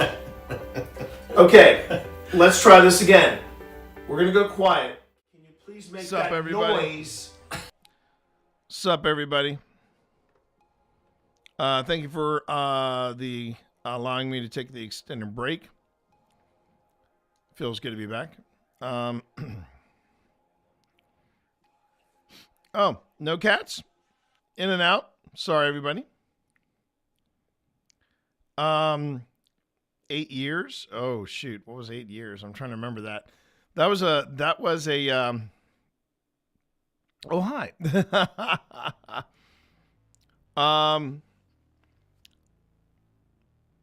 Oh, that I see. I'm seeing now. I missed Twitch of 10 years ago. Woo, man.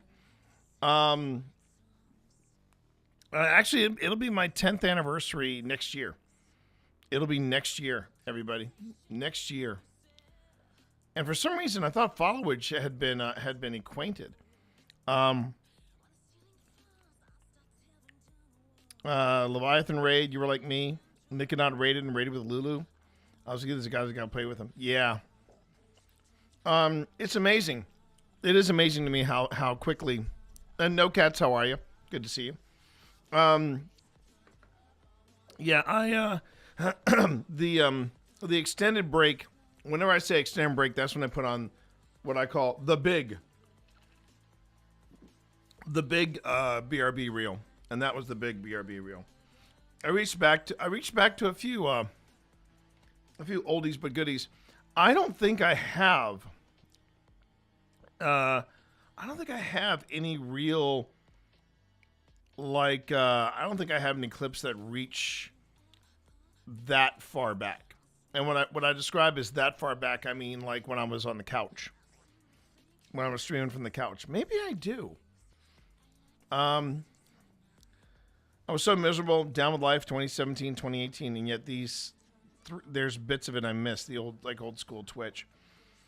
I think that's what it was. I mean, the funny thing was, a buddy of mine was actually trying to convince me to do Twitch. And this is when it first launched, like in 2012, 2013. And I said to him, I don't need another distraction in my life. I struggle enough trying to get books done. I do not need a distraction like what you're talking about. I really don't. And he pressed on me for a good year. And I'm trying to remember. Oh, nope, that wasn't what I wanted to do. And then, I remember. It was while I was doing. It was for some reason. I wish I could remember what it was. Oh, I remember what it was. And this must have been really old school Twitch, but I remember there was something going on with Destiny. Bungie announced it, and they said they were doing it. I want to say this was around like 2015, maybe. I had just started playing Destiny, and the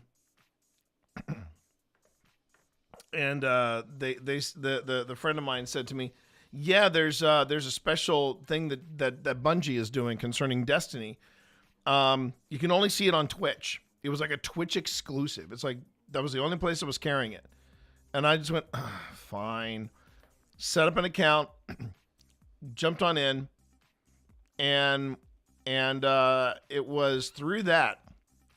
It was through that I was like, oh, this is a pretty interesting thing.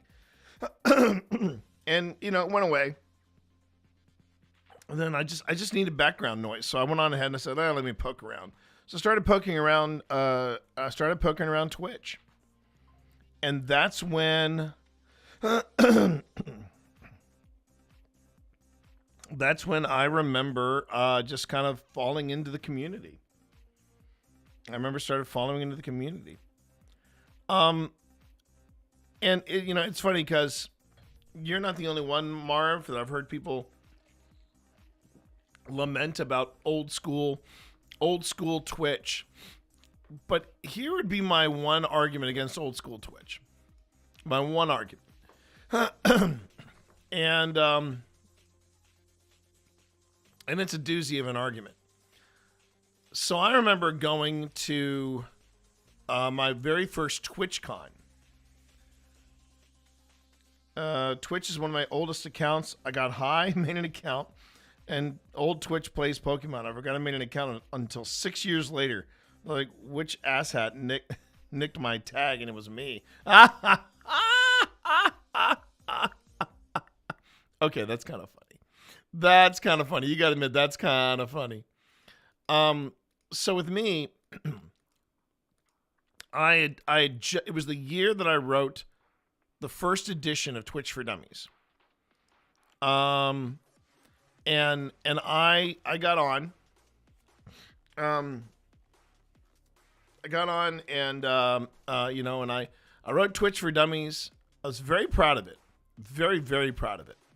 Still proud of it. Still proud of the first edition. I thought the first edition I did pretty darn well.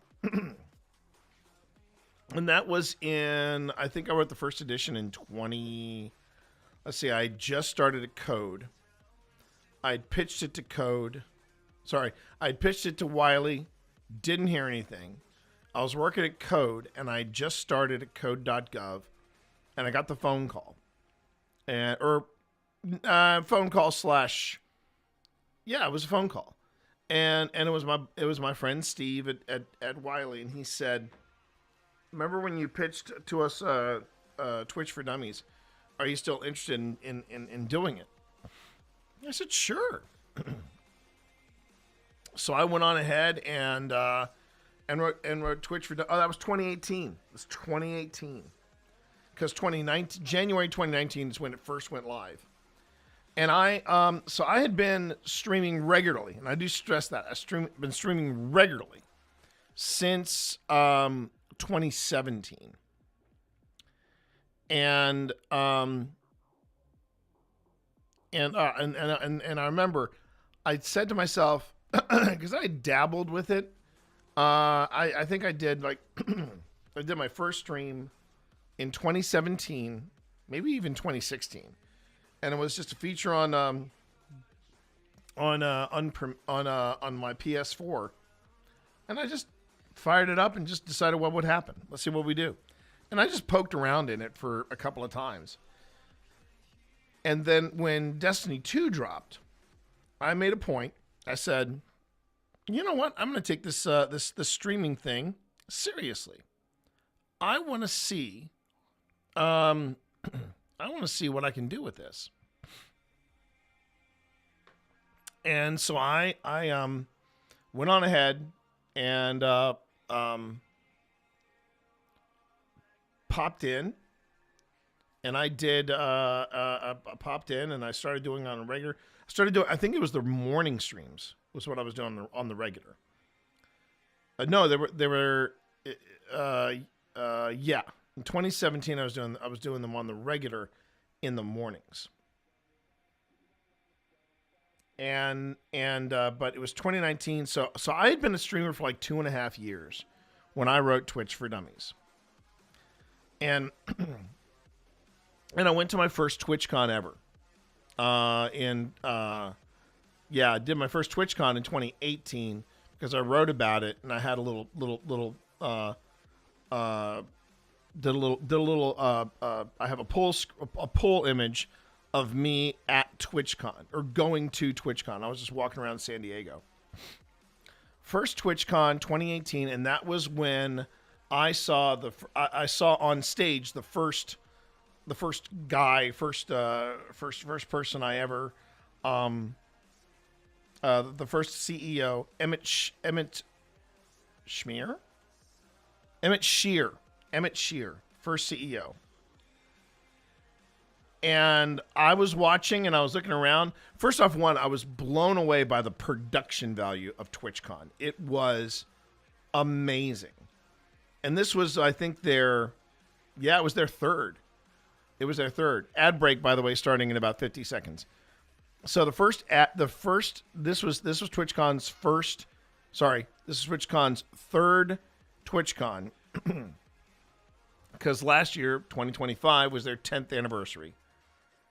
And for the third TwitchCon, I got to admit, it was a well-oiled machine. But it was obvious when I saw Emmett Shear on stage that he was awkward as anybody I've ever seen. He was stilted. And the people that they brought on, the older streamers, they were also very big into the awkward sense of humor. And I still think that is prevalent in Twitch. And I don't mean awkward in a good way. I'm talking about the awkward almost feels forced. Like it's not a byproduct. The awkwardness is not a byproduct. They're leaning into their awkwardness. The people they had on the stage, everything felt very, it was like, it made me feel uncomfortable.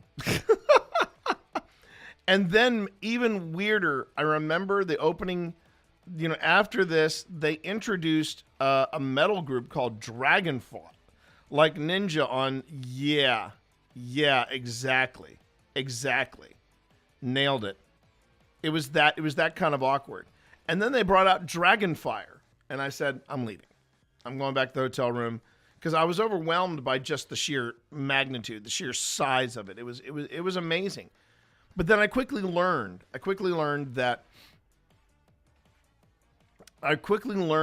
it was I quickly learned that the Twitch was not just video games. And I also quickly learned how terrifying the parasocial lifestyle could be. I'm gonna save this because this was a revelation on my part. But yeah. Okay, so wow. You never forget your first. Gall After Dark Q101. Titan Tuesday. Wow. Okay, I've got to see what this is.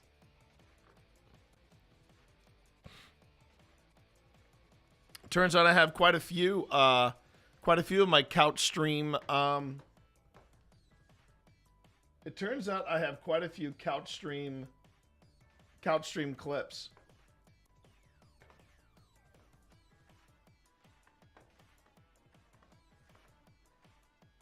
It turns out I have quite a few couch stream clips.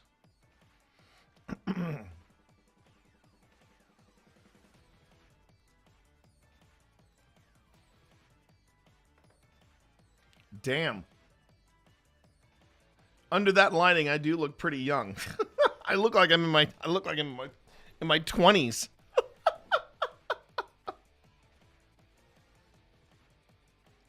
You never forget your first. I've got to understand what this is. Oh my God. Okay.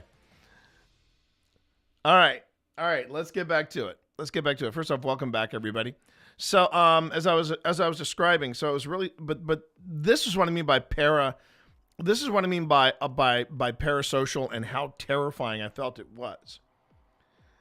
There was some high-end streamer, didn't know who it was, but he was traveling through, I guess, Japan, or he was in some major Asian city. That's all I knew. And he was streaming live, and the guy was like, "Hey, chat, take a look at this. If you scan the code," and he held his phone up long enough to get people to look at the code. Suddenly the code was popping off, and people were just buying him random stuff out of this vending machine in the middle of I guess Tokyo or wherever he was in Asia, Pacific Asia. And I remember thinking, okay, that's a little terrifying. And it was on two fronts. One, I found it terrifying that people just would throw money at this guy without thinking twice. The second thing that really terrified me was that this guy was streaming his vacation. And that just boggled my mind. That people would share that much. Even when I started off, I was but then again, I think, Spence, what you and I have going for us is we had this experience. We already had that experience of parasocial anyway, because we had that experience with podcasting. And it was funny because I was listening to all of the Twitch streamers that were established then, talking about, we're all a big community. It's about the community. It was everything that Spence and I heard back in, what was it, maybe 2010, 2011, when we were all podcasting, and we were the Young Turks. And video podcasting was unheard of. Absolutely unheard of. And it was there were so many parallels between podcasting of 2010 and early streaming. And Well, I mean, Marv, that's what I've learned is that type of evolution is inevitable. It really is. As awful as that may sound, it's inevitable. Because if somebody hands you a big box of money, you're going to take it and things are going to change. But I think the thing that has become a bit more intense, I think, for people, going back to what Spence said, was the whole parasocial relationship. And I still find that to be a very, very weird thing for Twitch to explore or to navigate. And the fact that TwitchCon had its 10th anniversary, it was the 10th anniversary, not of Twitch, but of TwitchCon. And there was very little to commemorate it. The playmat that you see me play on the Play Magic with on my stream, that wasn't Twitch merch. That was not Twitch merch. That was one of the vendors. I mean, that's going back even further than I remember, Marv. You know, I mean, yeah. But anyway, let's go on ahead and let's take a look at this. I know I have my very first stream on T Morris on the T Morris YouTube. I did happen to archive that. I did manage to archive my very first stream, and I'm afraid to watch it because, one, there's no camera, and two, I am not paying attention to anybody, not a soul. But take a look at this, everybody. This is the oldest clip that I have, and take a look at me in that lower corner. Take a look at me in that lower corner, chat. And this is 2018. 2018, everybody. This is again. So I've been streaming for about a year at this point. I'm really curious as to what this is. So let's just see what happens. Hang on, I'll put some sound on. That might help. Am I forgetting to blink? I don't know if I'm forgetting to blink. Oh, where are you? Where are you? Where are you? I see you. Oh, there you are. There you are, Mr. Invisibility. Oh, here, have that. Take that with you. Found them, guys. I found the other team. They're over here. That's a win. They only needed two. Yeah. Ooh. I wonder who I'm playing with. Spike kill? Maybe? Woo! Hey, whoever did the, oh. I am being raided! Holy Hannah! I'm being seriously raided! Holy cow! Oh my God. You never forget your first. This was my first ever major raid. January 22nd, 2018.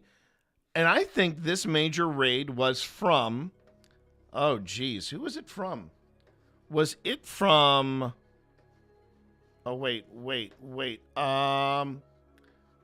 Jay Sniperton. It was Sniperton. Jay Sniperton. That's who it was that first raided me. Let me rephrase. First major raid. Yeah.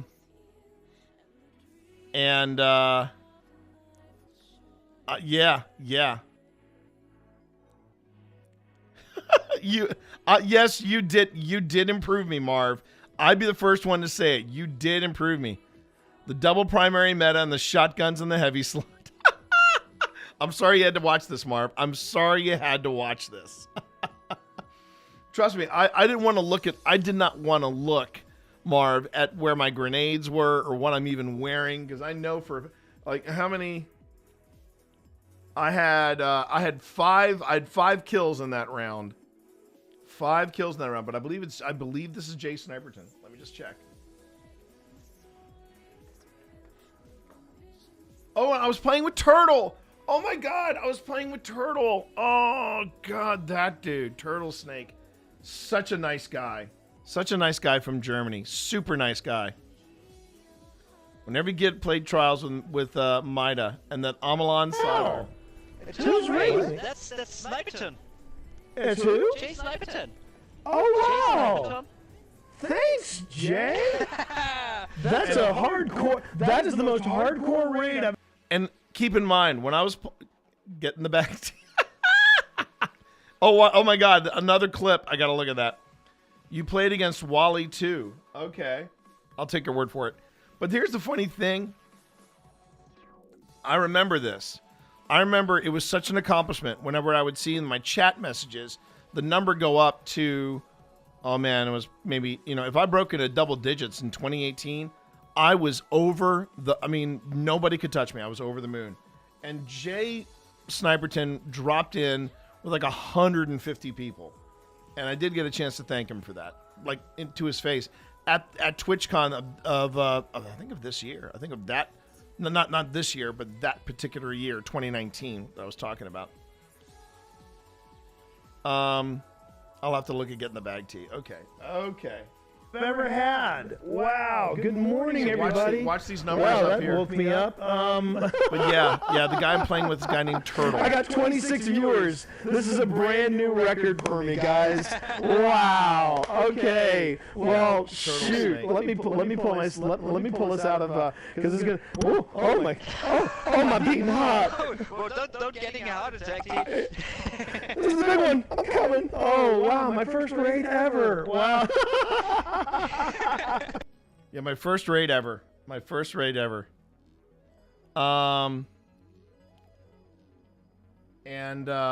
yeah, this was when I was in the mornings. And Turtle Snake, it was this terrific guy from Germany, and we just hit it off. His son's all grown now, but man, Turtle and I used to play. I have this fantastic clip, this audio clip of us playing Crucible. It's me, Jen Herring, Obi, and Turtle, and we're all in. And I remember that they were just hammering us. And I remember the clip ends. You hear Turtle go, "I do not like the Crucible today."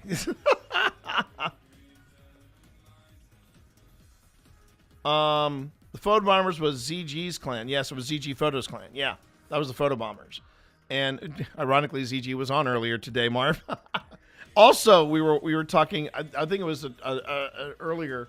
We were talking about.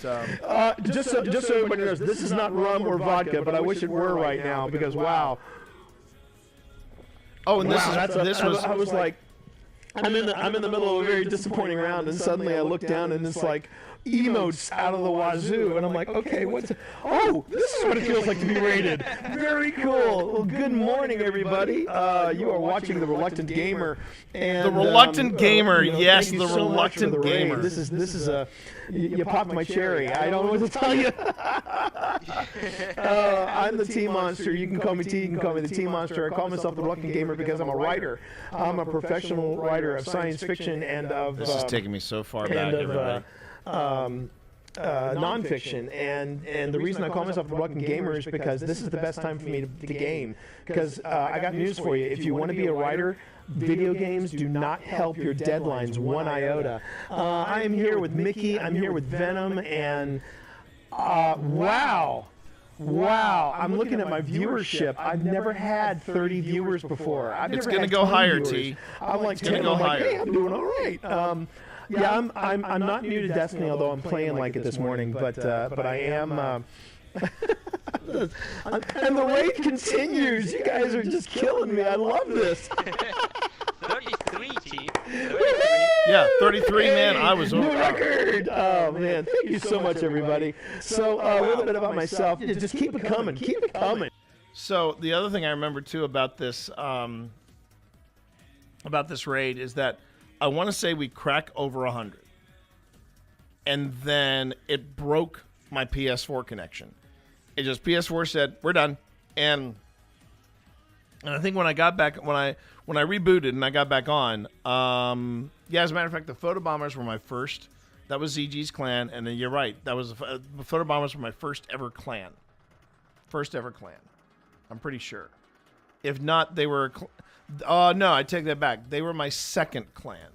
My first clan, I don't even remember, because I remember it was the clan where, I've told people about it. It's the one where I had a very unpleasant experience.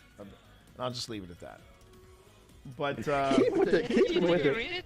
What? Rated with a group of 80 persons. Yeah, I'm seeing that. Sniper, oh man, Jay Sniperton, you've made my day. I got, you know what? If you're not following Jay Sniperton, well, chances are if you're rating me right now and you're watching the channel, you are following Jay Sniperton. But if you're not, I'm gonna make sure I follow you. I am so.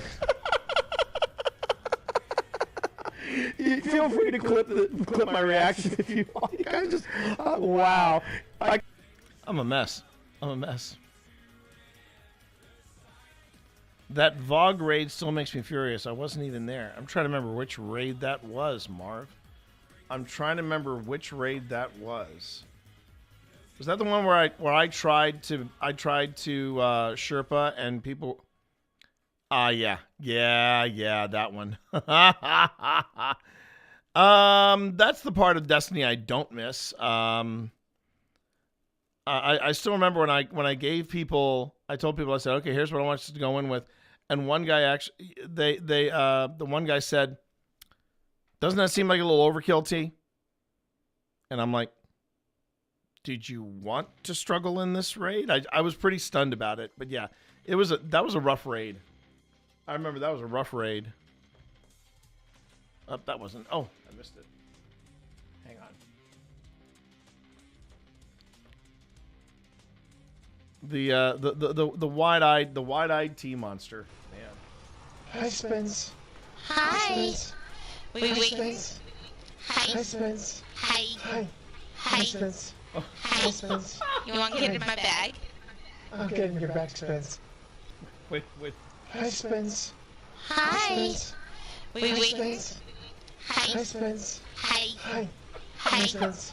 Hi. Spence. You want to get in my bag? I'm getting your back, Spence. I've always wanted to get in your bag. Oh my God, T. Here we go. Nasty. I'm in your bag. I'm in your bag. I'm in your bag. Wow. Damn, T.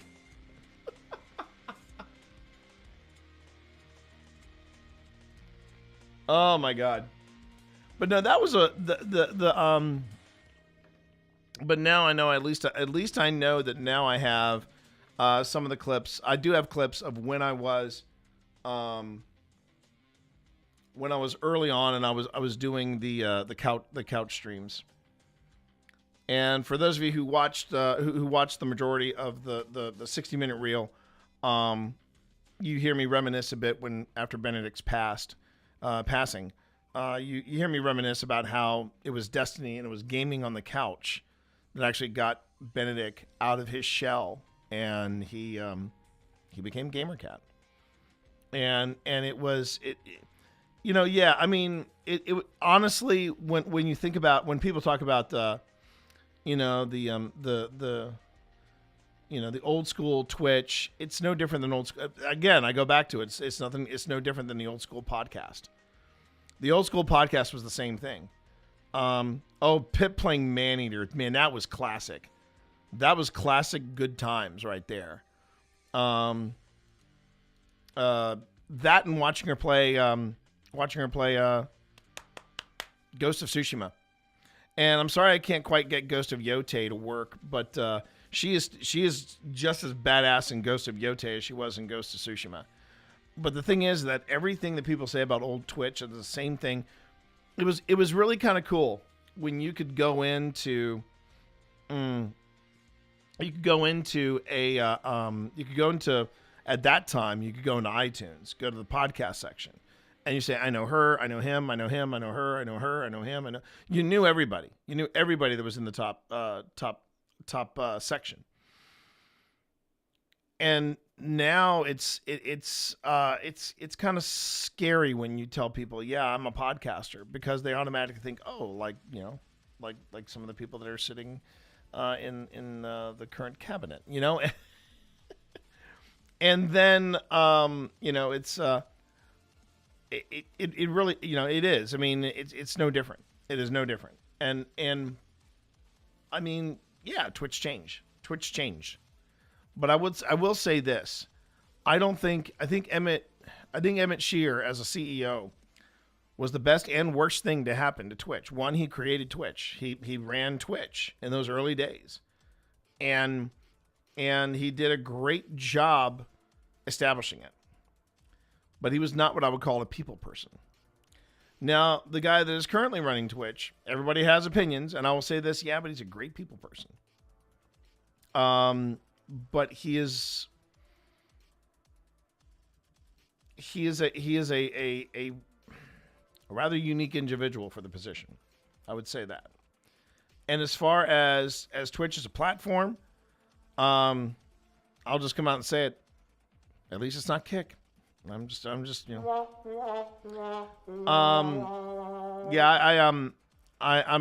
been hearing of people actually getting invitations to be partnered at Kick. And it's I'm gonna put it in the simplest terms. I was watching a Hot Ones recently. I think it was called Hot One. Oh, it's a new. Oh, so okay. So if you didn't know, I'm kind of late to this game. And I'm telling you right now, Marv, if OSI is ever asked to be in Hot Ones, I'm gonna request that one of the sauces is your sauce. So I'm just gonna come out and say that. But in Hot Ones, they now call their entire umbrella of programming First We Feast, and it encompasses all the different things that they do. And Hot Ones actually has this thing called Hot Ones Versus, where it's people that, like a group of people or two groups of people that basically are, and instead of it being an interview show, it's almost like a mock interview show between the two people, or two groups. Like I watched Insane Clown Posse and Guar sit down with Hot Ones. That was the fun. And whichever question they get wrong, they have to do the last 3 sauces, which are the hottest sauces. It starts with Da Bomb, and there's 2 more sauces, and they got to do their wings of death if they get the thing wrong. So they were talking to Valtteri Bottas and Checo, Sergio Perez, who are now Team Cadillac for Formula One. And they were asking the hard-hitting questions. And one of them was, and I know, Marv, you'll really appreciate this. They asked Valtteri, what teams do you look back on and have no regrets leaving? And without hesitation, Valtteri said, Kick Sauber. Just came out and said it, Kick Sauber. I mean, and if you really want a perspective of that, one, Valtteri Bottas is one of the most chill, laid back, and one of the wackiest. I mean, he is one of the wackiest drivers out there. I love him. I love Valtteri Bottas. He's just got a great chill attitude for, he's finish. And Valtteri basically would rather be reserve driver for Mercedes than senior driver at Kick Sauber. Just let this is where I'd play the clip, and I suggest you let that one marinate. So yeah, just my thoughts on Kick in a nutshell. Okay, we are going to press on a bit with some editing. I hope everybody enjoyed that clip down the trip down memory lane with me and Spence and Marv. Oh, we're going to play another game together. So the problem that I think I have, Randy, about us playing another game is that we can't quite get the sound and we can't get a good balance on the sound and we also we tried Split Fiction, and I knew it was a bad game when Pip just said, I'm done with this game. There was this one particular level that it wouldn't let us pass until we got it, and the mechanics of the game were just awful. I wanted to like Split Fiction a lot more, but I'm kind of in the same boat as Pip. I'm just like, it was a flying thing, and it just did not work for us. And as far as doing that on a Friday night, Pip's not Pip's gaming schedule at least from my perspective, is when she's feeling it, and she is enjoying Ghost of Yote. Make no mistake, she is enjoying the heck out of Ghost of Yote. But as far as streaming it, I think she likes to keep this one personal. And because I there are times where when she wants to decompress, that's when she games. And I remember when I walked into Ghost of Yote, 1, her outfit was absolutely gangsta. 2, she was rocking and rolling. And 3, she was still doing side quests. There's a lot of stuff to do in Ghost of Yote, and she's loving it. But has anything jumped out that that's made her go, "Oh yeah, I want to play that"? Not really. She watched me play Tomb Raider, and she was less than impressed. She was like, no, the archery skills alone are out of my league. Yeah, I was rough around the edges in that clip by Marv, and that was long before you got your hooks into me. So yeah, I appreciate that. So we are going to head back into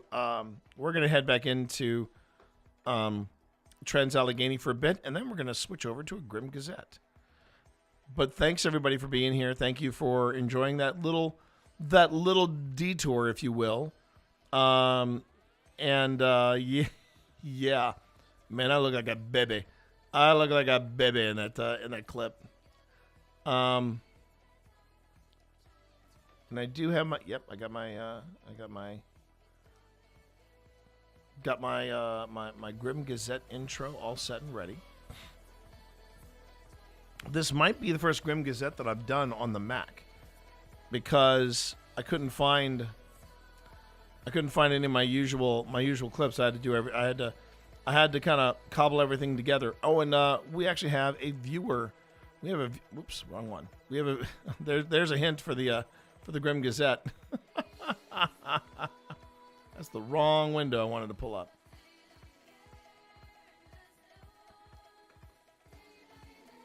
But let's see here. There's one. Still getting used to the layout of doing stuff on the Mac side of things, but I'm more happy. If you really want to know what makes me happy, it's the fact that Premiere is performing like an absolute champ without any kind of, I don't jinx it right now, without any kind of hesitations. So I'm digging that. Okay.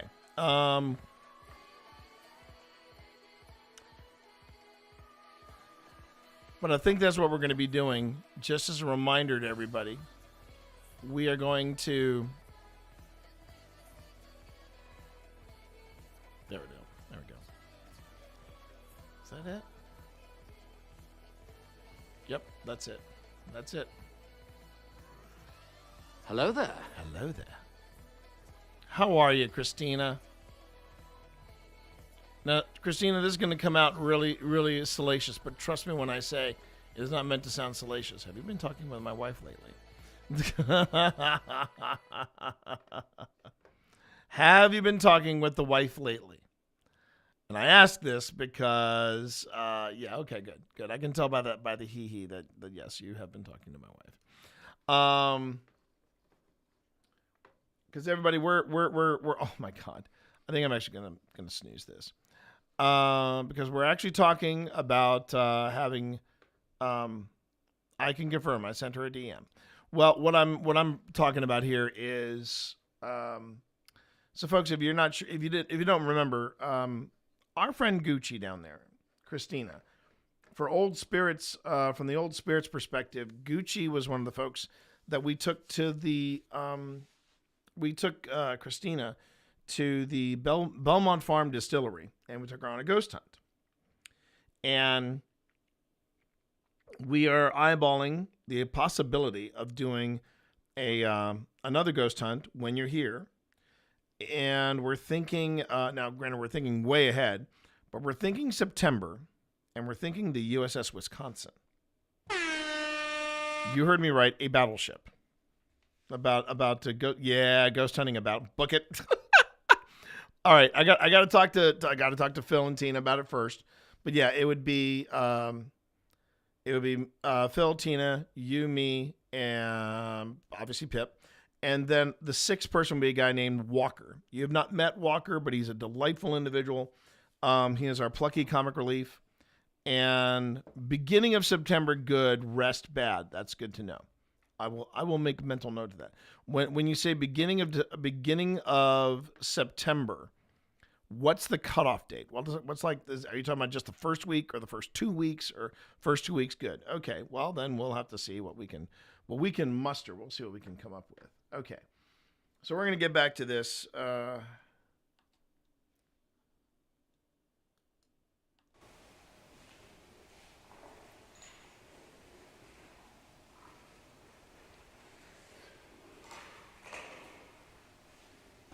Bedroom. That's good. I just saw a shadow by the window over there. Did you see that, Piper?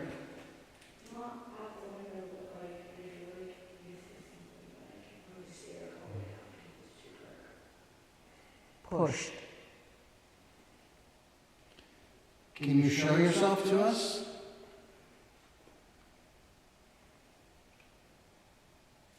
She is touching you. Give it to me. I don't want to help you. Wow.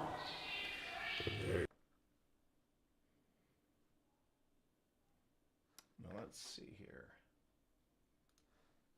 Okay.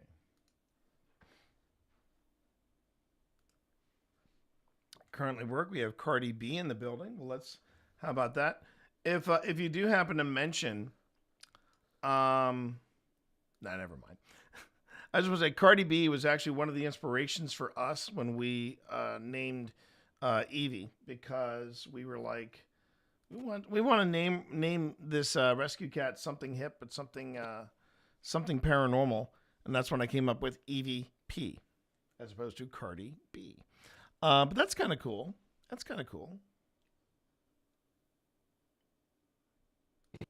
Give it to me. I don't want to help you. Wow. Very different. I want one. You want a bear?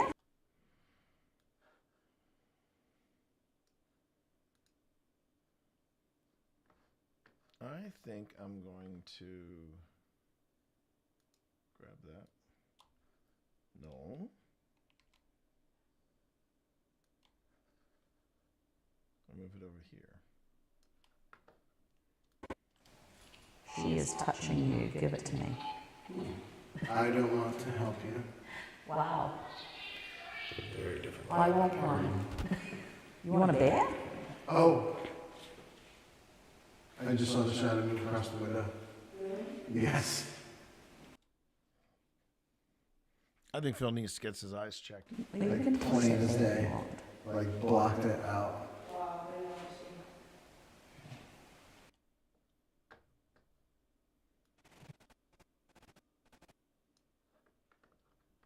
I think Phil needs to get his eyes checked. That's just my thoughts right there. That's my 2 cents, chat. Okay.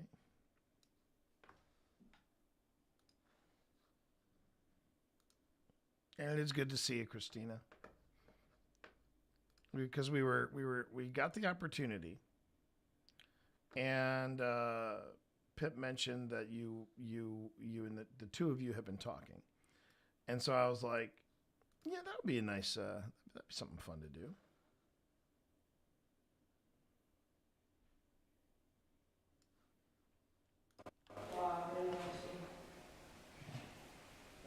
That was pretty cool.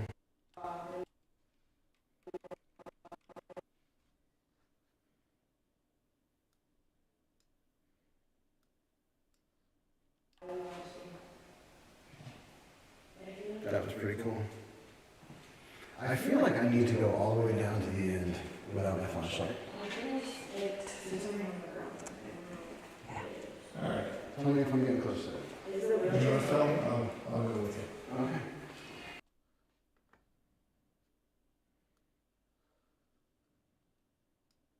Holding hands. Oh, ads are about to start. So thank you very much for watching. Appreciate it. It does benefit. It does benefit both Twitch, but it also benefits this channel as well. Thank you very much, everybody.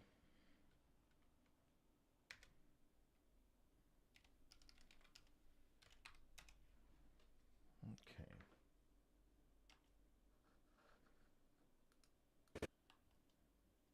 Okay. And so we're coming down to check it out down here. Hopefully, we're not going to be offending you in any way. So if you're hiding out in the rooms, oh, this was what I was supposed to say. This is what they said when it was time to do room checks. They would say, bodies in the doors. Right. Don't leave me. Shit. Okay. I have to bleep that out because I'm going to keep that. Because I'm standing perfectly still when that happens. Right. Don't leave me.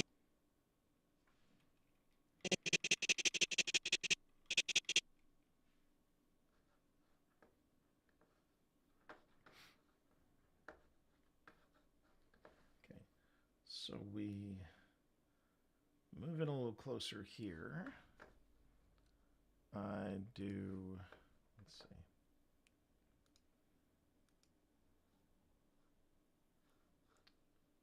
And I go forward about 10 frames. Oh, oops.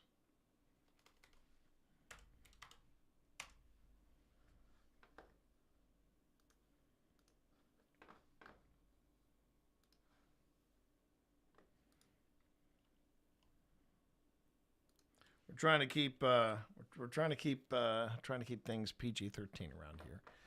Okay, now I should have bars and tone. I'm pretty sure I do. Let's see. Audio extract, bam. Fourth floor, bam. Why do I have bam in here twice? Okay. Jack Sonic, basement. Okay.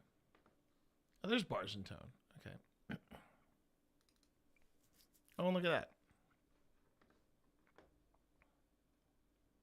Drag audio only.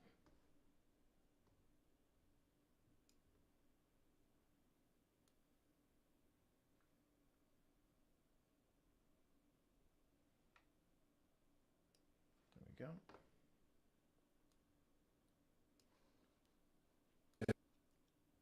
They would say, bodies in the doors. Right. Don't leave me. Shit. No.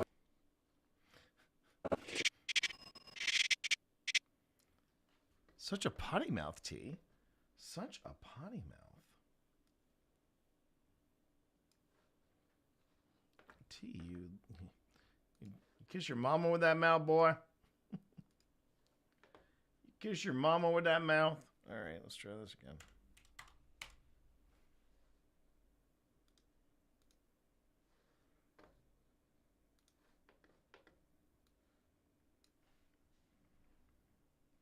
Let's see.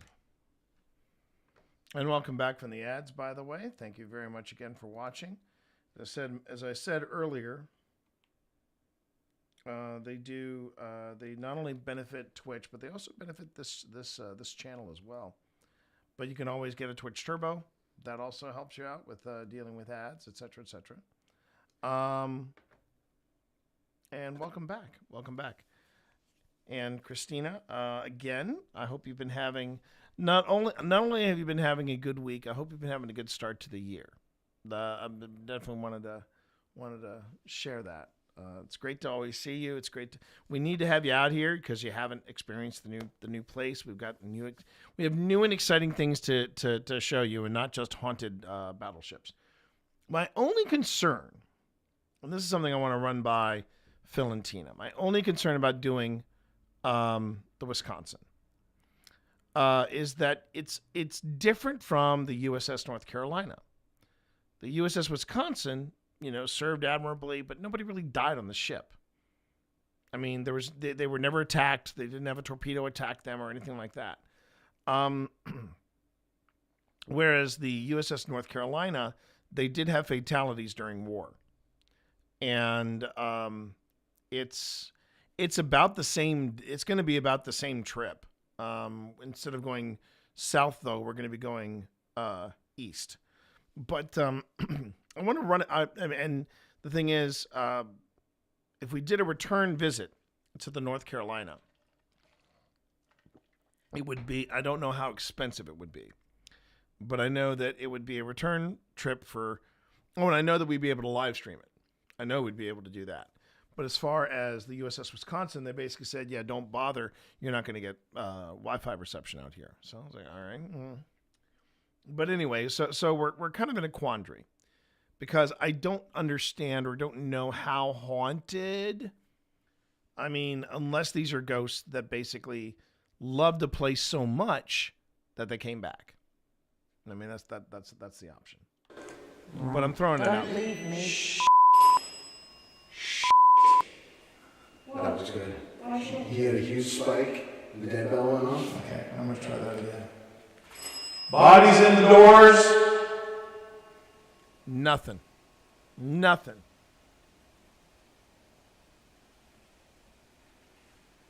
Bodies in the door.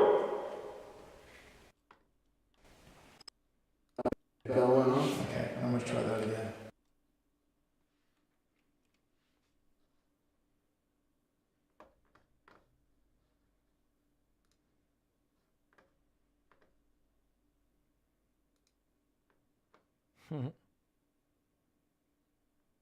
A junior investigator hat. No. We'll have a better. We could actually make you much like. Well, actually, I think we should. We're gonna make a new T-shirt. I'm here for the booze, and we might have a drunk ghost on it. Because that's a possibility. I'm here for the booze. Because we actually did we did a different hoodie for Walker. I didn't have the heart to tell him. I did not have the heart to tell him, but I really did not like the bright blue jersey that kind of took him. He took himself down a peg with it, and I wanted something a little more positive, and so what I did was I redid his OSI. And he's the only one I think that's got one. But it has the OSI logo on it, and it says investigation team. And on the back it says choose one, and it says lead investigator. Second one was psychic medium, and the third choice is checked. It says plucky comic relief. And that is one for that is one that is only for him. So we can do the same thing for you, Gooch. But we might actually make as a public one. I'm here for the booze, because I bet you anything, there's going to be a drunk ghost. We're trying to stick with. We don't want to use clip art that's AI generated, but we've been going to Envanto and using their clip art. So hopefully it's not AI generated. Okay, so we go. I'm gonna try that again. Bodies in the doors.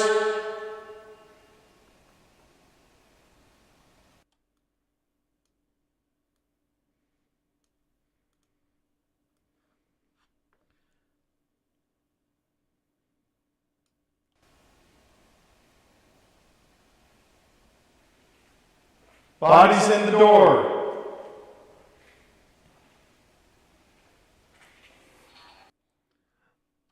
Tell me you got that on there. You got that on. Tell me you got that on there. Tell me you got that. Oh yeah, she got it. She got it, T. Nothing to worry about. She got that.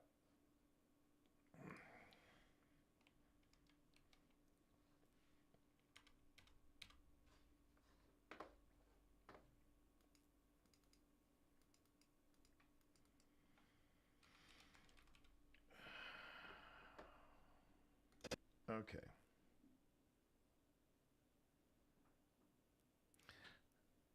So there's a funny joke about this, where my dad told me this joke, I remember, and it flashed in my head when this moment happened. Phil goes bodies in the door, and then everything goes nuts. I go bodies in the door, and nothing happens. So there's so the joke goes, there is this young convict comes in, and he's assigned to an older convict, and they're sitting in their cells. And it's the usual noise of what's going on in a cell block, and his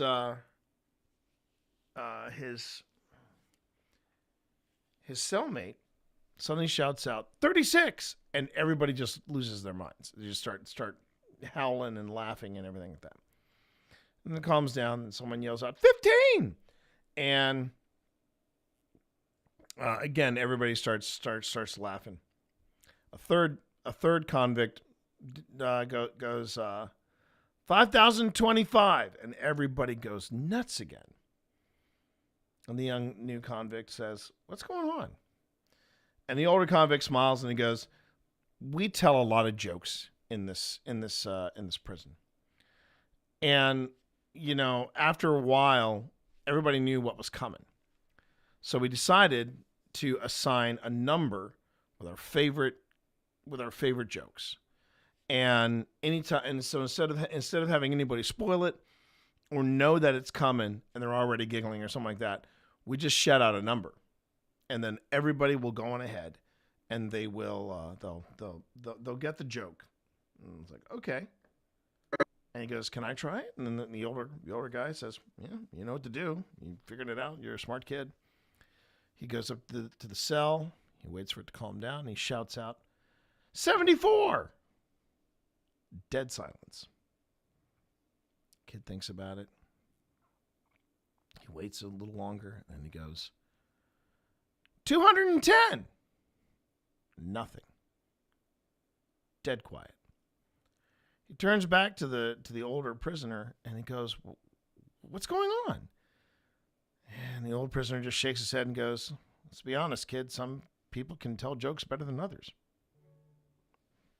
That was great timing.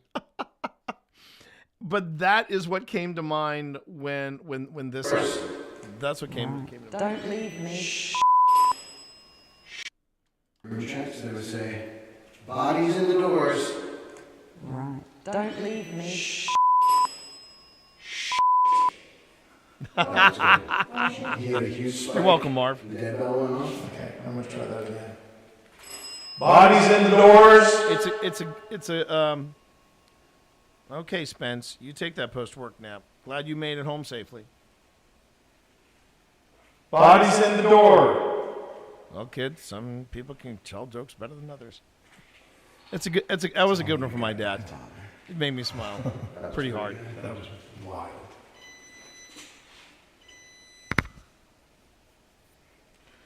Okay. No, it's not picking up from like your microphone. Oh, why would we pick that up? But I just impacted it. Yeah, sure. Okay, that's.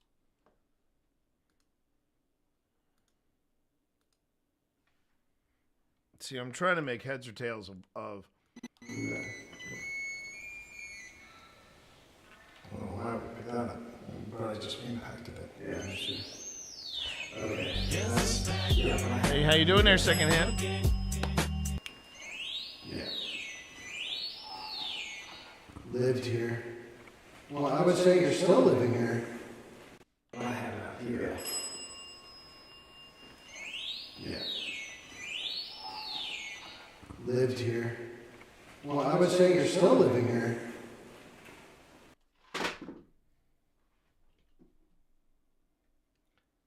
Dorito? What are you getting up to back there?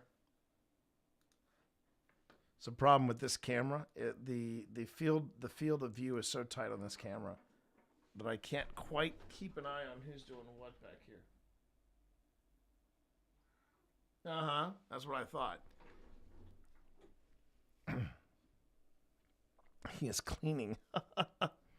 Stream today has been good. We are getting through We're getting through the Trans-Allegheny Lunatic Asylum, closing in on the last segment. And then after this, it's going to be a matter of just details.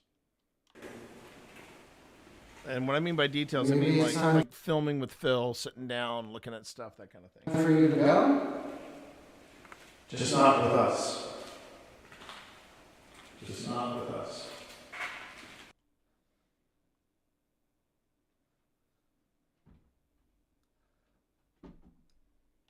Can you tell us why you're still here? Well, we're getting some fluctuations here. I feel very weird right now. All my hair is standing Yeah, up. yeah, I hear you. Ooh. It's not zero. Not at peace. Okay, I feel so weird right now.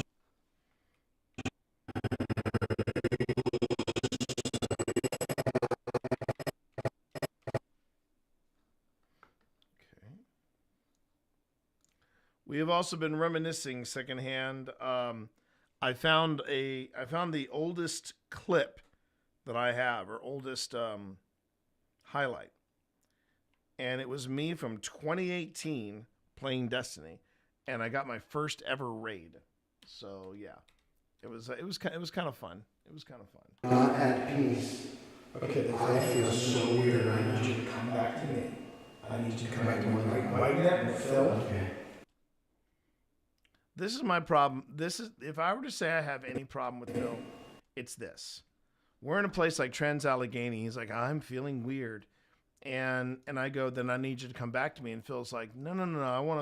I want to experience this. I want to do it. I'm like, nah, Phil, that's not what we're all about. That is not what we do here. Come back to me. I need you to come back to me right now, Phil. Okay. Come back to me right now. Okay, that was like supercharged. Yeah. That wasn't you.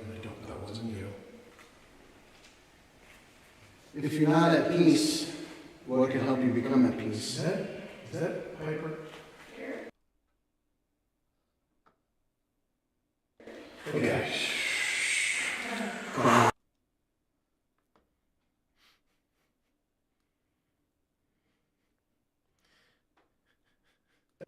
Is that Piper?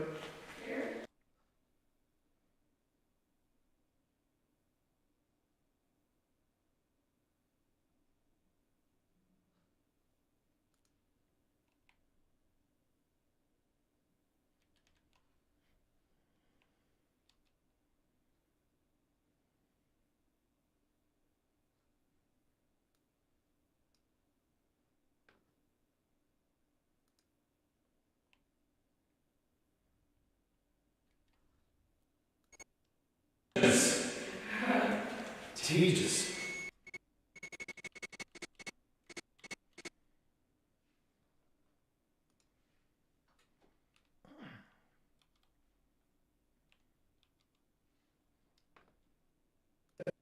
Piper? Okay.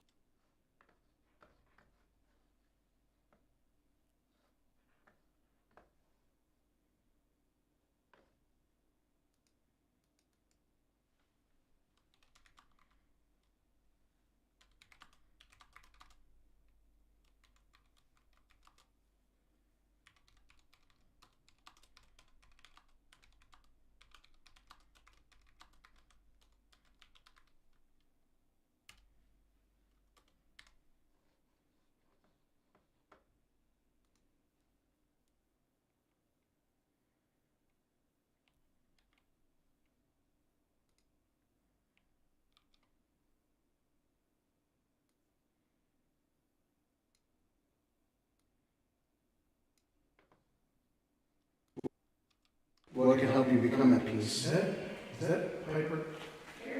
Okay.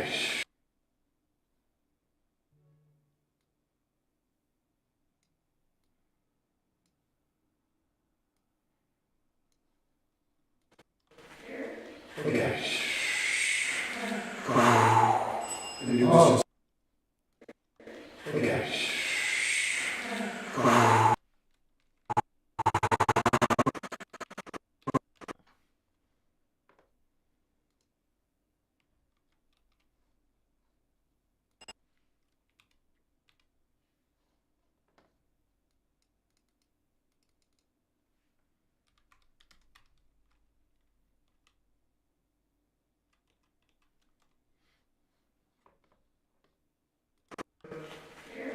Okay. And you just said, Jesus. All right, if you didn't think that was funny, I'll take it back. Are you in one of these rooms? Temperature spiking as well. Do you want to give us a sign if you're in one of the rooms? That's Pip. The light will protect you. I've never done that before. Okay. Hang on. Stand still. I think that might be. Okay. You ready? I can't tell if it's you or not. Yeah, it is you. That's not you. That's very It's coming from here. I wanted to go. This is Like coming from this room? It's a closet. Oh. Here, let me take a step back from here. I'll go here.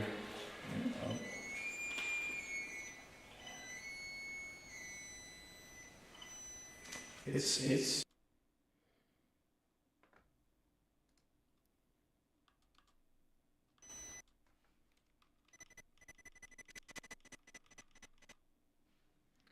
All right. Let's see here. That's Taika. So let's take a look at Taika. And it's 41 that I need. Okay.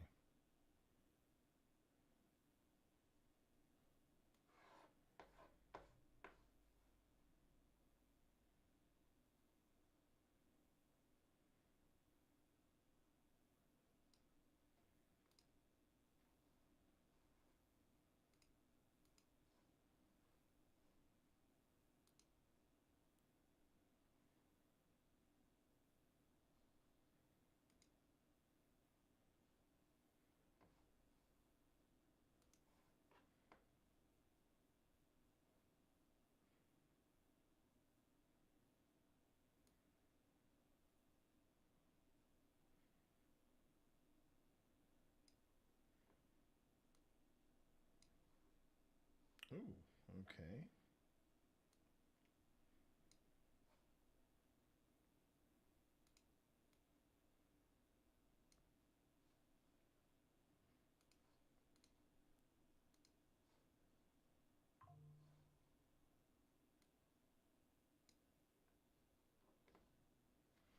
Okay, so Taika should just automatically go in or under. Child or pet harness, you're absolutely right. It's Did you just say something? Did you just say?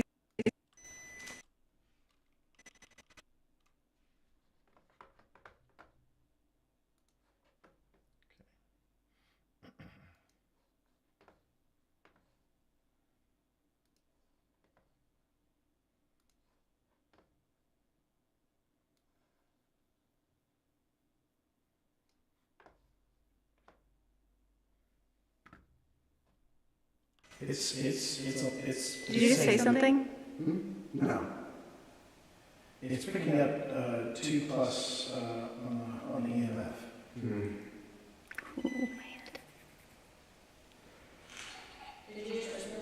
I said, ooh, my head, because.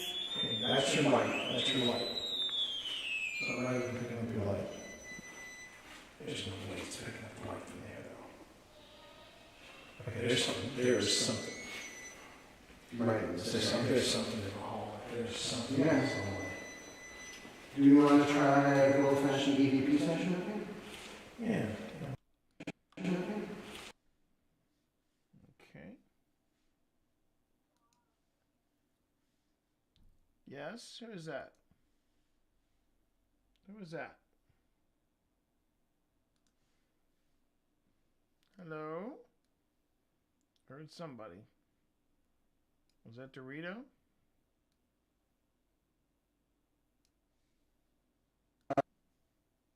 A good old-fashioned EVP session with me? Yeah, let's do that. Be mindful of the devices on the ground. Oh yeah, if we're doing the EVP session, I'm turning off the noise-making devices. I'm just saying, be mindful walking back, but you know. Oh. Do we want to turn off the air for the EVP session? Yeah, let's try a Pooh Bear. I was going to swap them out for my candle. I haven't had a use for it. Yeah, come on.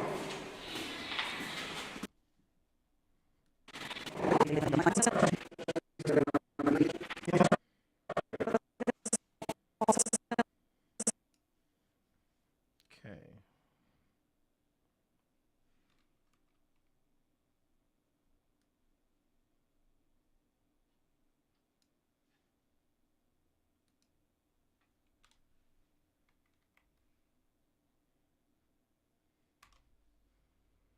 Let's see how that plays out. There it is. Okay, there's something. There she is. Right. There's something in the hall. There's something in the Yeah. hallway. Do you want to try a good old-fashioned EVP session with you? Yeah, let's do that. Be mindful of the devices on the ground. Oh yeah, if we're doing the EVP session, I'm turning off the noise-making devices. I'm just saying, be mindful walking back that you don't. Oh. Do we want to turn off Pooh Bear for the EVP session? Yeah, let's try a Pooh Bear. I was going to swap them out for my candle. I haven't had a use for it. Yeah, come on. Okay.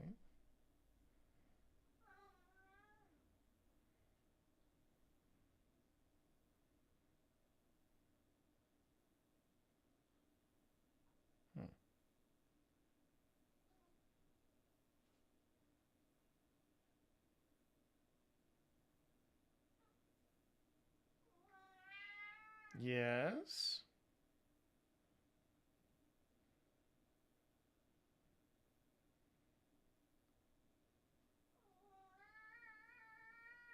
Uh-huh. And what else did you want to have to, what did you want to add to that?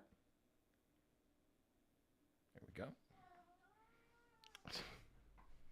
Yes, Vi, I hear you. I do hear you. Where are you? Where are you? There you are. Really? All right, hold on. Hold on. I'm going to take a quick little treat break here, everybody. Get back, get up there. Get up there.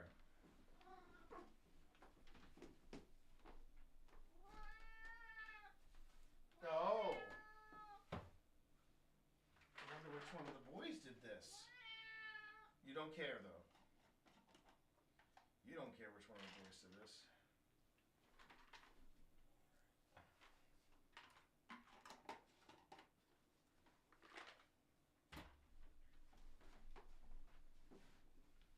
All right.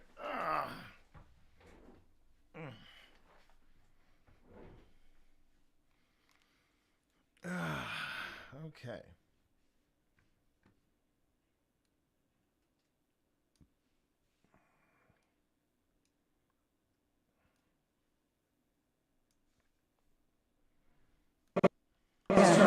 I was going to swap them out for my candle. I haven't had a use for it. Yeah, come on.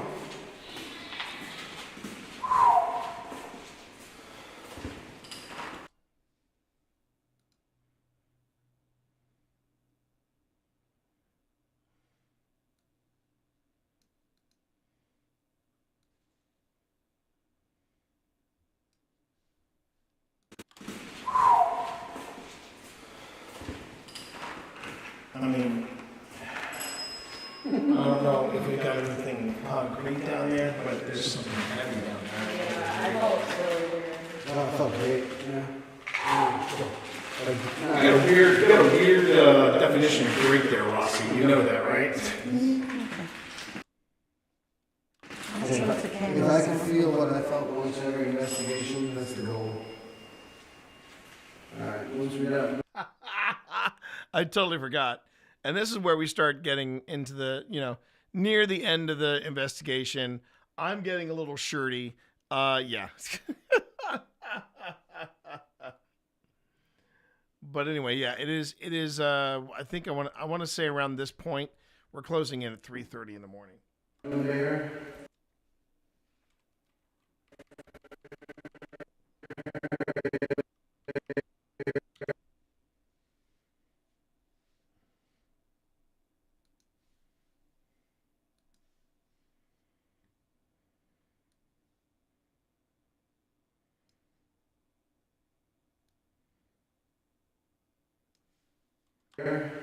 Bear is off.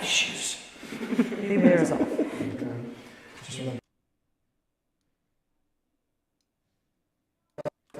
scientific investigation. That's the goal.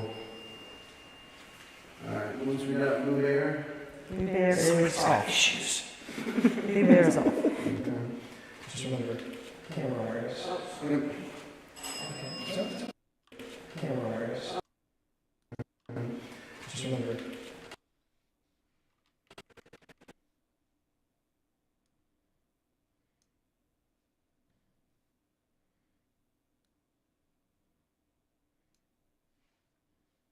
Camera awareness. Yep. Okay. It's okay. Okay. So let me know when we're ready to roll. Ready to rock? Actually. We'll get down there. All right, Phil. Should I turn the bell off too? Yeah, turn the bell off. What if the bell responds to your question, though? What if they respond to your question? Yeah, we're just trying to do this. Okay. That was one of our goals, is if we're going to do an heavy session. Yeah. No, I'm not on there. Why do you think I turned on the inside?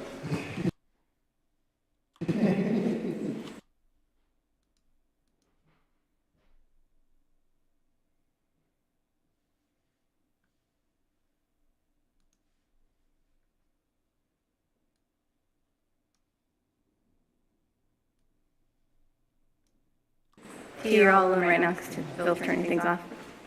What? Oh, that's a disturbing picture. Is that the bell? No. No, the bell was just in? No. Okay. Yeah. Do you like touching the candle? If you touch it, it's awful.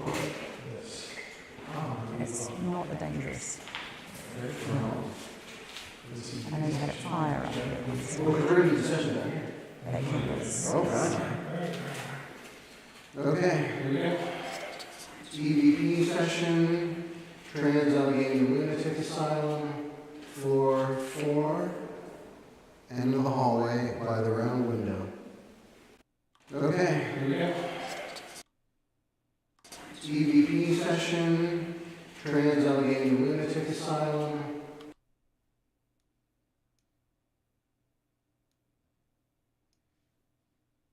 Trans-Allegheny Lunatic Asylum, floor 4, end of the hallway by the round window. Who's down here keeping us company?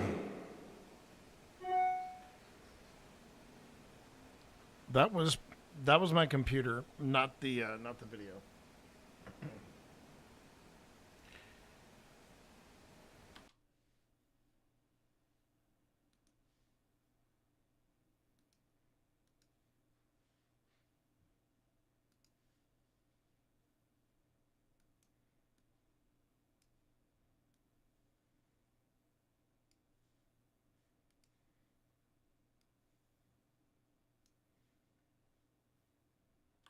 The responses we've been getting on other devices are coming across a little prickly, a little negative.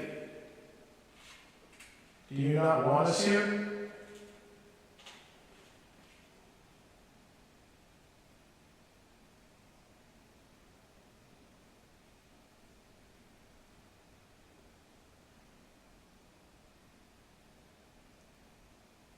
Can we help you with something?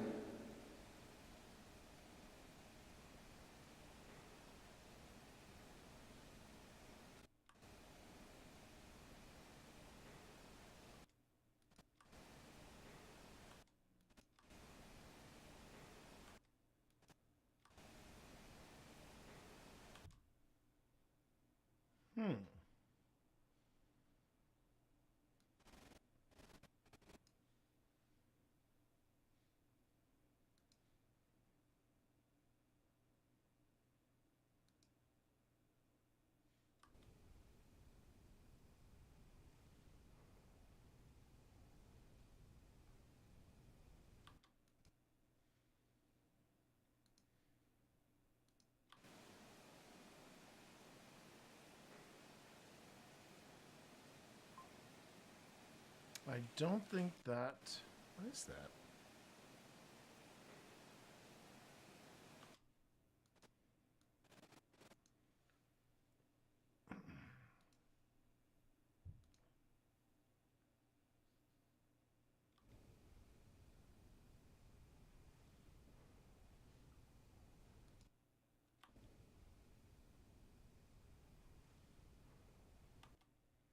It's a tap.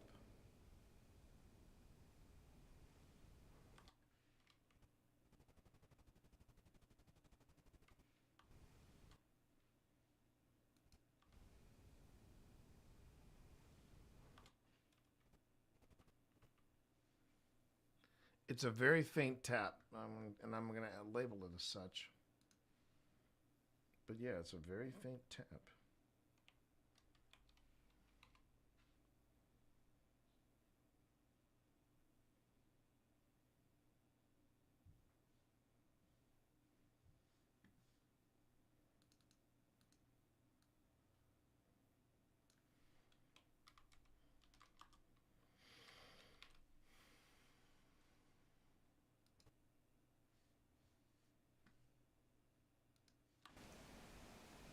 Can we help you with something?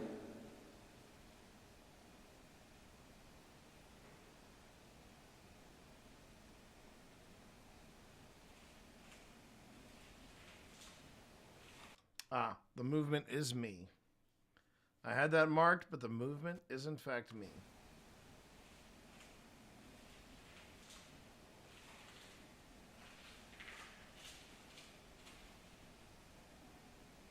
Can you tell us why you're still here?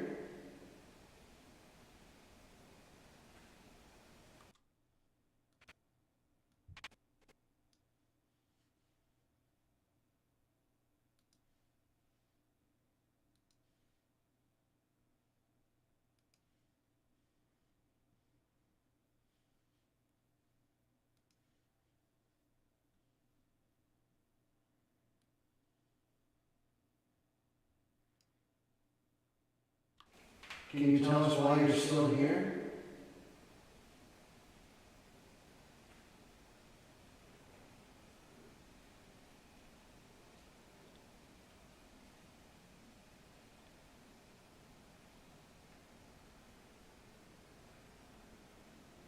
We'd like to know who we're talking to. Would you please tell us your name?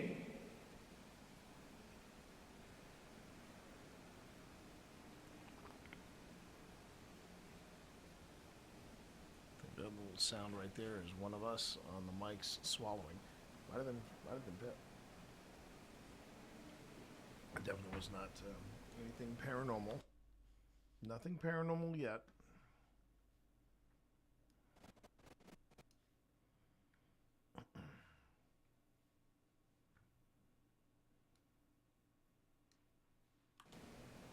Do the traffic sounds bother you when you're trying to rest?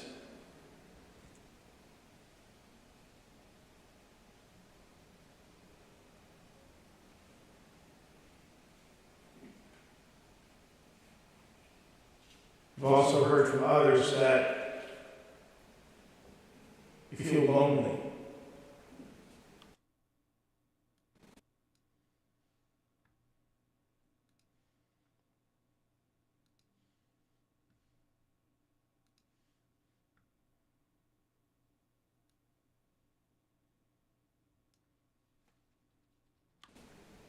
Do you like it when people come here and ask questions like we're doing right now?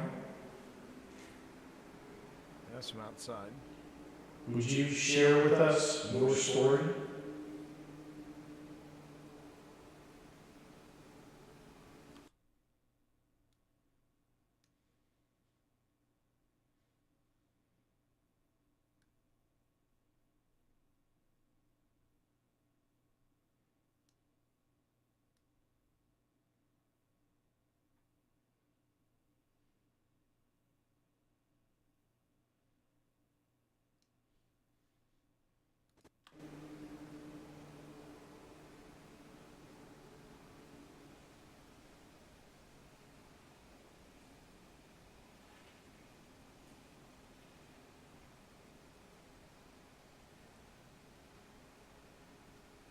Do you have a message you'd like us to deliver?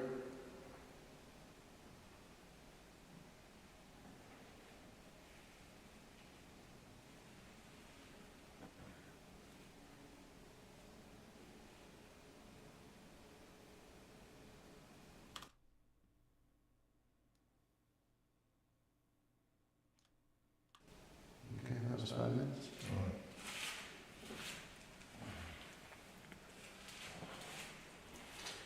And the long walk back. So it's 3:15. So we've been up here for an hour and 15 minutes.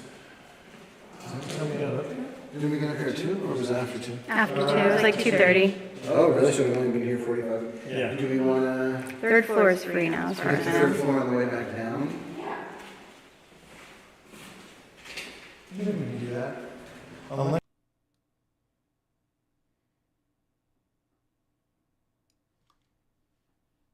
you really want me, you didn't even do that. Unless you really want me to do the, I'll let you make that call, Phil. Do you want? No, I thought I heard. Do you want me to do a spirit writing session on the 4th floor, or do you want to save it for the 3rd? I think it'd be interesting on the 3rd where Yeah. that happens, is my opinion. The chair post. The chair post. Chair leg. So we've been up here for an hour and 15 minutes? Did we get up here at 2 or was it after 2? After 2, it was like 2:30.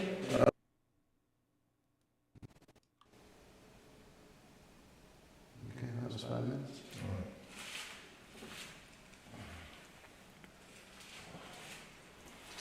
And the long walk back. So it's 3.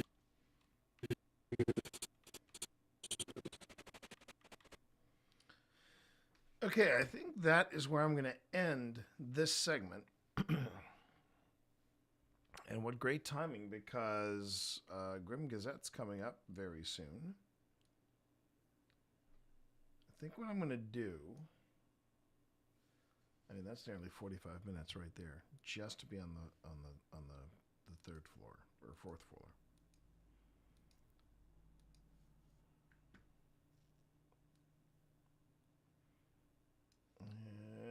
Yep. Okay.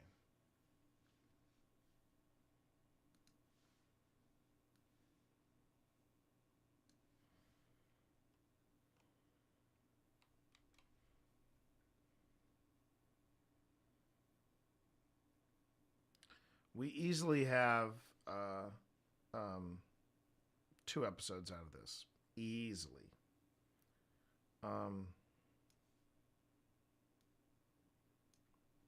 This has been an interesting place, Trans-Allegheny. Very interesting place. And the fact that we picked up we got 2 EVPs in here. Let me just throw that out now. Please. Ooh, ouch. Okay. That's actually not a bad. That's a good. I think that's a good flow to the investigation. I really think that. Now here is the third. Here's the 3rd floor. And this is a spirit writing session. This is a spirit writing session, as well as a quick Estes. And this right here is 21 minutes, but I've got some stuff I need to cut and things like that. So I'm going to go on ahead and do. Okay, where is it? Oh yeah. Up here. Paste insert. Okay.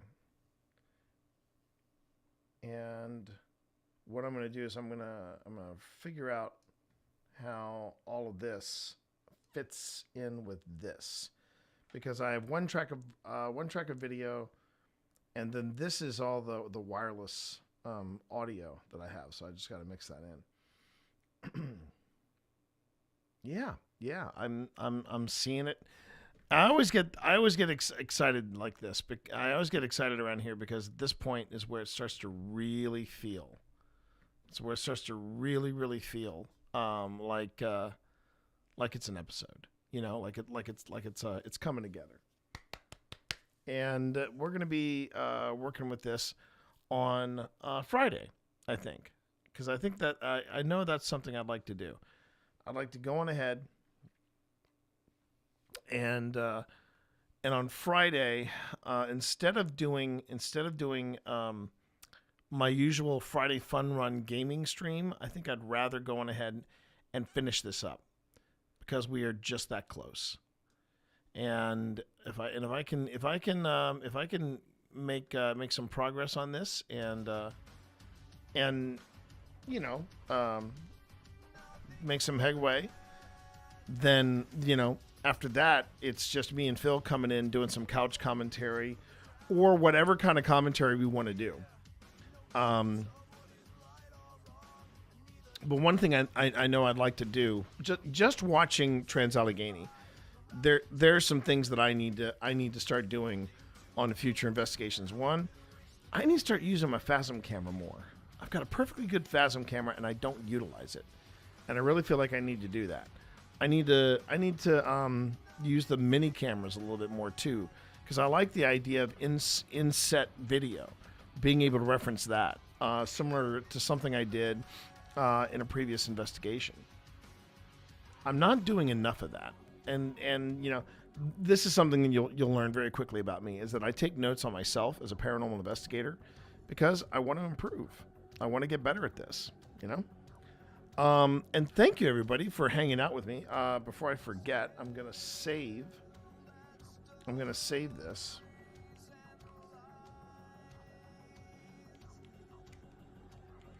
Yep. Okay, I've saved it. Got it all saved. We're in the final segment. And then after this, I believe we will hop over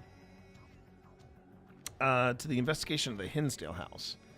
And that is when I'm going to start putting together the Hinsdale house. I think the Hinsdale house may be a good follow-up.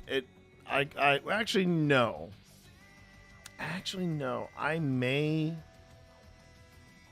No, I'm actually going to make it the investigation after Trans-Allegheny is going to be the Rock and Cradle House Return. That's what I think I'll do. That's what I'll do.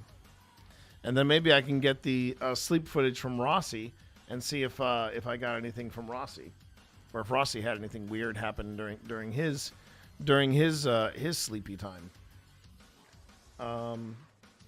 Yeah, I'll have to ask him. All right, so what I'm going to do right now, chat, is start getting things ready for the Grim Gazette. And for those of you who do not know what the Grim Gazette is, I will tell you about it once I get back. There's not going to be a reel. I'm just gonna run to the little paranormal investigators room, and I'm gonna come back, and we're gonna do the thing. We're gonna do the thing, and it'll be the first time I've done it on a Mac, so it may not go as smooth as I'd like for it to go, but we'll see. We will see. Okay. Do I need to do anything specific right now? Nope.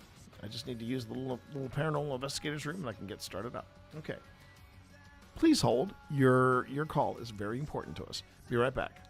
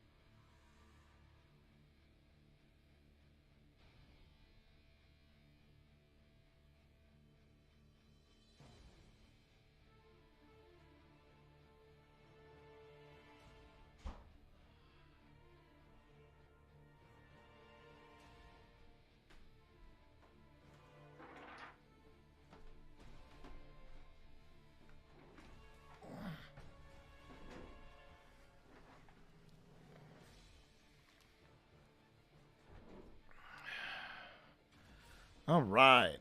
We are back, everybody. Let's see. It's been quiet over on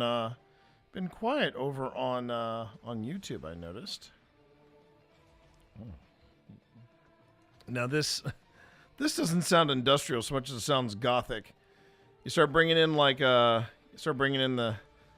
chanters and the choir, and it's like, okay, we're now going full goth, everyone.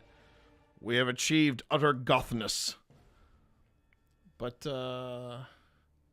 yeah, it has been kind of quiet. Okay, yeah, it has. Now it's funny. It has been far more quiet. Ooh. Hey, wait a minute. Oh my God. YouTube is. Oh, there we go. Ah, woo! For a second, I was like, "What do you mean YouTube isn't streaming?" It is streaming, but man, not the numbers that I would want to see after 6 hours. But okay, you do you, YouTube. You do you. All right. It's weird because I only did a slight tweak of the title, and I'm kind of surprised that I didn't get the same turnout. Maybe it's a Wednesday thing versus a Tuesday thing. I don't know, but that's interesting. That's very interesting. Okay.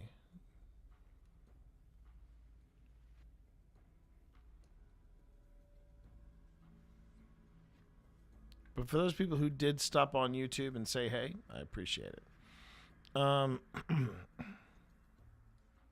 as far as my audience on Twitch, you guys are awesome. Y'all know it. YouTube is like, nope. I know. It's weird. It's weird.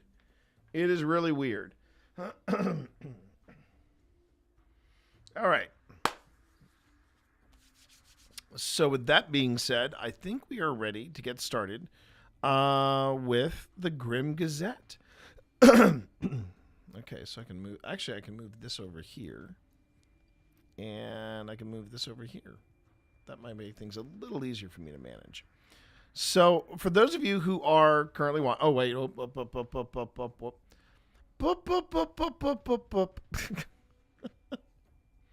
I almost forgot. Let's see. I suppose I could do this. Oh, yeah. Yeah.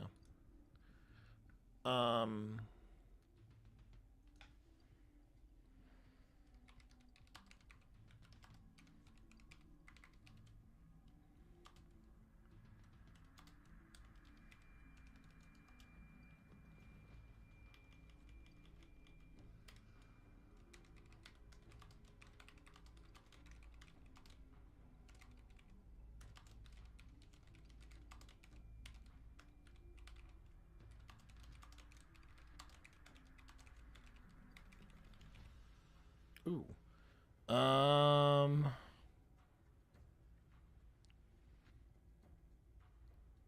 How about footage? Is that fewer? Nope. That's better. There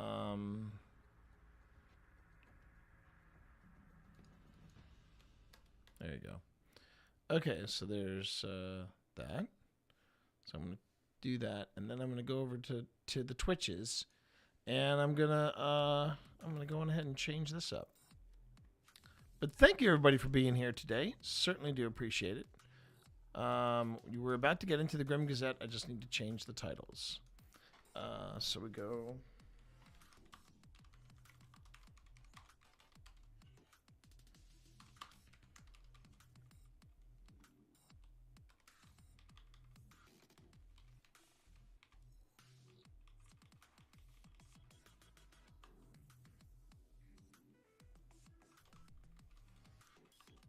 Once upon a time, I knew how to type.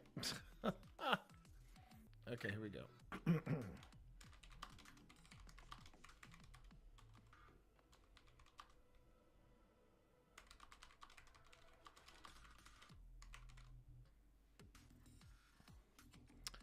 And I can't really call this IRL, so we're just going to call this just chatting. Okay. Okay. And I think now we are ready to go. We are ready. We are ready to fly. We are ready to fly. And thank you everybody for your patience. So for anybody that's new to the stream, hi, how you doing? My name is T. You can call me T Monster or Twitch Dad. And I am one of two founders behind Old Spirits Investigations. We are a paranormal investigation team based out of Lynchburg, Virginia. And we are coming up on our 5th anniversary, 5 years of investigating the weird and the unusual, both in the state of Virginia and parts beyond. So that's what we do. But on Wednesdays, we do this thing called the Grim Gazette. The Grim Gazette is my weekly dose of weird news, paranormal analysis. And I'm going to stress that, paranormal analysis, where I take a look at clips submitted by viewers as well as my own clips from places that I've bandied about on the internet. But I'm inviting more people to bring in their own clips and have a look, and we can talk about it. We can see what's going on here. And of course, we do a deep dive discussion on something that is happening in the paranormal, the big buzz of the paranormal. So that is just a little bit of what we do here on Wednesdays. Yep, I know you did, Marv. We're going to be talking about one of them. And again, if you want to submit a very brief clip of something paranormal, and you'd like me to take a look at it and go, "Hey T, is this legit or is this legit or is it not?" Well, that is something you can do by joining our Discord. And when you join our Discord, and I just hang on. I literally, as I clicked, I watched my Twitch disappear. There we go. That's okay. I totally understand. Oh, and an ad is starting in 35 seconds. Really? Okay, I can wait, and I can pad and wait until we get back from that. Oh, Twitch. Why is Twitch? Why is Twitch? Okay. Nope, I didn't want to do that. I did not want to do that. Okay.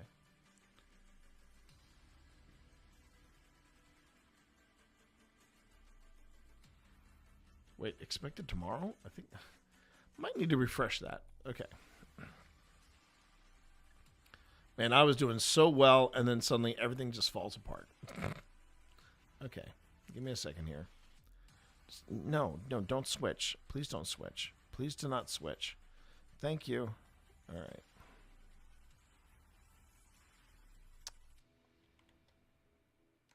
All right. I think I'm good now. But now we are in ads. So I'm going to wait until we get out of ads, and I'll talk about it, okay?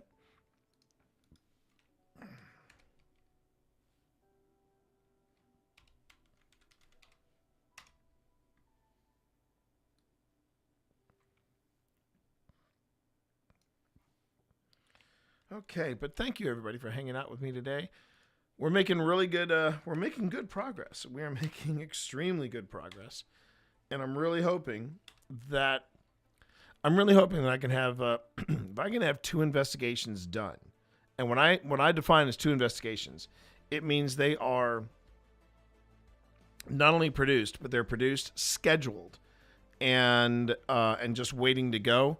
That would be a huge weight off my shoulders. Now, for every investigation that we do, that's 2 episodes. That's something I actually took from the good folks over at Project Fear. They basically do 2 episodes, and they do 1 investigation, but they get 2 episodes out of it. And I really think that is the model that works best for us, because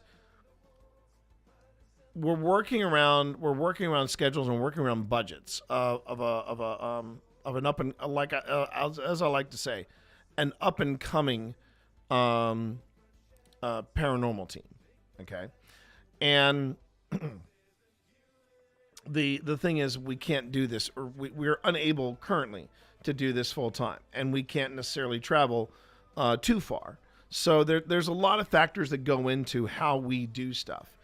And yeah, I like being able to do 2 episodes per investigation, because that means we can do more at one place and also present more of what we found, whether it is haunted or not, you know. And it's yes, you know, it's been working out great for us so far. So as I mentioned earlier, this is the Grim Gazette, where we go on ahead and we delve into the weird, the unusual, weird news, paranormal debunks, or paranormal analysis, I prefer, because sometimes I will take a look at these clips and go, I don't know what to say about that.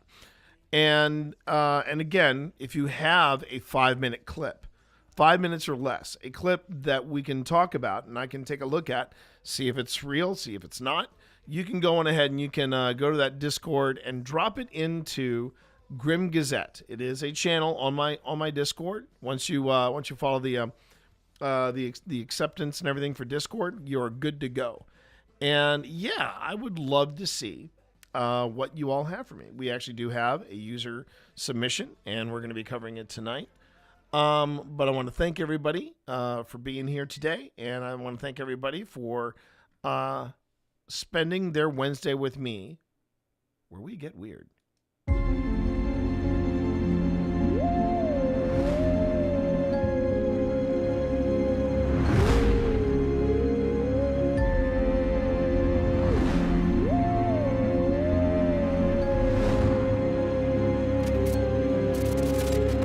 And yes, ladies and gentlemen, you are joining the Grim Gazette. This is your weekly dose of weird news, of paranormal analysis, and a deep dive discussion into something that is happening in the ranks of the paranormal. My name is T. Morris. You can call me T Monster, or Twitch Dad. And this is something that I've been doing for a while, and people are enjoying it. And instead of doing a weekly news magazine about it and putting it on, I remember once upon a time I was actually doing this as a Friday edit thing, and I was actually making a rod for my own back. And I was like, no, I don't want to do that. I don't want to do that. So we're doing it live, one shot, no edits. We're just going for it. We are freeballing it. It is your time to get weird with me. And there's been a lot of weird news of late. And I've been enjoying it. Some of it I don't want to get too political with. That's the only problem. But even amongst the weird political news, we have plenty of wholesome weird news to tackle. And these first 2 stories, pretty sure you've heard about. If you're not, you're about to hear about them for the first time. Your life is about to change. So here we go with the viral baby monkey that is known as Punch. And this is so freaking cool. A viral video of a bullied baby monkey clinging to a stuffed orangutan at a Japanese zoo led to the IKEA toy selling out online, and some fetching big bucks on eBay. Punch, a 7-month-old, okay, I'm going to try this, a monkey, was abandoned after his birth and is being raised by keepers at the Ichikawa City Zoo, who gave him the IKEA, oh dear lord, the Jungelskog. It's a heck of a first one to start off with. Gave him the IKEA Jungelskog stuffed orangutan to cling on to for security. A viral video shared online last week showed Punch clinging to the stuffed toy after he was dragged in circles by an adult member of the zoo's troop. The video made Punch a viral star, with some viewers raising concerns about the monkey's loneliness and safety. The zoo posted a statement assuring Punch's fans that the behavior is known as scolding, and the baby is uninjured and has since been interacting normally with the rest of the troop. Punch's popularity, which caused a surge in visitors to the zoo in the days after the video was posted, also extended to the toy orangutan. The 1999 The Jungelskog quickly sold out online in the United States, Japan, and South Korea. And there it is. The Djungelskog. The Djungelskog. Not to be confused with the Ferguson. We're all Punch's family now. IKEA said in an Instagram post, the toy has now become a hot seller on eBay, with some sold up to $400. And as it is with this channel, we're going to watch this video. We're going to watch this video. Almost twice his size and always close by, a stuffed orangutan has become baby Punch's constant companion. Born last July, the young macaque called Punchy-kun in Japanese was abandoned soon after birth. Zoo staff believe his young mother may have left him due to stress caused by a heat wave. Baby macaques immediately cling onto their mother's body after birth to build muscle strength. However, because he had been abandoned, Punch had nothing to grip onto. We tried several options. We rolled towels into various sizes to find something easy to grasp, but nothing was working. 7 months later, zookeepers finally found one thing that Punch would hold on to. Often alone, staff hoped the toy, shaped like another primate, might one day help him fit with the troop. But first, it made him an internet sensation. His fans started to become even more attached to Punch and his story after videos of him being bullied circulated online. As more videos emerged, they began to celebrate small signs of progress, including moments where Punch appeared to make friends. He even inspired IKEA ads. Now visitors come to see Punch finding his feet. Oh my God! Seeing Punch on social media, abandoned by his parents but still trying so hard, really moved me. So when I got the chance to meet up with a friend today, I suggested we go see Punch together. But recently, staff say there has been a quiet change. Punch has been needing his toy less and less, and they believe it won't be long before he is ready to let go and fully join the troop. Okay, that's good. I am all for that. I am all for that. Yeah, this is and yeah, so Pip and I have been we got wrapped up into the story. We got wrapped up in the story big time. And yep, he is making friends, we've noticed. He is needing the toy less and less. And you kind of exactly, Marv. And you kind of want to make sure that eventually he's going to abandon that stuffed orangutan. But I'm just saying. Now, here's the thing. Kind of hard to beat the viral video of Baby Monkey with a stuffed orangutan. Kind of hard.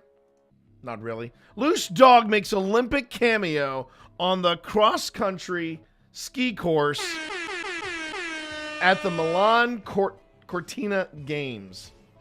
I love this story from every friggin' angle. I do.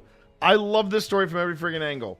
And I'm going to zoom in on that because I thought I had zoomed in, but I hadn't. So give me un momentito. I will zoom in. Here we go. Tessero, Italy. A surprise participant on Wednesday's action at the Milan Cortina Olympics had 4 legs and 0 concern for race times. As elite cross-country skiers pushed to the finish in the women's team sprint heats, a dog wandered onto the course and ran with the athletes down the straightaway. Racers stayed focused as spectators cheered on the canine intruder before it crossed the finish line and was restrained by venue officials. Now, we're going to get to restrained in just a second, everybody. Don't anybody freak out. This is just, we're just getting on about restrained. The dog had slipped away from a local owner while on a nearby walk, officials later said. The incident came on the same day in the same course where Olympic history was made. Johannes Høsfalt Klæbo of Norway won his record 10th gold medal and his 5th of the Milan Cortina Games. All right, now this dog is all that in a bag of chips, and yeah, we're gonna see this Olympic dog photo finish. Because I know there's a YouTube video we can watch of this. And if there isn't, that is a crime. There we go. A minute and 15 seconds. It's got to be better. So I'm going to say Here it comes. I've seen this video so many freaking times, and it always makes me smile. Here we go. So I'm going to say that it's domesticated. Hey! Wants to enjoy the finish as well. Advantage of Croatia across the line.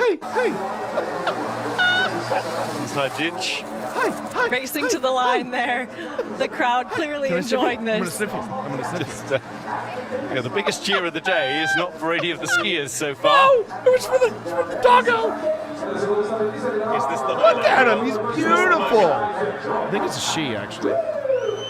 Everyone out enjoying the team sprint. How could you not? It's not a canine calamity. It's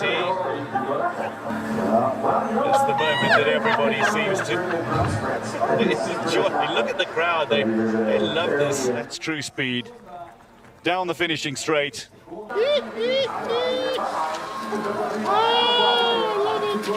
I friggin' love it. The magnificence. It's a beautiful dog, too. It's part dog, part wolf. And I actually have a follow-up story on that. The actual follow-up story on that. Where, top of the podium. Panic moment. Yeah, here we go. That dog looks just like, holy crap! I mean, look at EJ. He's a good doggo. It's a good doggo. It's a very good doggo. Posting for pictures like a very good doggo. Hi, human. You have funny feet. Yeah, it's a crossbreed of a wolf dog. Okay, when the Varesco family headed off to watch the biathlon at the 2026 Milan Cortina Olympics on Wednesday, they left their 2-year-old Czechoslovakian wolf dog Nazgul. Like bonus points on that name. Czech wolf dog, I know. Locked in his kennel at home in Tesoro. In their absence, Nazgul became the most unlikely star of the Milan Cortina Games, but they didn't give him a freaking medal. They should have given him a medal. I'm just saying. They should have given him a medal, because listen to that crowd. Listen to that crowd. Listen to that crowd.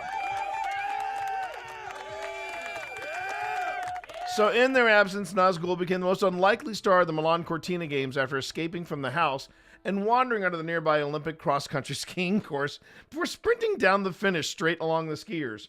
We were on the train to enter Selva to watch the biathlon, Elise Varesco told Reuters on Friday. We were 3 hours from home when friends started sending us videos. That was the panic moment. We realized there was nothing we could do. Oh, no, I don't think so. I don't think so, because that dog was like, can I sniff your crotch? I want to be friends. I want to be friends. For a few surreal seconds during the qualifying races, spectators thought a wolf had wandered onto the course. Instead, it was Nazgul, lean and silver gray, ears pricked, locking onto the skiers ahead of him. Oh, it's okay. So he's a good boy. And instinctively joining the chase. He even appeared in an official photo finish, which was how Elise and Ernesto Varesco ultimately confirmed it was their dog. Concerned for sure, Elise said of her first reaction. It was with us the whole day, actually. Even after they told us he was safe, we kept thinking about what could have gone wrong. Nazgul had never previously gotten out of the house on his own, and the Varescos think that, frustrated being left behind, he may have nudged a lever repeatedly until it gave way for managing to get open.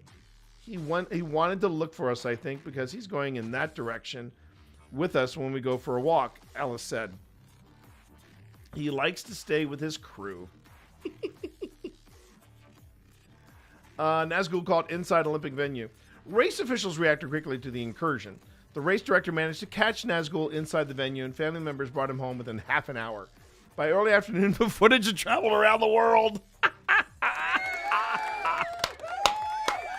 Yes. I mean, it is a crossbreed. It is a wolf puppy, but a wolf dog. But apparently, 2 years old, he's a puppy. That's a pupper right there we're looking at.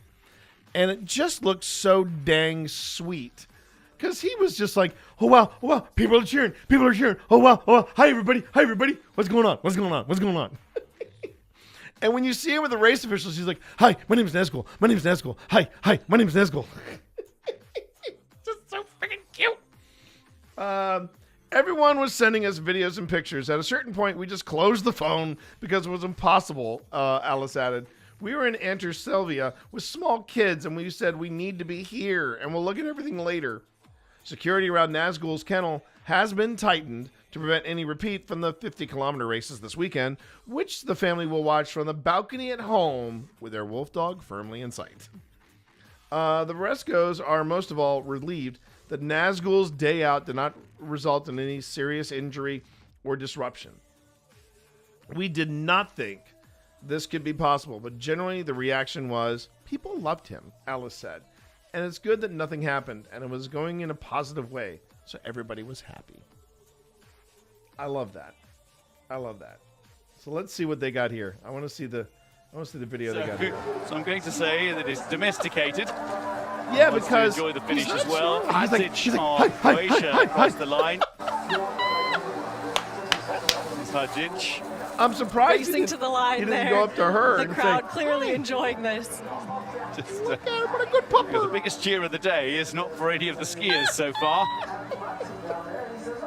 Is this the highlight reel? Is this the moment? I love the way he's looking at the camera like are you taking a picture? Are you taking a picture? Team sprint, how can you not? Are you taking a picture? Not a canine calamity. Oh, hi. It's the moment that everybody seems to enjoy. Look at the crowd. They should have just made a medal for true her. Speed. Or him. They should have Down made a the medal for finishing straight. Nazgul. Big old bone.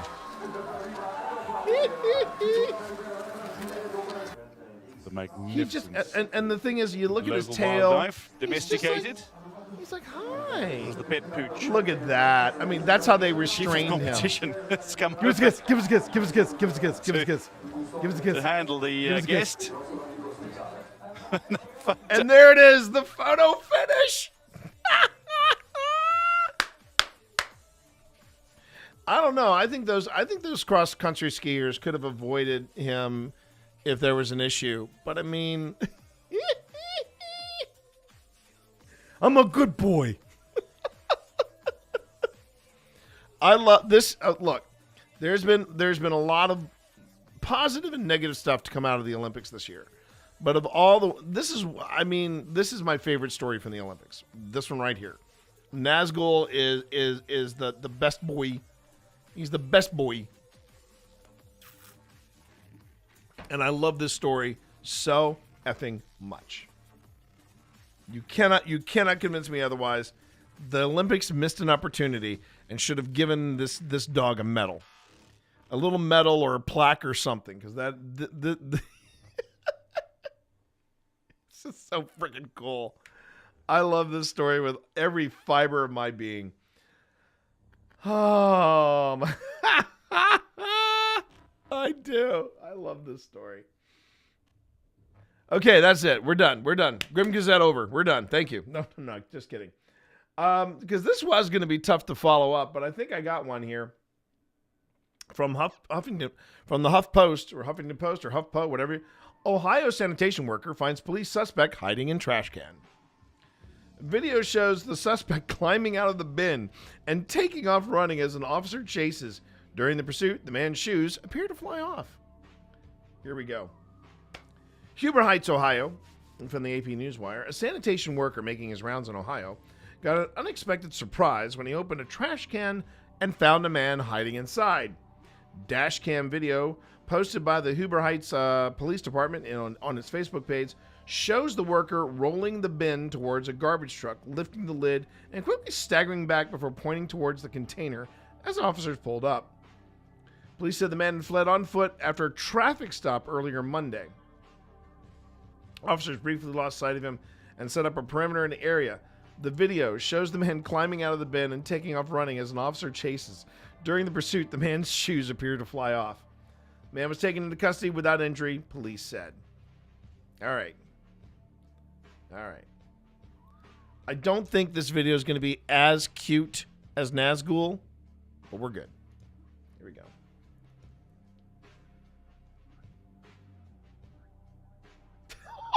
man. Oh, man. Oh, there he is. And where did the shoes come off? I want to see the shoes come off. Yep. Here's one of the shoes. Okay. Hang on. We're going to slow-mo this mofo. All right. Let's go half speed. Ready? 3, 2, 1. All right.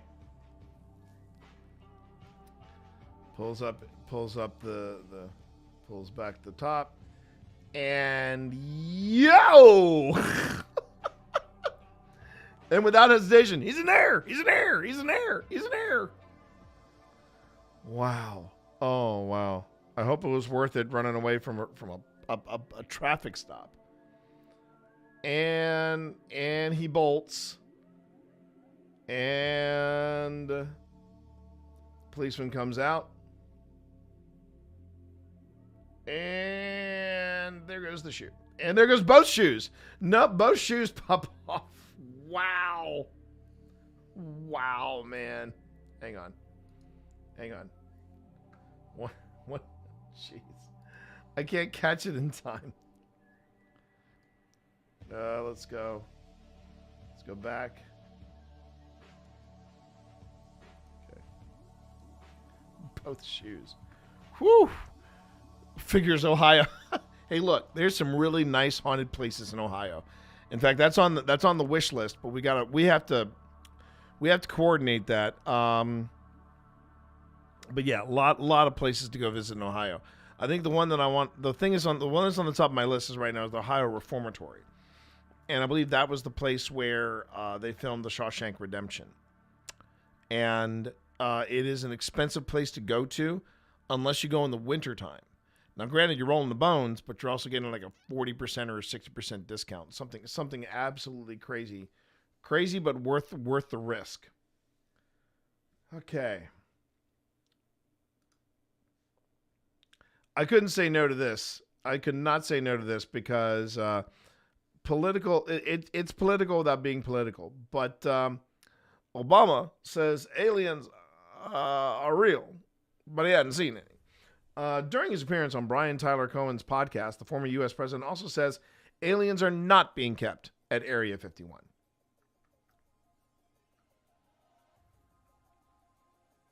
I'm not going to say it, but I'm going to think it. I'm just going to leave it at that. Barack Obama has said aliens are real in an interview before later taking to social media to clarify his comments. During an appearance on Saturday on Brian Tyler Cohen's podcast, former U.S. president was asked if aliens are real. And I get to do my Obama impersonation. Not bad for a white guy. They're real, but I haven't seen them, Mr. Obama replied. Mr. Obama also responded to a racist video shared by Donald Trump on social media that depicted him and his wife, Michelle Obama, as apes. The ex-president did not mention Mr. Trump by name, but said that decorum and respect for the office that used to guide U.S. officials has been lost. Posting the message on Instagram to clear up what he meant by the aliens comments, the 44th president said, I was trying to stick with the spirit of the speed round, but since it's gotten attention, let me clarify.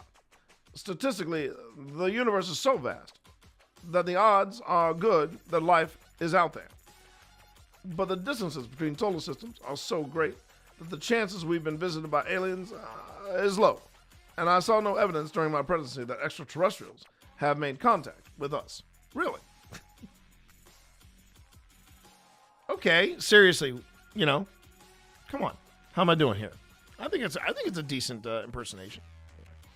During the podcast interview, Mr. Obama, 64, God, he looks good for 64, also said aliens were not being kept at Area 51, an Air Force base in Nevada. There's no underground facility unless there's this enormous conspiracy and they hid it from the President of the United States, Mr. Obama said. Mr. Cohen asked what Mr. Obama's first question was after becoming president. Where are the aliens? He quipped. God!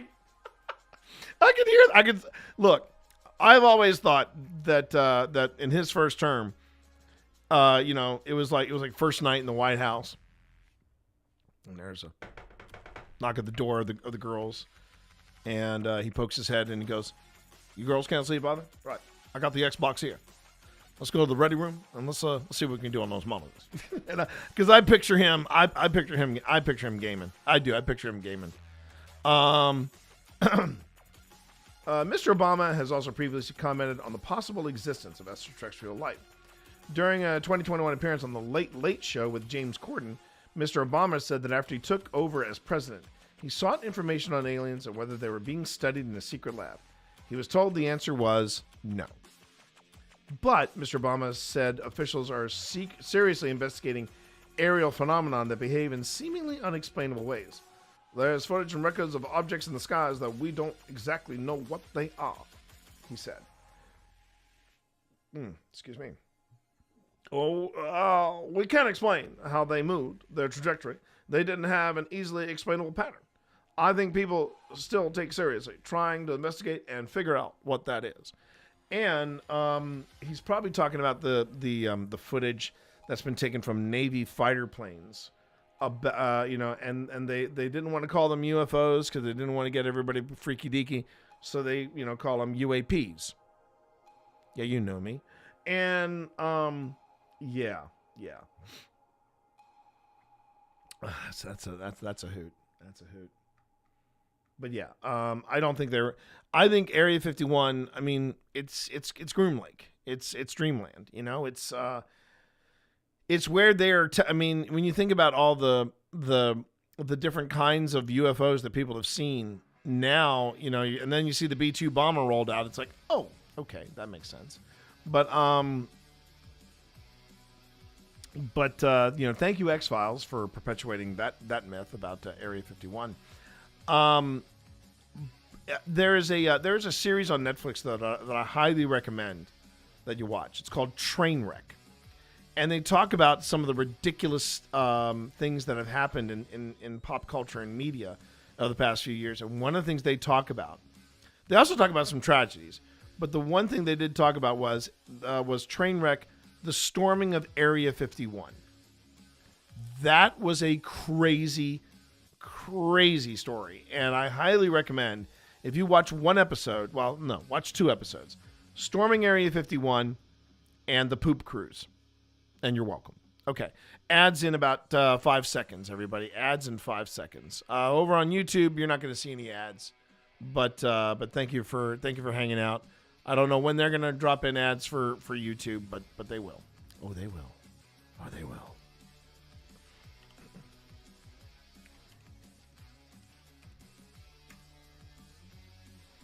Did I happen to mention that Nazgul is my favorite doggo? I just love that story. I do. I love that story. All right. And actually that wraps up our weird news segment. So we're going to be getting into clips once we get back from the ad break. Did I misread it? I thought it said ad start. Nazgul, Lord of the Rings reference. Yes, I got that. But yeah, good times. All right, I'm trying to figure out now.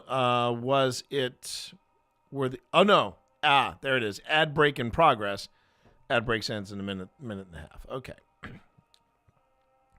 So for those of you who do have a sub, or you got Twitch Turbo, or sub or Twitch Turbo, thank you very much for supporting the channel.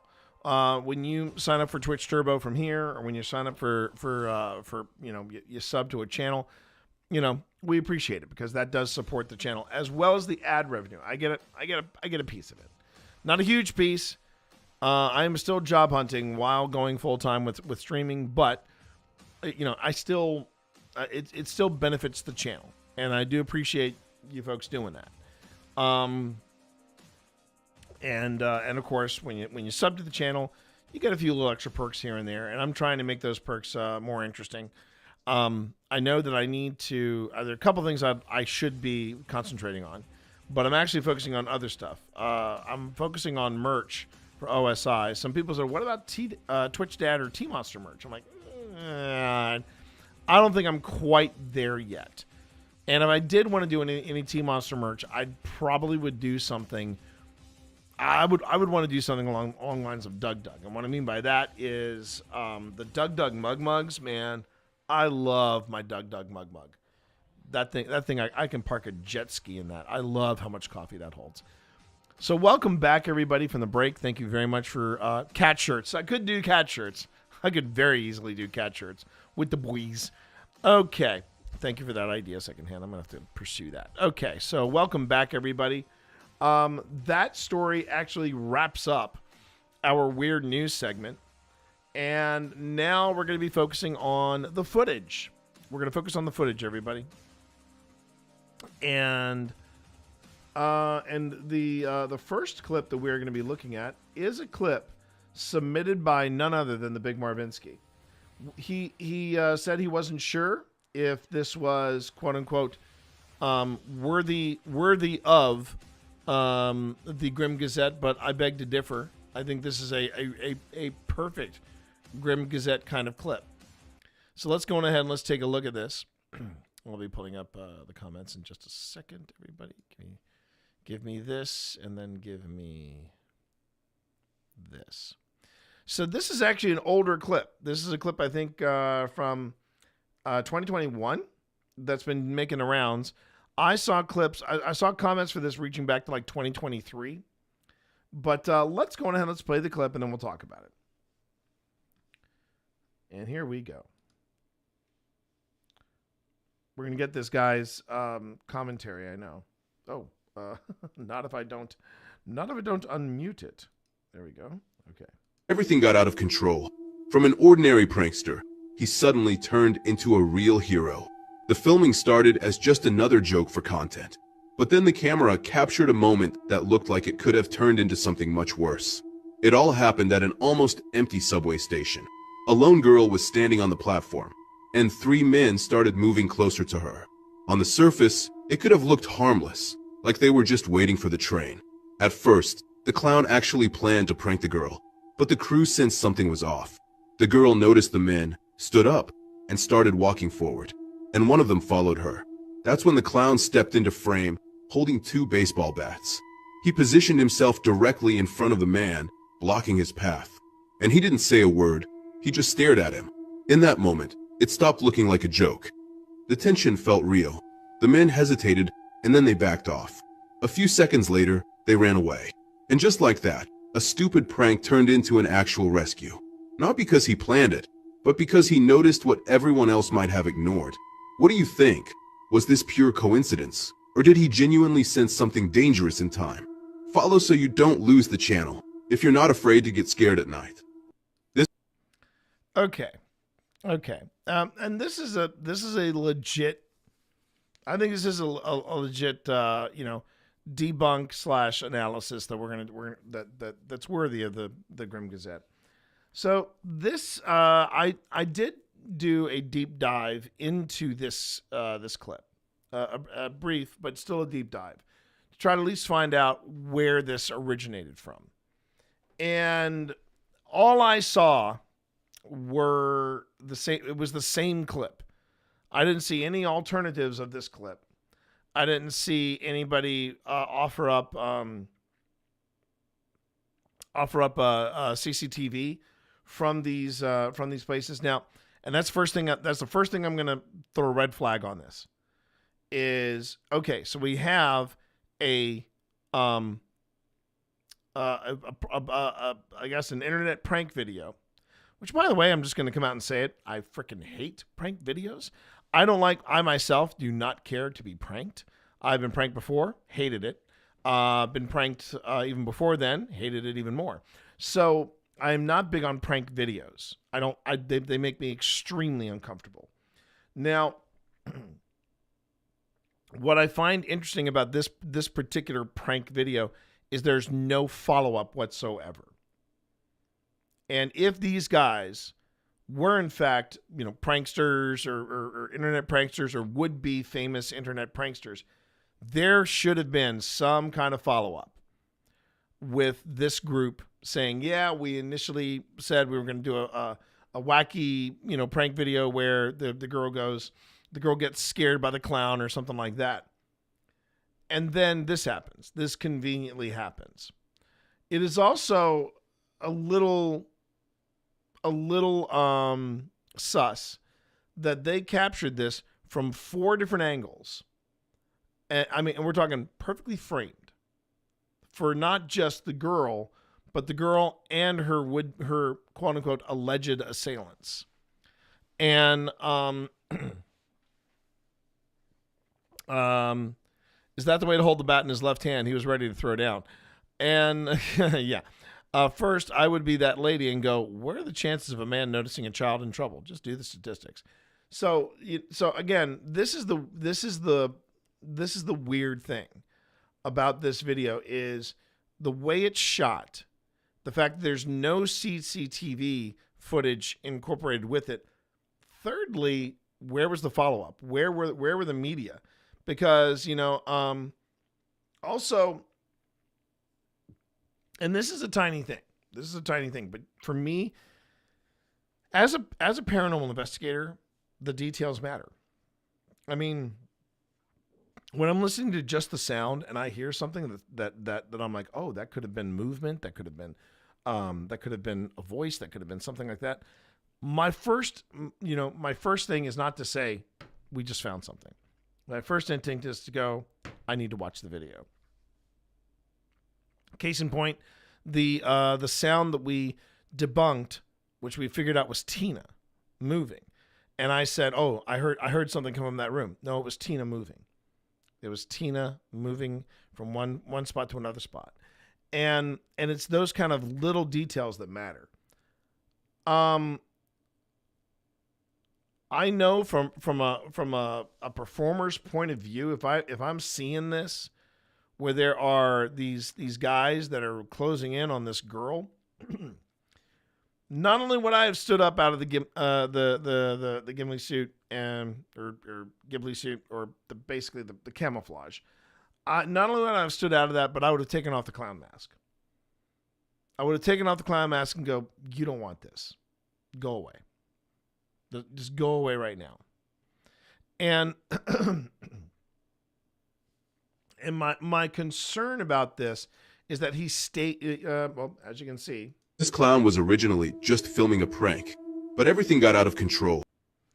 I mean, this guy right here is still in. I can't tell if he's wearing a clown mask or if he's actually got clown makeup. But if he's wearing a clown mask, I would have taken that off. I would have immediately taken it off and told this guy, yes, I'm now partially dressed as a clown, but I still have 2 bats. I would have done something other than this. I would have also liked to have seen some video after this. Such as, okay, the woman is talking to the clown. He waits until the police arrive. That kind of thing. But we don't have any of that. So right now, I have a lot of what started off as 1 red flag. I got like 5 or 6 in my hand right now.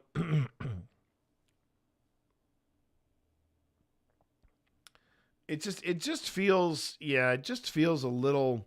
It does. It feels sus on a lot of levels. So I am not necessarily, and the thing is that, everybody's calling this guy a hero, but I'm like, but we didn't see the footage afterwards. We didn't see the footage of him sitting there waiting with the police. And I feel like as the prank camera crew, they would have done that because that's instant publicity.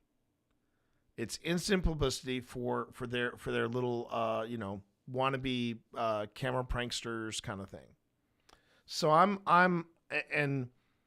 the fact that I couldn't find any follow up on this, that just feels a little sus. It feels a little sus. Marv, thank you for the clip. I certainly do appreciate it. I do. And now we're going to resume the scariest videos of the past 10 years, according to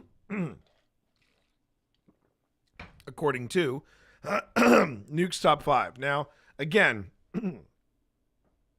I go to Nuke's Top 5 because if I don't have enough viewer submissions, then I'm like, okay, I'll go on ahead and I'll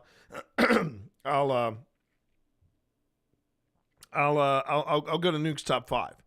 Because the thing I like about Nuke's Top 5,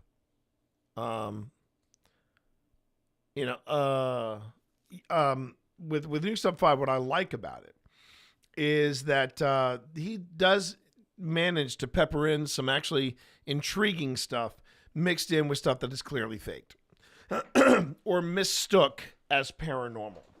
So let's have a look at the top 10 of Nuke's Top 5 scariest real videos of the past decade. Here we go. Again, muted.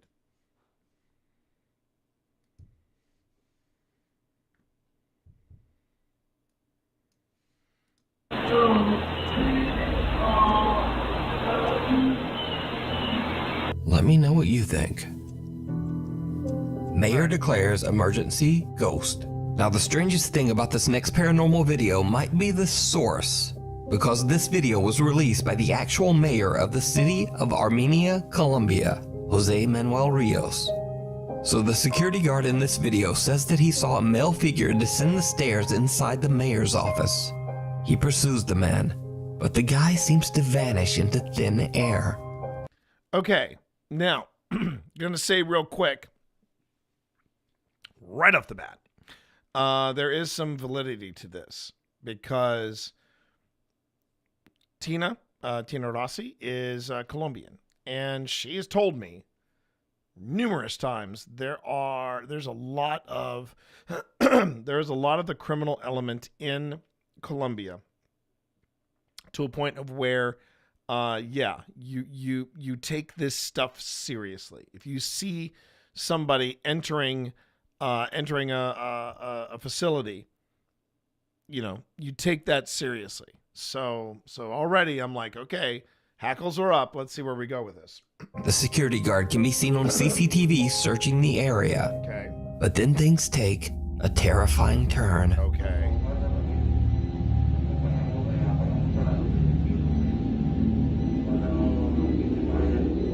So it's 2021 when this happened.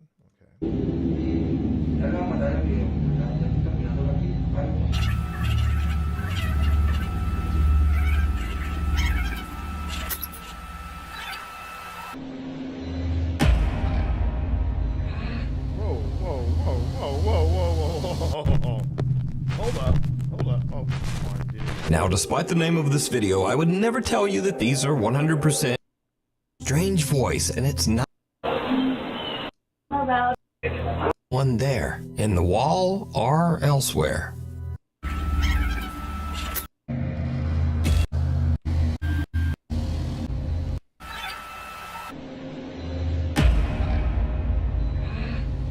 Alright, I want to watch that again.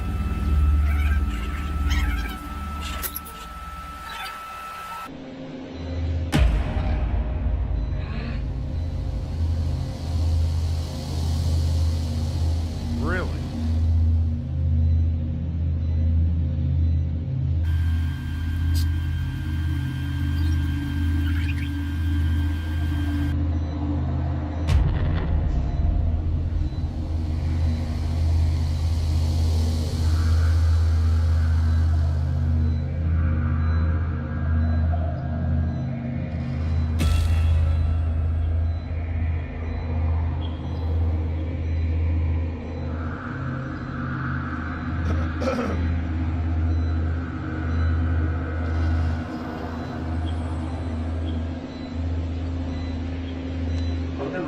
In the video, the security guard appears to be suspiciously looking around the area, seemingly confused.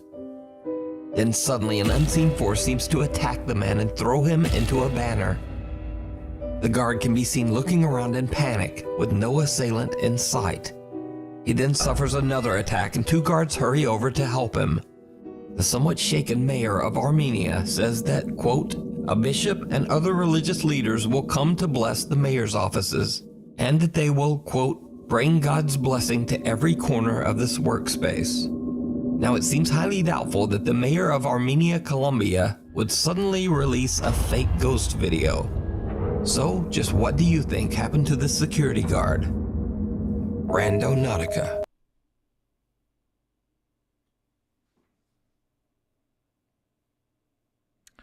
It was the Predator. That's what it was. It was the Predator. Wow. Okay. Not really sure why somebody would go through that much effort to I mean, this is wild. This is honestly, this is wild. I I don't know what that was. I can honestly say I don't know what it was, because you see him get hit at least twice, and the second time it's with witnesses. That's wild. That is wild, and that is weird. You know, even if it was, and the thing is, the one thing I was noticing too was that it looked like didn't look like the original footage. It looked like somebody was filming someone was filming the screen. But even then,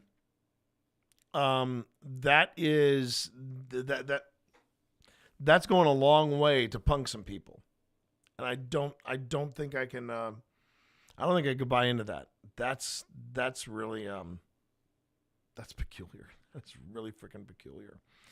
Okay. This ought to be fun. Here we go. So I just went rando naughty. You probably already know what the app Randonautica is by now, but just in case you are a sheltered person, Randonautica is an app where you basically put in an intention, and most people will use something dark or a bit spooky, and then the app spits out random coordinates and tells you to go there and explore. Oh, hell no. Oh, hell no. Hell no. I've never heard of Randonautica. What a stupid idea. I'm going to log into this random server and have you spit me out coordinates, and I'm just going to go on ahead. No, and oh, hell no. But let's see what happened here.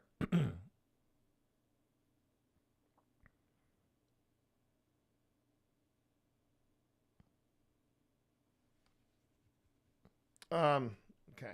It's like a scavenger hunt with... Okay, what is going on? Is the video doing this on purpose? Of this workspace. Why is the... Now, it seems highly doubtful that the mayor of Armenia, Colombia would suddenly release a card. So I just went rando naughty. Okay, so I just went rando naughty. Okay. You probably already know what the app Randonautica is by now, but just in case you are a sheltered person... I don't appreciate him saying I'm a sheltered person. I really don't, but I've never heard of this, but I'm gonna actually I'm gonna go to the App Store right now. I want to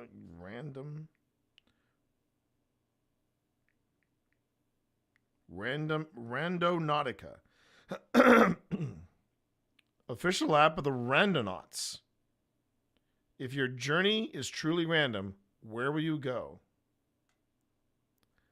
It's a lifestyle app, according to this. And no, I'm not. I'm not. No, I'm not even gonna. Okay. Randonautica is an app where you basically put in an intention, and most people will use something dark or a bit spooky, and then the app spits out random coordinates and tells you to go there and explore. It's like a scavenger hunt with no prizes. But here's the really weird thing. Some users swear that the Randonautica app taps into something. The universe, energy, the paranormal, some type of thing like that. They claim that they found really strange things and sometimes really scary things by following Randonautica's directions. Sky. Oh my God. So now let me tell you about one Randonautica exploration that is truly unexplainable. A group of teens in Seattle are exploring with the Randonautica app and are directed to a location near the water on a Seattle beach. When they get there, they find a mysterious suitcase near the shore. Guys, we found a suitcase at the beach. Gabby, go. I'll hold your stuff. Bro. Wait, open it. Open it. It's sweet. It stinks, y'all. You washed up. It's Oh! Oh! The contents inside the suitcase smell horrible, so the teens immediately call the police. found a suitcase on the and uploaded. And now things get truly bizarre. Because it turns out this small black suitcase contains the remains of a human body. The police investigate, and because of YouTube rules, I can't really tell you any more about that. But let me say, this incident is 100% documented. It is not a fake video. It is not an elaborate hoax. You do not get to decide. In fact, you can even look this up because this case was reported by multiple reliable news outlets. So you decide this. Was this random chance? Or is Randonautica just f***ing spooky? You decide. The Haunted Hill House. Put in an intention. Yeah. Well, first off, it can't be overly virus crap because it's past the approval of the App Store, so it's still there.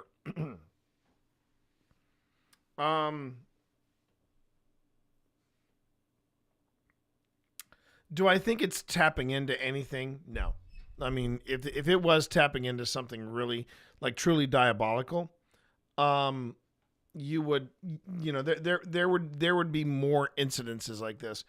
I vaguely remember the Seattle thing with the suitcase. I do remember that. I remember seeing it on a true crime story.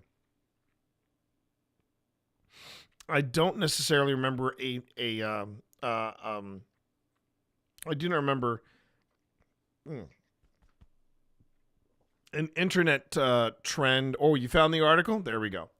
I honestly don't remember though being but I mean I think the weirdest thing about this, first off, I don't think it's paranormal. I think it's weirder that there's an app where people are so bored they're like, yeah, put in an intention, and then you get random coordinates thrown at you so that you go off and you do something. That just feels like a recipe for disaster as well as a recipe for liability. I don't know how Randonautica, and I guess that must be something that the Utes say, Randonaughty. I mean, even in my 20s and 30s, I can't see myself being that. There's a line between adventurous and reckless. And, yeah, I don't know. That just sounds weird. It just sounds plain weird. And I think it said something like in-app purchases or something like that.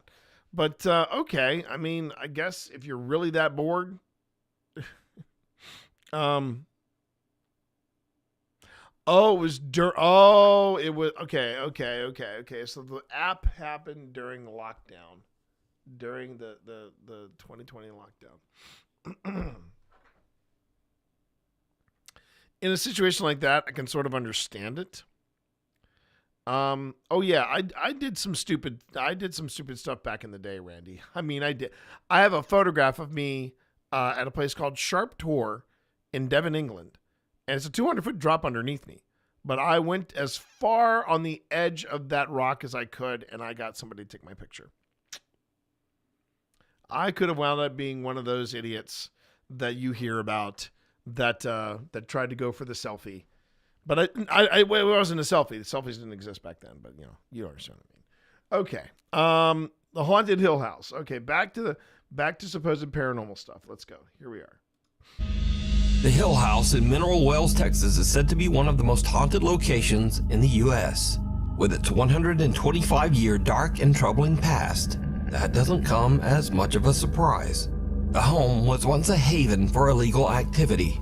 It served as a gambling hall, a bootlegging operation, and even a brothel. Okay. It also served as a makeshift hospital for over 50 years. It is said that the Haunted Hill House is inhabited by the ghosts of at least 9 people who lost their lives there.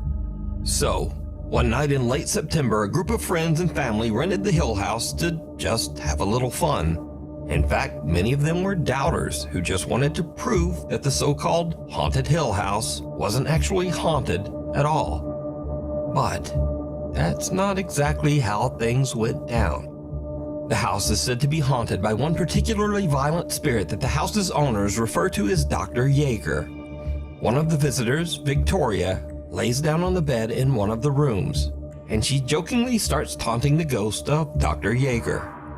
It did not go well. If this is the house that I think it is,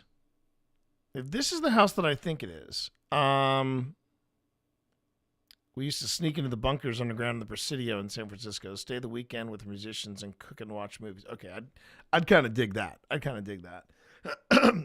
But if this is the house that I think, this might have been covered on Portals to Hell, because this was the house that I remember this house very vividly, in that the house was at the end of a road. It was like there was a road and it just stops. It just abruptly stops. And this house is at the end of the road. And the last owners that I remember seeing that it had, they were leaning in pretty heavily. And Jack and Katrina came to investigate. And like halfway through the investigation, or near the end of the investigation, Katrina just said, "I'm done," and she leaves.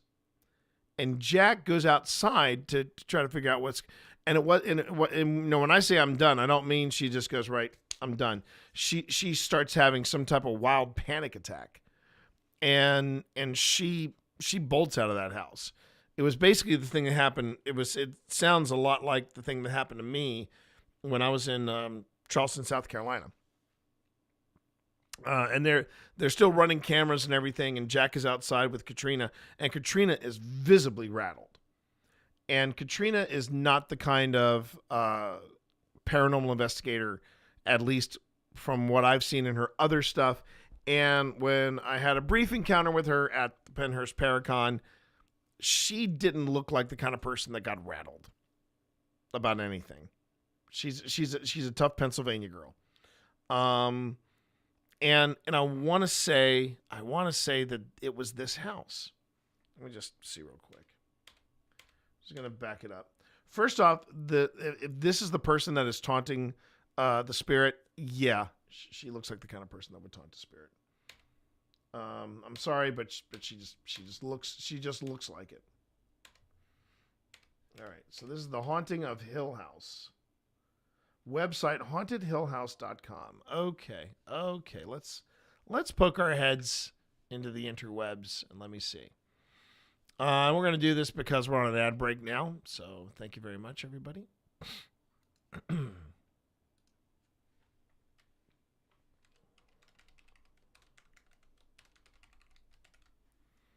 All right. The Most Haunted. Yeah, okay. Haunted Hill House. All videos, book now. Okay, so you can book this place. Prices, calendar, our investigations. Okay, our investigators. Nick Groff. Okay.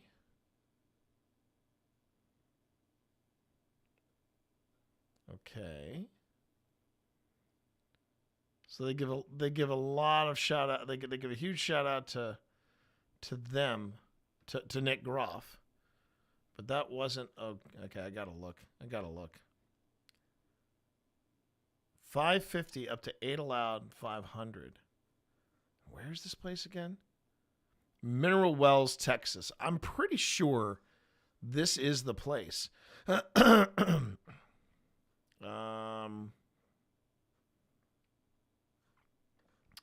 Okay. Let's see.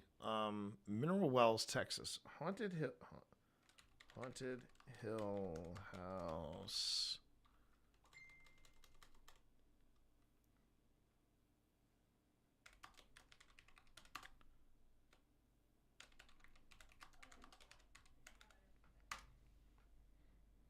Yep. Yeah, this was the one. Season 2, episode 6. Yeah.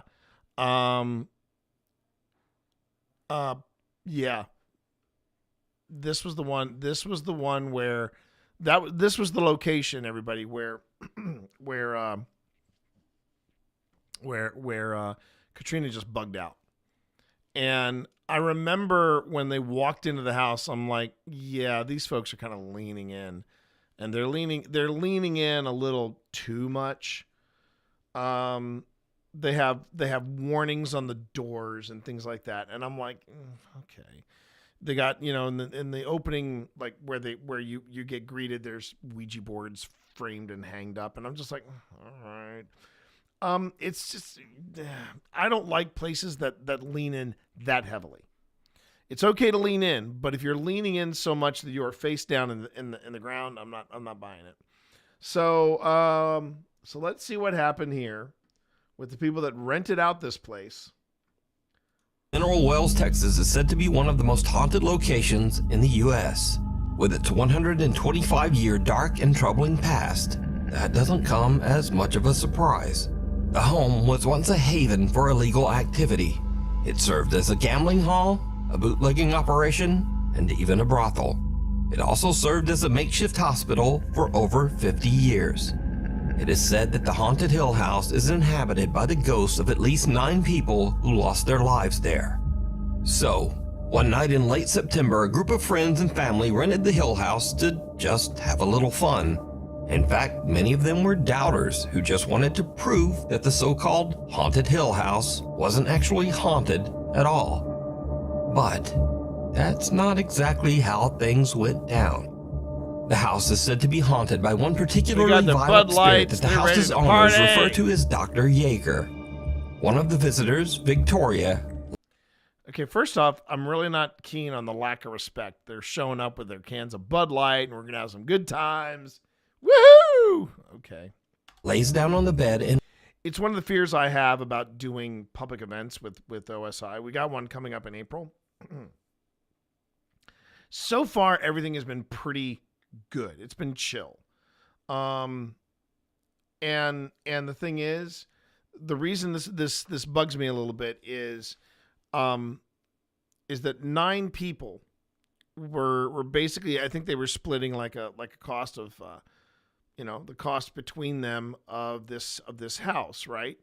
And my thoughts about that are, you're willing to pay money to go into a place like this and do a paranormal investigation, whether it's serious or not, that really doesn't matter. But the fact that they want to spend that much money just to get access to this place, I'm just like, oh, okay.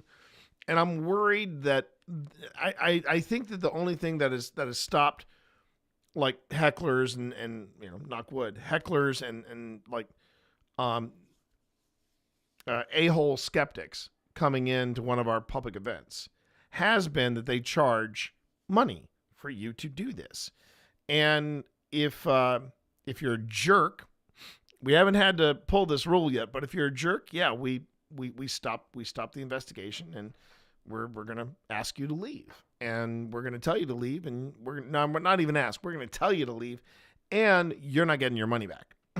It's all part of the agreement. But let's see how things end up for these folks. In one of the rooms, and she jokingly starts taunting the ghost of Dr. Yeager. It did not go well.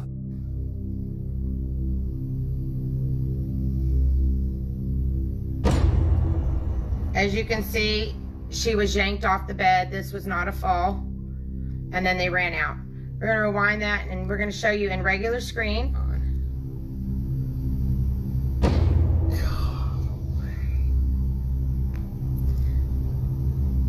Something She seems to hustles out of violently there. yank Victoria right off the bed as her friends look on in terror. The house has a static black and white security camera in every room, and it catches the action as Victoria is pulled off the bed and the group makes a run for it. One of the guys is so shook, he even drops his phone and just leaves it on the floor behind him. I'll get a new one. Now, cut to about an hour later, around 3 a.m. A guy named Drew wants to test this alleged paranormal activity for himself. So he enters the same room and immediately begins taunting the ghost of Dr. Yeager, saying that the spirit is a coward and that if he really wants to attack someone, why doesn't he try attacking a man instead? Look at the guy in the white hat right here, guys. Follow him. Before I can even finish my sentence, I'm in the air. All right, we're gonna pull it back. Did you see he got pushed? So Drew got his wish. He is violently shoved by something, and then he almost knocks down his two friends while making a mad dash from the room.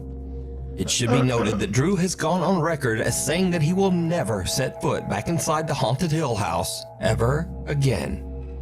But it gets even weirder. Oh, jeez. Because it Okay, so it would be very hard. Not necessarily. No, I take that back. It could be difficult. It could be difficult to try to fake something like that.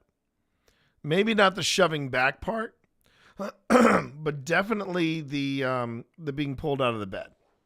Now, could someone had hid under the bed, yanked her down there? Because the thing I'm noticing straight off the bat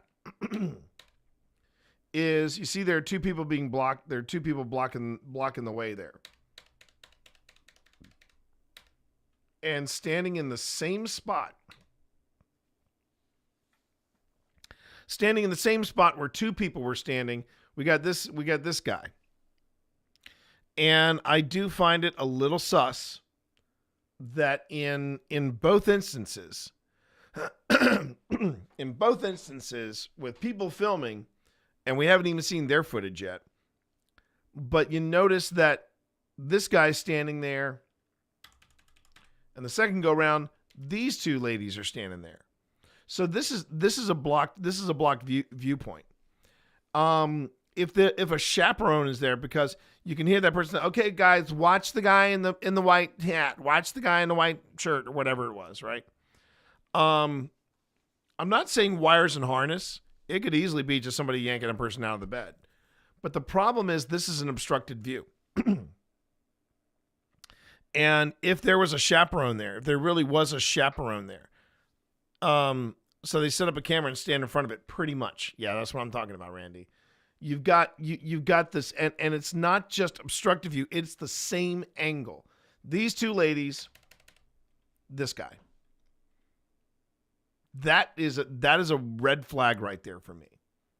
Because this angle, if we want to know what's going on, then okay, then let's make sure that this view is not obstructed.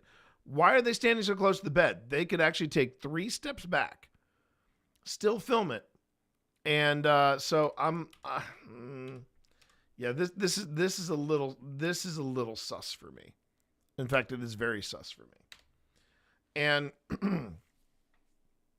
and the fact that the second go round, you got two people filming. We haven't seen any of their footage. So you're going to tell me that these skeptics aren't going to give to this house, or maybe for a few bucks they'll give them a copy of this footage? Really? You're not going to do that? Okay, cool, great, awesome. ever again. But it gets even weirder, because as Drew and his friends run from the room, something seems to yank the door shut behind them. Okay, that's ridiculous. That's ridiculous. Drew and his friends run from the room. Something seems to yank the door shut behind them. If you watch closely, you can actually see the doorknob move as if it's being pulled. Or pushed from the other side. Doorknobs, particularly old doorknobs, are not complicated devices. They are simple AF. Now, granted, as many of you remember, I got locked in here with the cat. Yeah, that's no, I'm not. I had a problem with this place when I saw Jack and Katrina, go into it. And honestly, if there is something in this house, to me, it is. It's a bit like when you're leaning in that hard, you don't know what you're inviting. And these folks are leaning in pretty hard, but I have issues. I have real issues with, we're not seeing what's behind the door. And, you could easily push a doorknob from the other side and make it look like it's being pulled by something. But to have in two separate instances, the same angle be obstructed like that. No. That's a major no. You want to make sure that you can see as much as possible. And when you're filming it, you're filming as much as possible. So I'm calling shenanigans on this one. So is the Haunted Hill House one of the most haunted places on Earth? Probably not. Would you go into that room and taunt the spirit of Dr. Yeager? I wouldn't taunt the spirit, but I would down in the comments. I would handle it a little differently. They live. Ew. This next bizarre video was recorded at a private party in a banquet hall in Russia. The party was attended by billionaires, supermodels, and politicians. Basically, some of the most rich and powerful people in Russia. Then suddenly someone gets uranium poison from desert. Who knew? I'm going to go back to Kremlin. Do svidaniya. Popular Russian musician Sergei Shnorov and his band Ruble were hired to perform at the event. But something very odd happened when there was an unexpected temporary power failure in the venue. The video captures the bizarre glowing eyes of some of the attendees. Although the video only captures a few of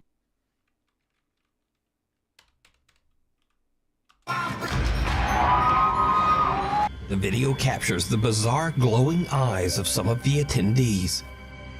Although the video only captures a few of them, witnesses claim that most of the people at the party had these same strange glowing eyes. Выступление, на самом деле, как выступление, но что-то случилось со светом в прекрасный момент, просто погас. Почему-то у большинства людей, которые были в зале, а там были люди совершенно такого серьезного полета, стали светиться глаза. Барабанщик у нас, собственно, выронил палочки, и больше мы песен не играли. Было пи***ц как страшно, поэтому мы съебались оттуда даже. Я и не помню, как мы дома оказались. А кто эти люди были? Можешь назвать фамилии? Да чего ты? Ага. Now, once this bit of video became public, there were all sorts of wild conspiracy theories. Everything from that the Russian cultural elite were all aliens or reptilians, to even claims that they were all vampires. But the prevailing theory was almost as bizarre. Many people believe that these rich and powerful people were using mysterious biological experiments to stay young. Ужасно, ужасно. Страшно, потому что свет погас, и вдруг эти глаза светящиеся. Мне потом объяснили, что это какой-то эффект stem-cell. Я не знаю, это... So the theories on this one are divided, but pretty much all of the explanations offered are creepy and strange. So the question remains, what could cause a room full of the Russian elite to have eyes that glow in the dark? First ghost hunt, last ghost hunt.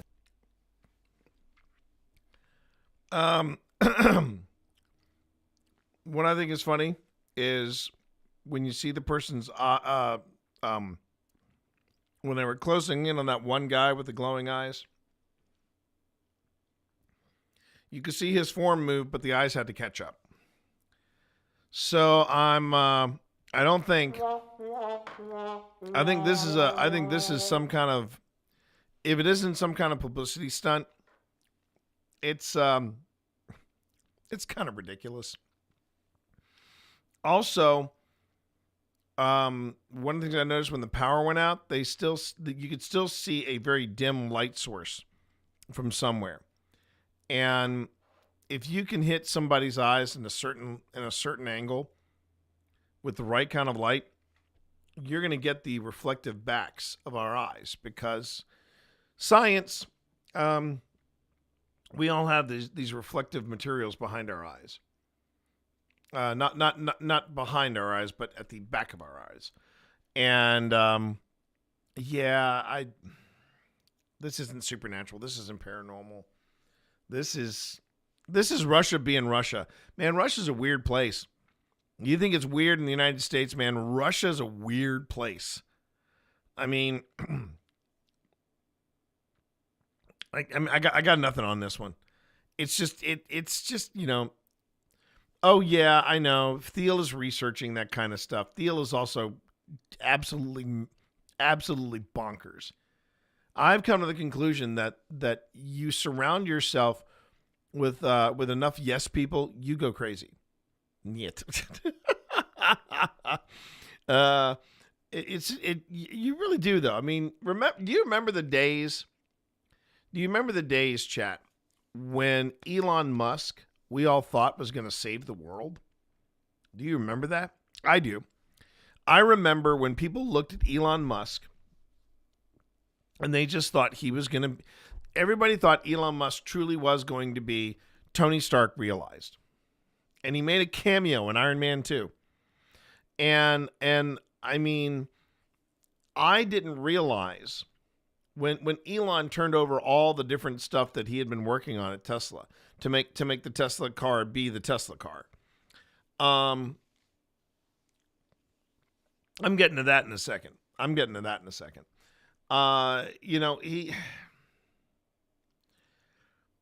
When he released that, I remember I was like, wow, he really just wants people to do great things with his works.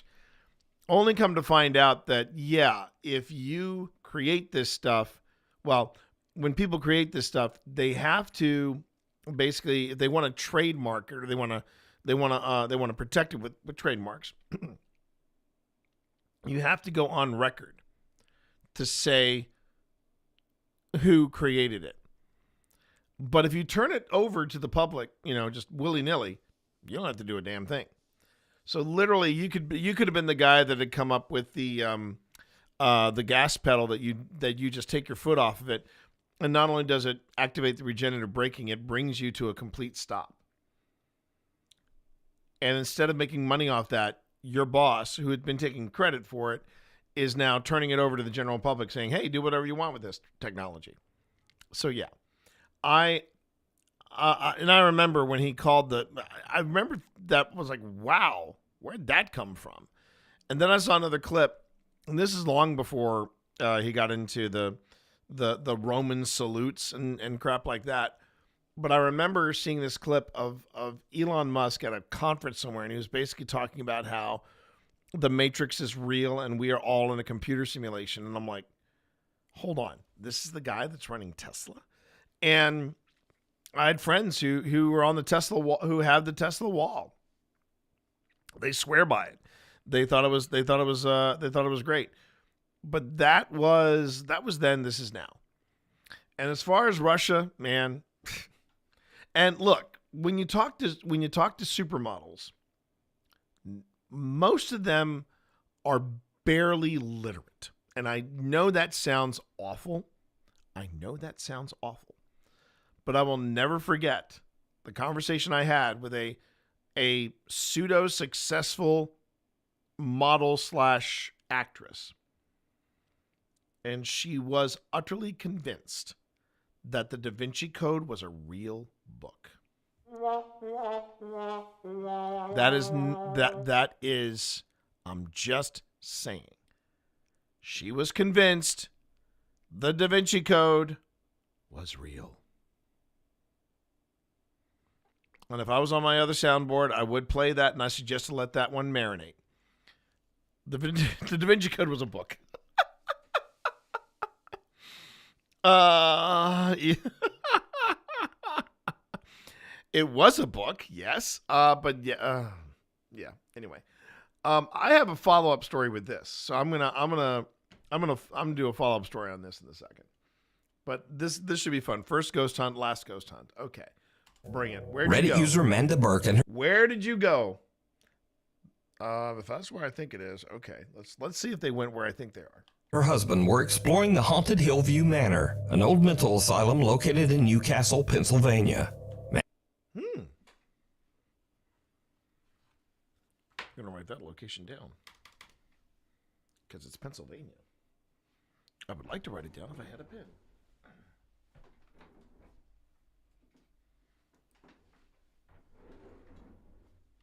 Eyes that glow in the dark.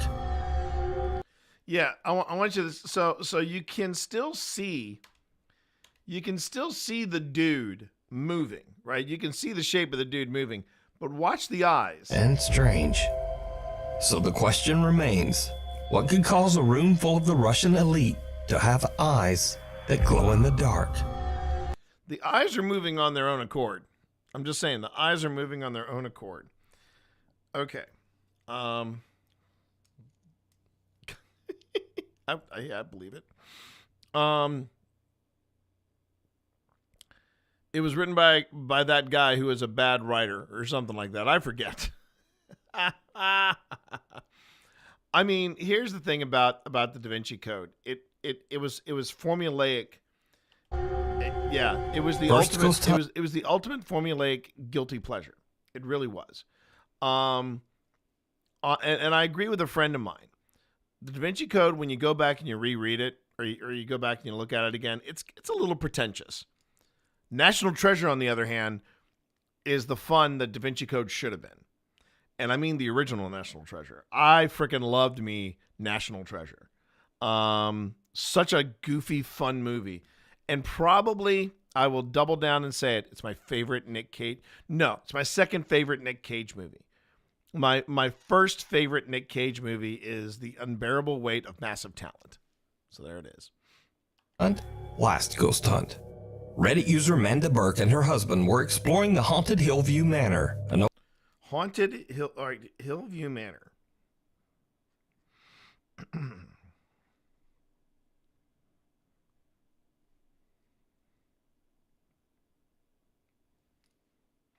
old mental asylum located in Newcastle, Pennsylvania. Newcastle, PA.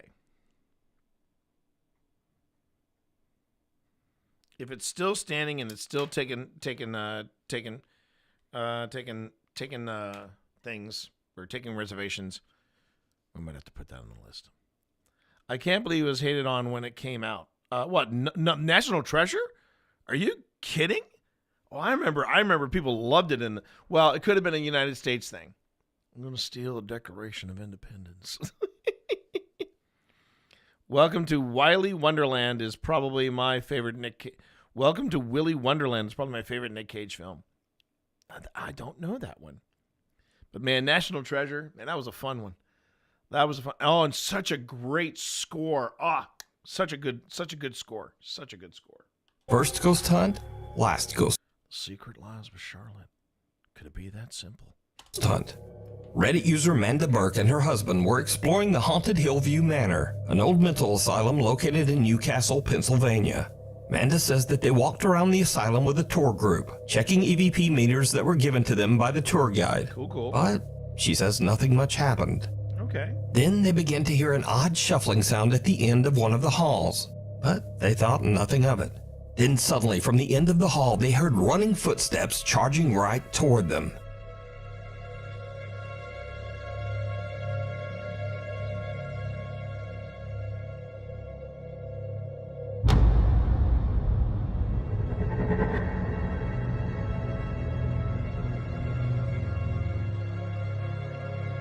Amanda says that the whole event was one of the scariest things she's ever experienced. Now, I should note that I don't usually show videos without some visible or audible evidence of the supernatural.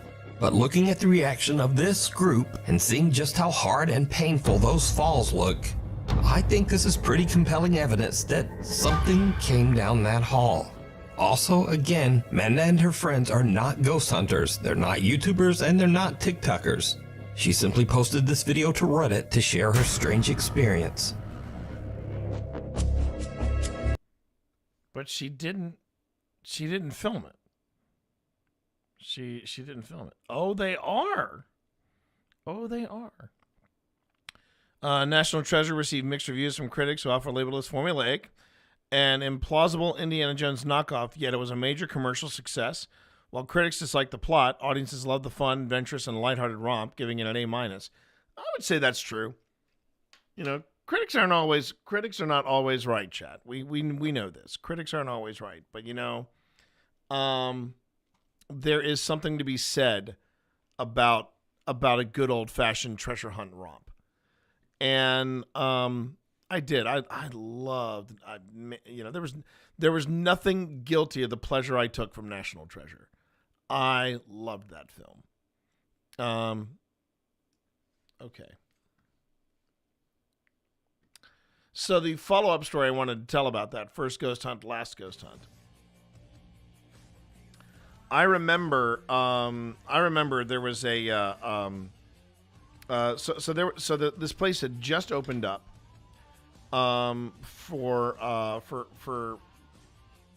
this place had just opened up for paranormal investigations. A place called Crescent, and Crescent SCI. It is a massive,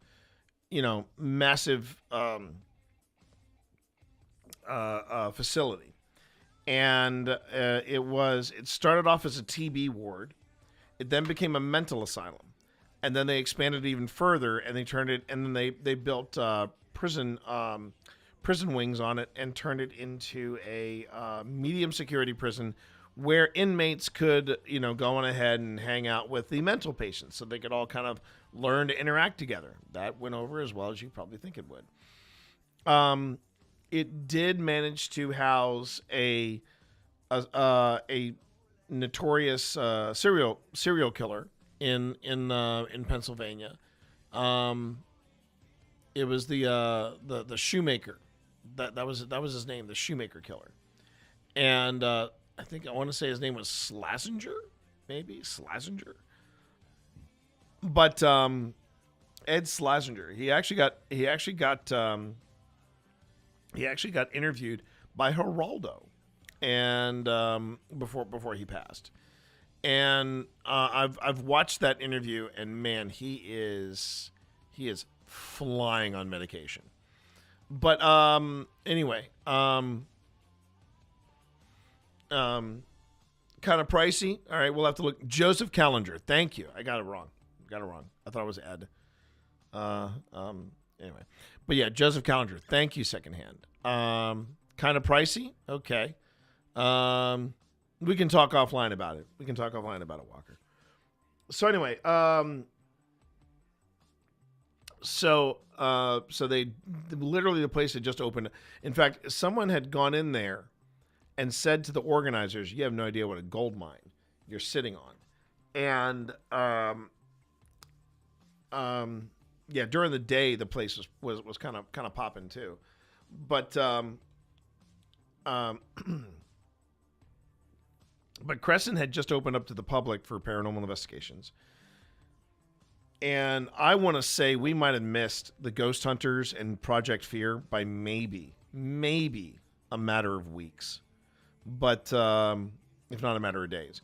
But Phil and I went there for our 5th investigation, and it was a ride. It was a 12-hour lock-in organized by the guys at West Virginia Paranormal and Dark Hollow Paranormal. That was where that was our first, like, quote unquote team up, but we really didn't investigate because WVPI and Dark Hollow had to stay in the admissions ward. Well, not admissions ward. It was basically the visitors area pass through kind of place. That was their base of operations. And I'm bringing this story up because there was two women showed up, and I think they had the classic EMF meters. They had a couple of handheld cameras, and they had some recorders. That's it. That's all they had. And no, I'm not casting aspersions on them. I mean, we only had a few gadgets of our own, but they were talking to some of the other people, and they said, "Yeah, we're this is our first investigation. First time we've ever investigated somewhere." And they're like, "Oh wow, it's pretty intense. You're stepping up." They go, "Yeah, I don't think we really buy into this stuff, but we thought this would be fun doing a lock-in in a prison." I'm like, "Oh, okay." So they sent them, so basically the places that you could investigate that particular night. There was the ISO ward. That was maximum security confinement, and it was maximum confinement. It was solitary confinement, and that was terrifying. During the day, that place was terrifying. The cells were super tight. There was no real imagination, as in how do I describe this? It was during the day I felt the walls closing in, and they had this like what looked like a little, almost like there was a tiny little paddock, and they had it looked like a place where you would train dogs to run a maze or something, and that was where they got their exercise. And I think that was 1 hour out of the week or something like that. I mean, it was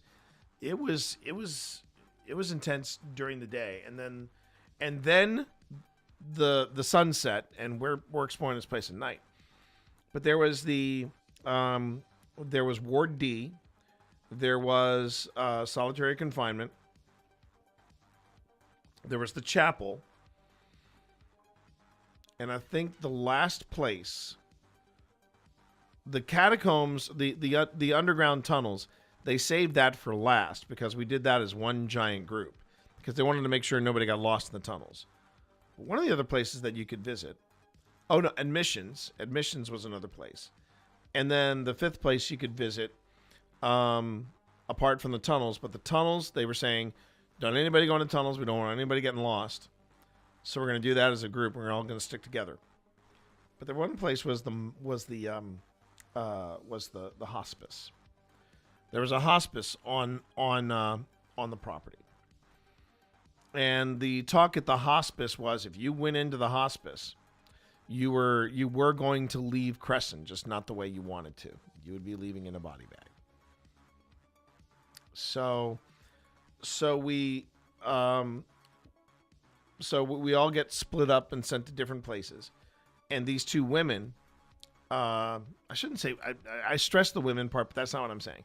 These two newcomers who happen to be women, but yeah, these two newcomers got sent to the hospice, and the lock-in was basic. It was what you make it sound like. You go in at 6, you do a 2-hour tour, and then at 8 o'clock, the investigation begins.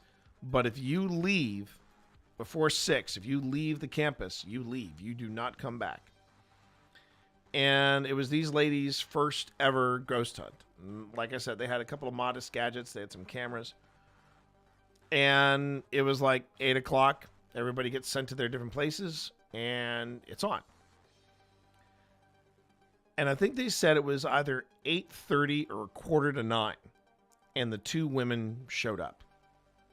And they said, we just want you to know we're leaving. And everybody's like, are you okay? And they're like, yeah, we're leaving. And they said, are you physically okay? Or you got hurt or anything? No, we're leaving. And what had happened was they'd gone into the hospice, and you get like an hour and a half in each space, right? And apparently within the first 30 minutes, one of them, their hair got pulled. And that was enough for them to say, nope. And they left. So yeah, first ghost hunt, last ghost hunt. And the only thing I can add to that is when I was in the hospice, I remember, because at that point the nor'easter was blowing through, and there was some light rain and mist, and I had the hood up on my coat, and I remember that as I was walking in to the hospice, I felt something at the top of my hood go like this. Something physically pulled the top of my hood. I said, "Phil, did you just pull the top of my hood?" And Phil was like, "No." And I said, "No, Phil. Even if I ask you, did you pull my hood? I want you to say, 'Yes, T, I pulled my hood,' because otherwise I'm not going to like your answer." I was something of a mess. at Crescent. You can actually see that investigation and many others on our YouTube channel. Now, if you're watching on YouTube, you already know about that YouTube channel. But let me try again.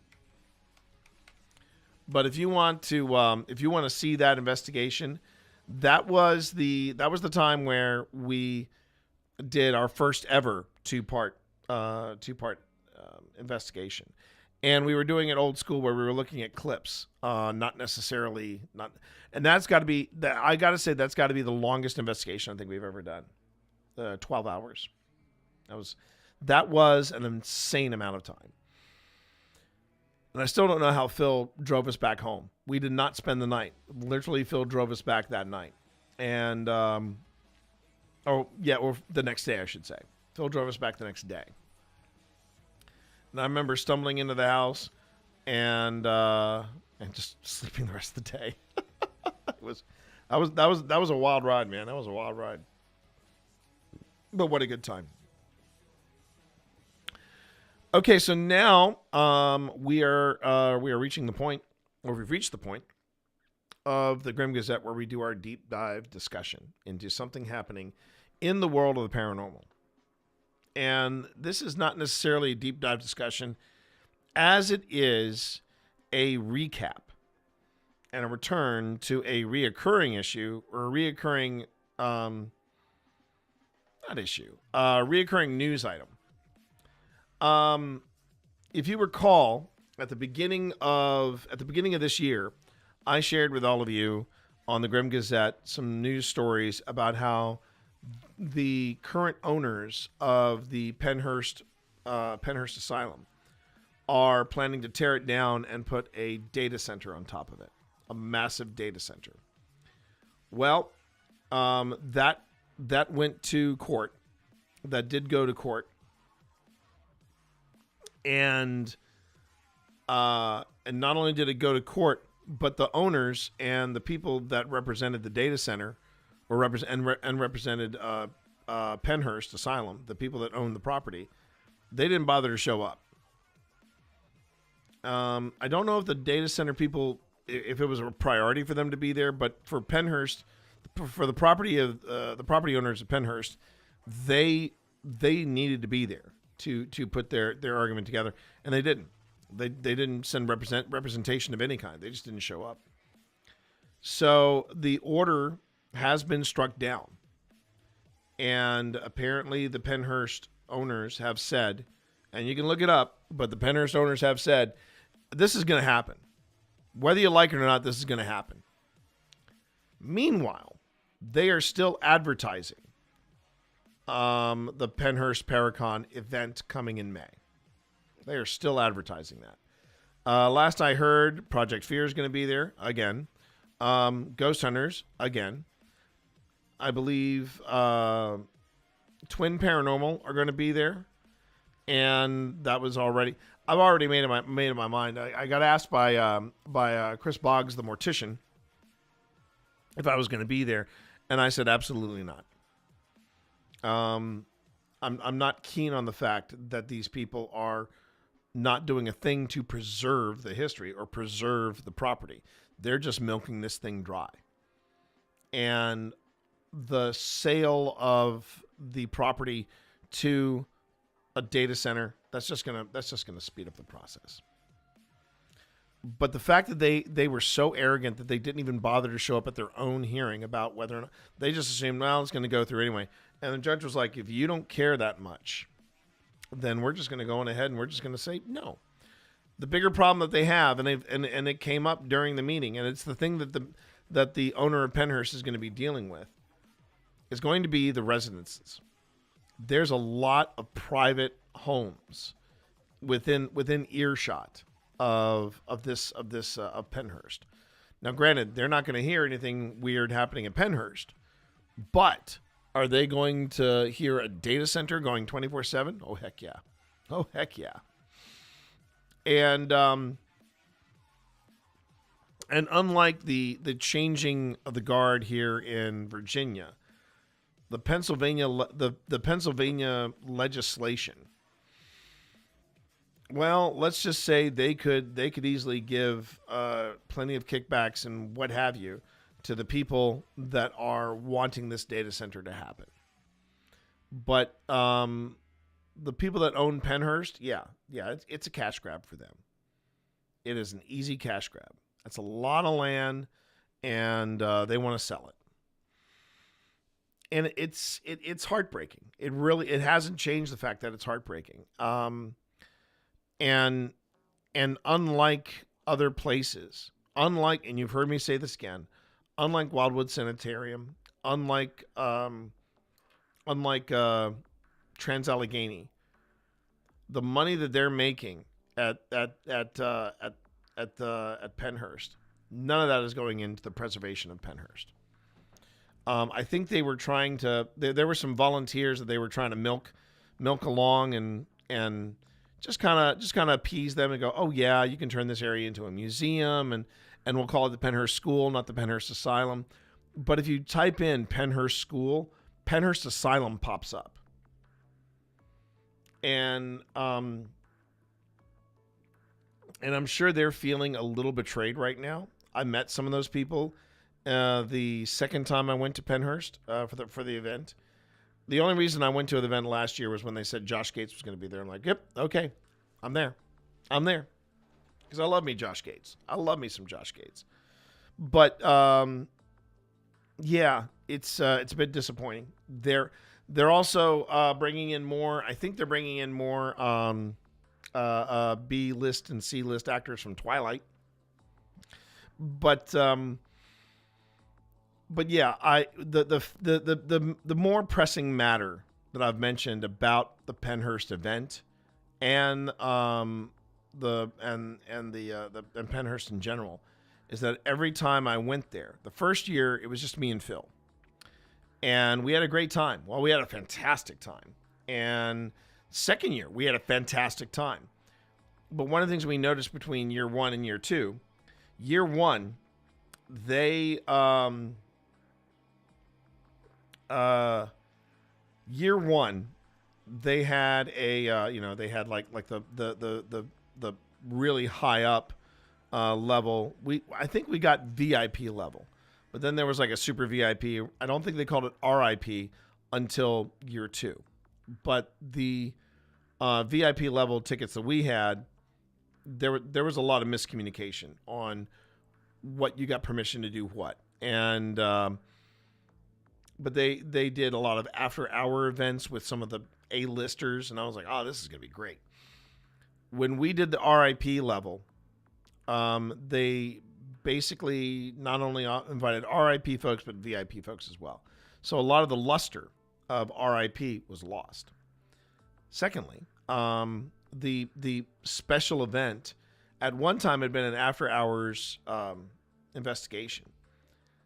And when Pip and I did it, not only did they have the investigation under extremely controlled settings, and it was with some of the B-listers, the dinner that they did with the stars, special guests. The dinner with the special guests was literally a buffet that featured pizza and lasagna. But the real crime was buildings that we had access to in year one, we didn't have access to in year two because they'd fallen apart. And year three, more of the buildings were being shut down. And that was when I said to Pip, particularly when we saw the massive gift shop that they opened. I said, Pip and I just decided we weren't going to do this anymore. We just weren't. I think it is far more nefarious that they are selling the property specifically for a data center. I don't know how they're gonna handle the zoning, and that's what the judge said. The judge said it's a zoning issue. You can't have a data center here. You know, there are neighborhoods here. This is not an industrial area. So, and the fact that they didn't even show up to the hearing, they just assumed it was going to go through, no problems. That I think says a lot about the owners. So has anything really changed? Well, it's not happening as soon as the Pennhurst owners wanted it to happen. But according to the people that own Pennhurst, this is happening, period. So I'm not sure how he's going to make it happen. But it is heartbreaking. And I am still...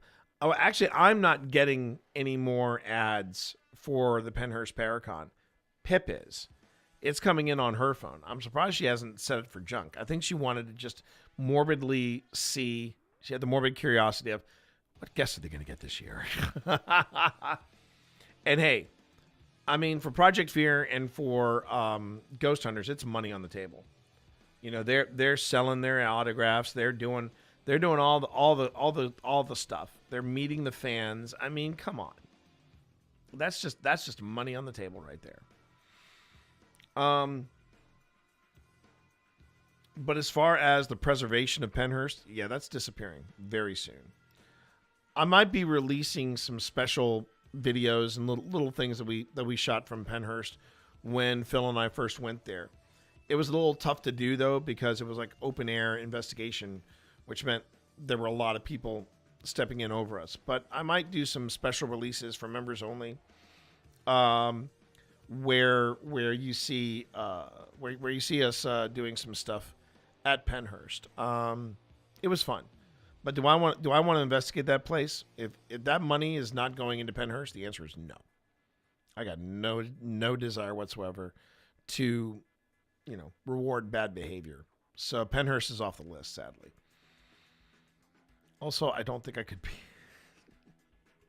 When I heard that that Twin Paranormal were going to be there, I was like, So, just leave it at that. And on that note, we are going to wrap up this live Grim Gazette, your weekly dose of weird news, paranormal analysis, and deep dive discussions. Thank you all so much for being here. This has been an absolute delight to bring you this content. And we do this every Wednesday in the last 2 hours of my stream from here. And I do appreciate everybody being here. I appreciate the comments. I appreciate the commentary. And remember, Nazgul is a good boy. And on that note, thanks for being here. Remember, stay weird.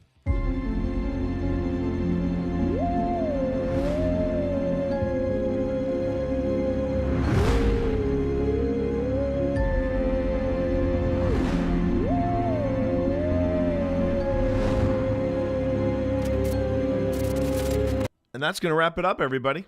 Thank you so much. This was fun. I love doing this. So as you all know, you have a week. If you've got a 5-minute clip of something paranormal or something weird that you want me to analyze, take a look at, and make some hard decisions on exactly if it's real or if it's fake. And I want to say again, mad props to Nuke's Top 5. A lot of their stuff is crap, but man, they occasionally will throw in something that makes me go, huh. Now, as far as that particular instance, I'm gonna say the last one they had, which I really didn't cover. I will say in very much in brief, I'll just say I find that extremely compelling evidence, and I found it compelling enough that I think Walker and I are going to have a little chin wag over that. At least add it to the list and see what we got, right? I also have to talk to Phil about some places we gotta really seriously think about. Are we going to make Old Whiskey happen? That's the main priority. I got to find out. On that note, everybody, I really appreciate each and one of you being here. Again, I want to make sure everybody knows, both on YouTube and on Facebook. I want everybody to know on both YouTube and on Twitch that there will be no stream tomorrow. Not on the stream. I'm going to be working with Mythic Hall to get them upline. Upline? Good Lord, I need food. That's what I'm being distracted by. Pip is making food downstairs, and it's the same dish that we had last night, which was absolutely out of this world. My wife does things with tofu that should not be allowed by law. I'm just coming out and saying that right now. Coming out and saying it. But, yeah, no stream on Thursday, okay? No stream on Thursday. I'm working with Mythic Hall. We're doing some stuff. And when we're ready to go live, I will let everybody know. And we are going to just wrap up stream. We're not going to do a raid. We're not going anywhere. We're just going to shut everything down. But I will be back on Friday. We're going to work again on our investigation of the Trans-Allegheny Lunatic Asylum. And then Saturday, I may be doing a special stream. Will I be doing Fallout on Saturday? Maybe, maybe not. There's a possibility I may be joined by Phil Rossi. And we are going to have some Magic the Gathering Commander with the Mana Buds. And we're going to bring Phil Rossi into the mix. So let's see what happens. Anyway, I just want to thank everybody again. This has been so much fun. I love bringing you this content. You all have a great day. Thanks again for being here. I will see you all on Friday. Take it easy, everybody. Peace. Thanks a lot.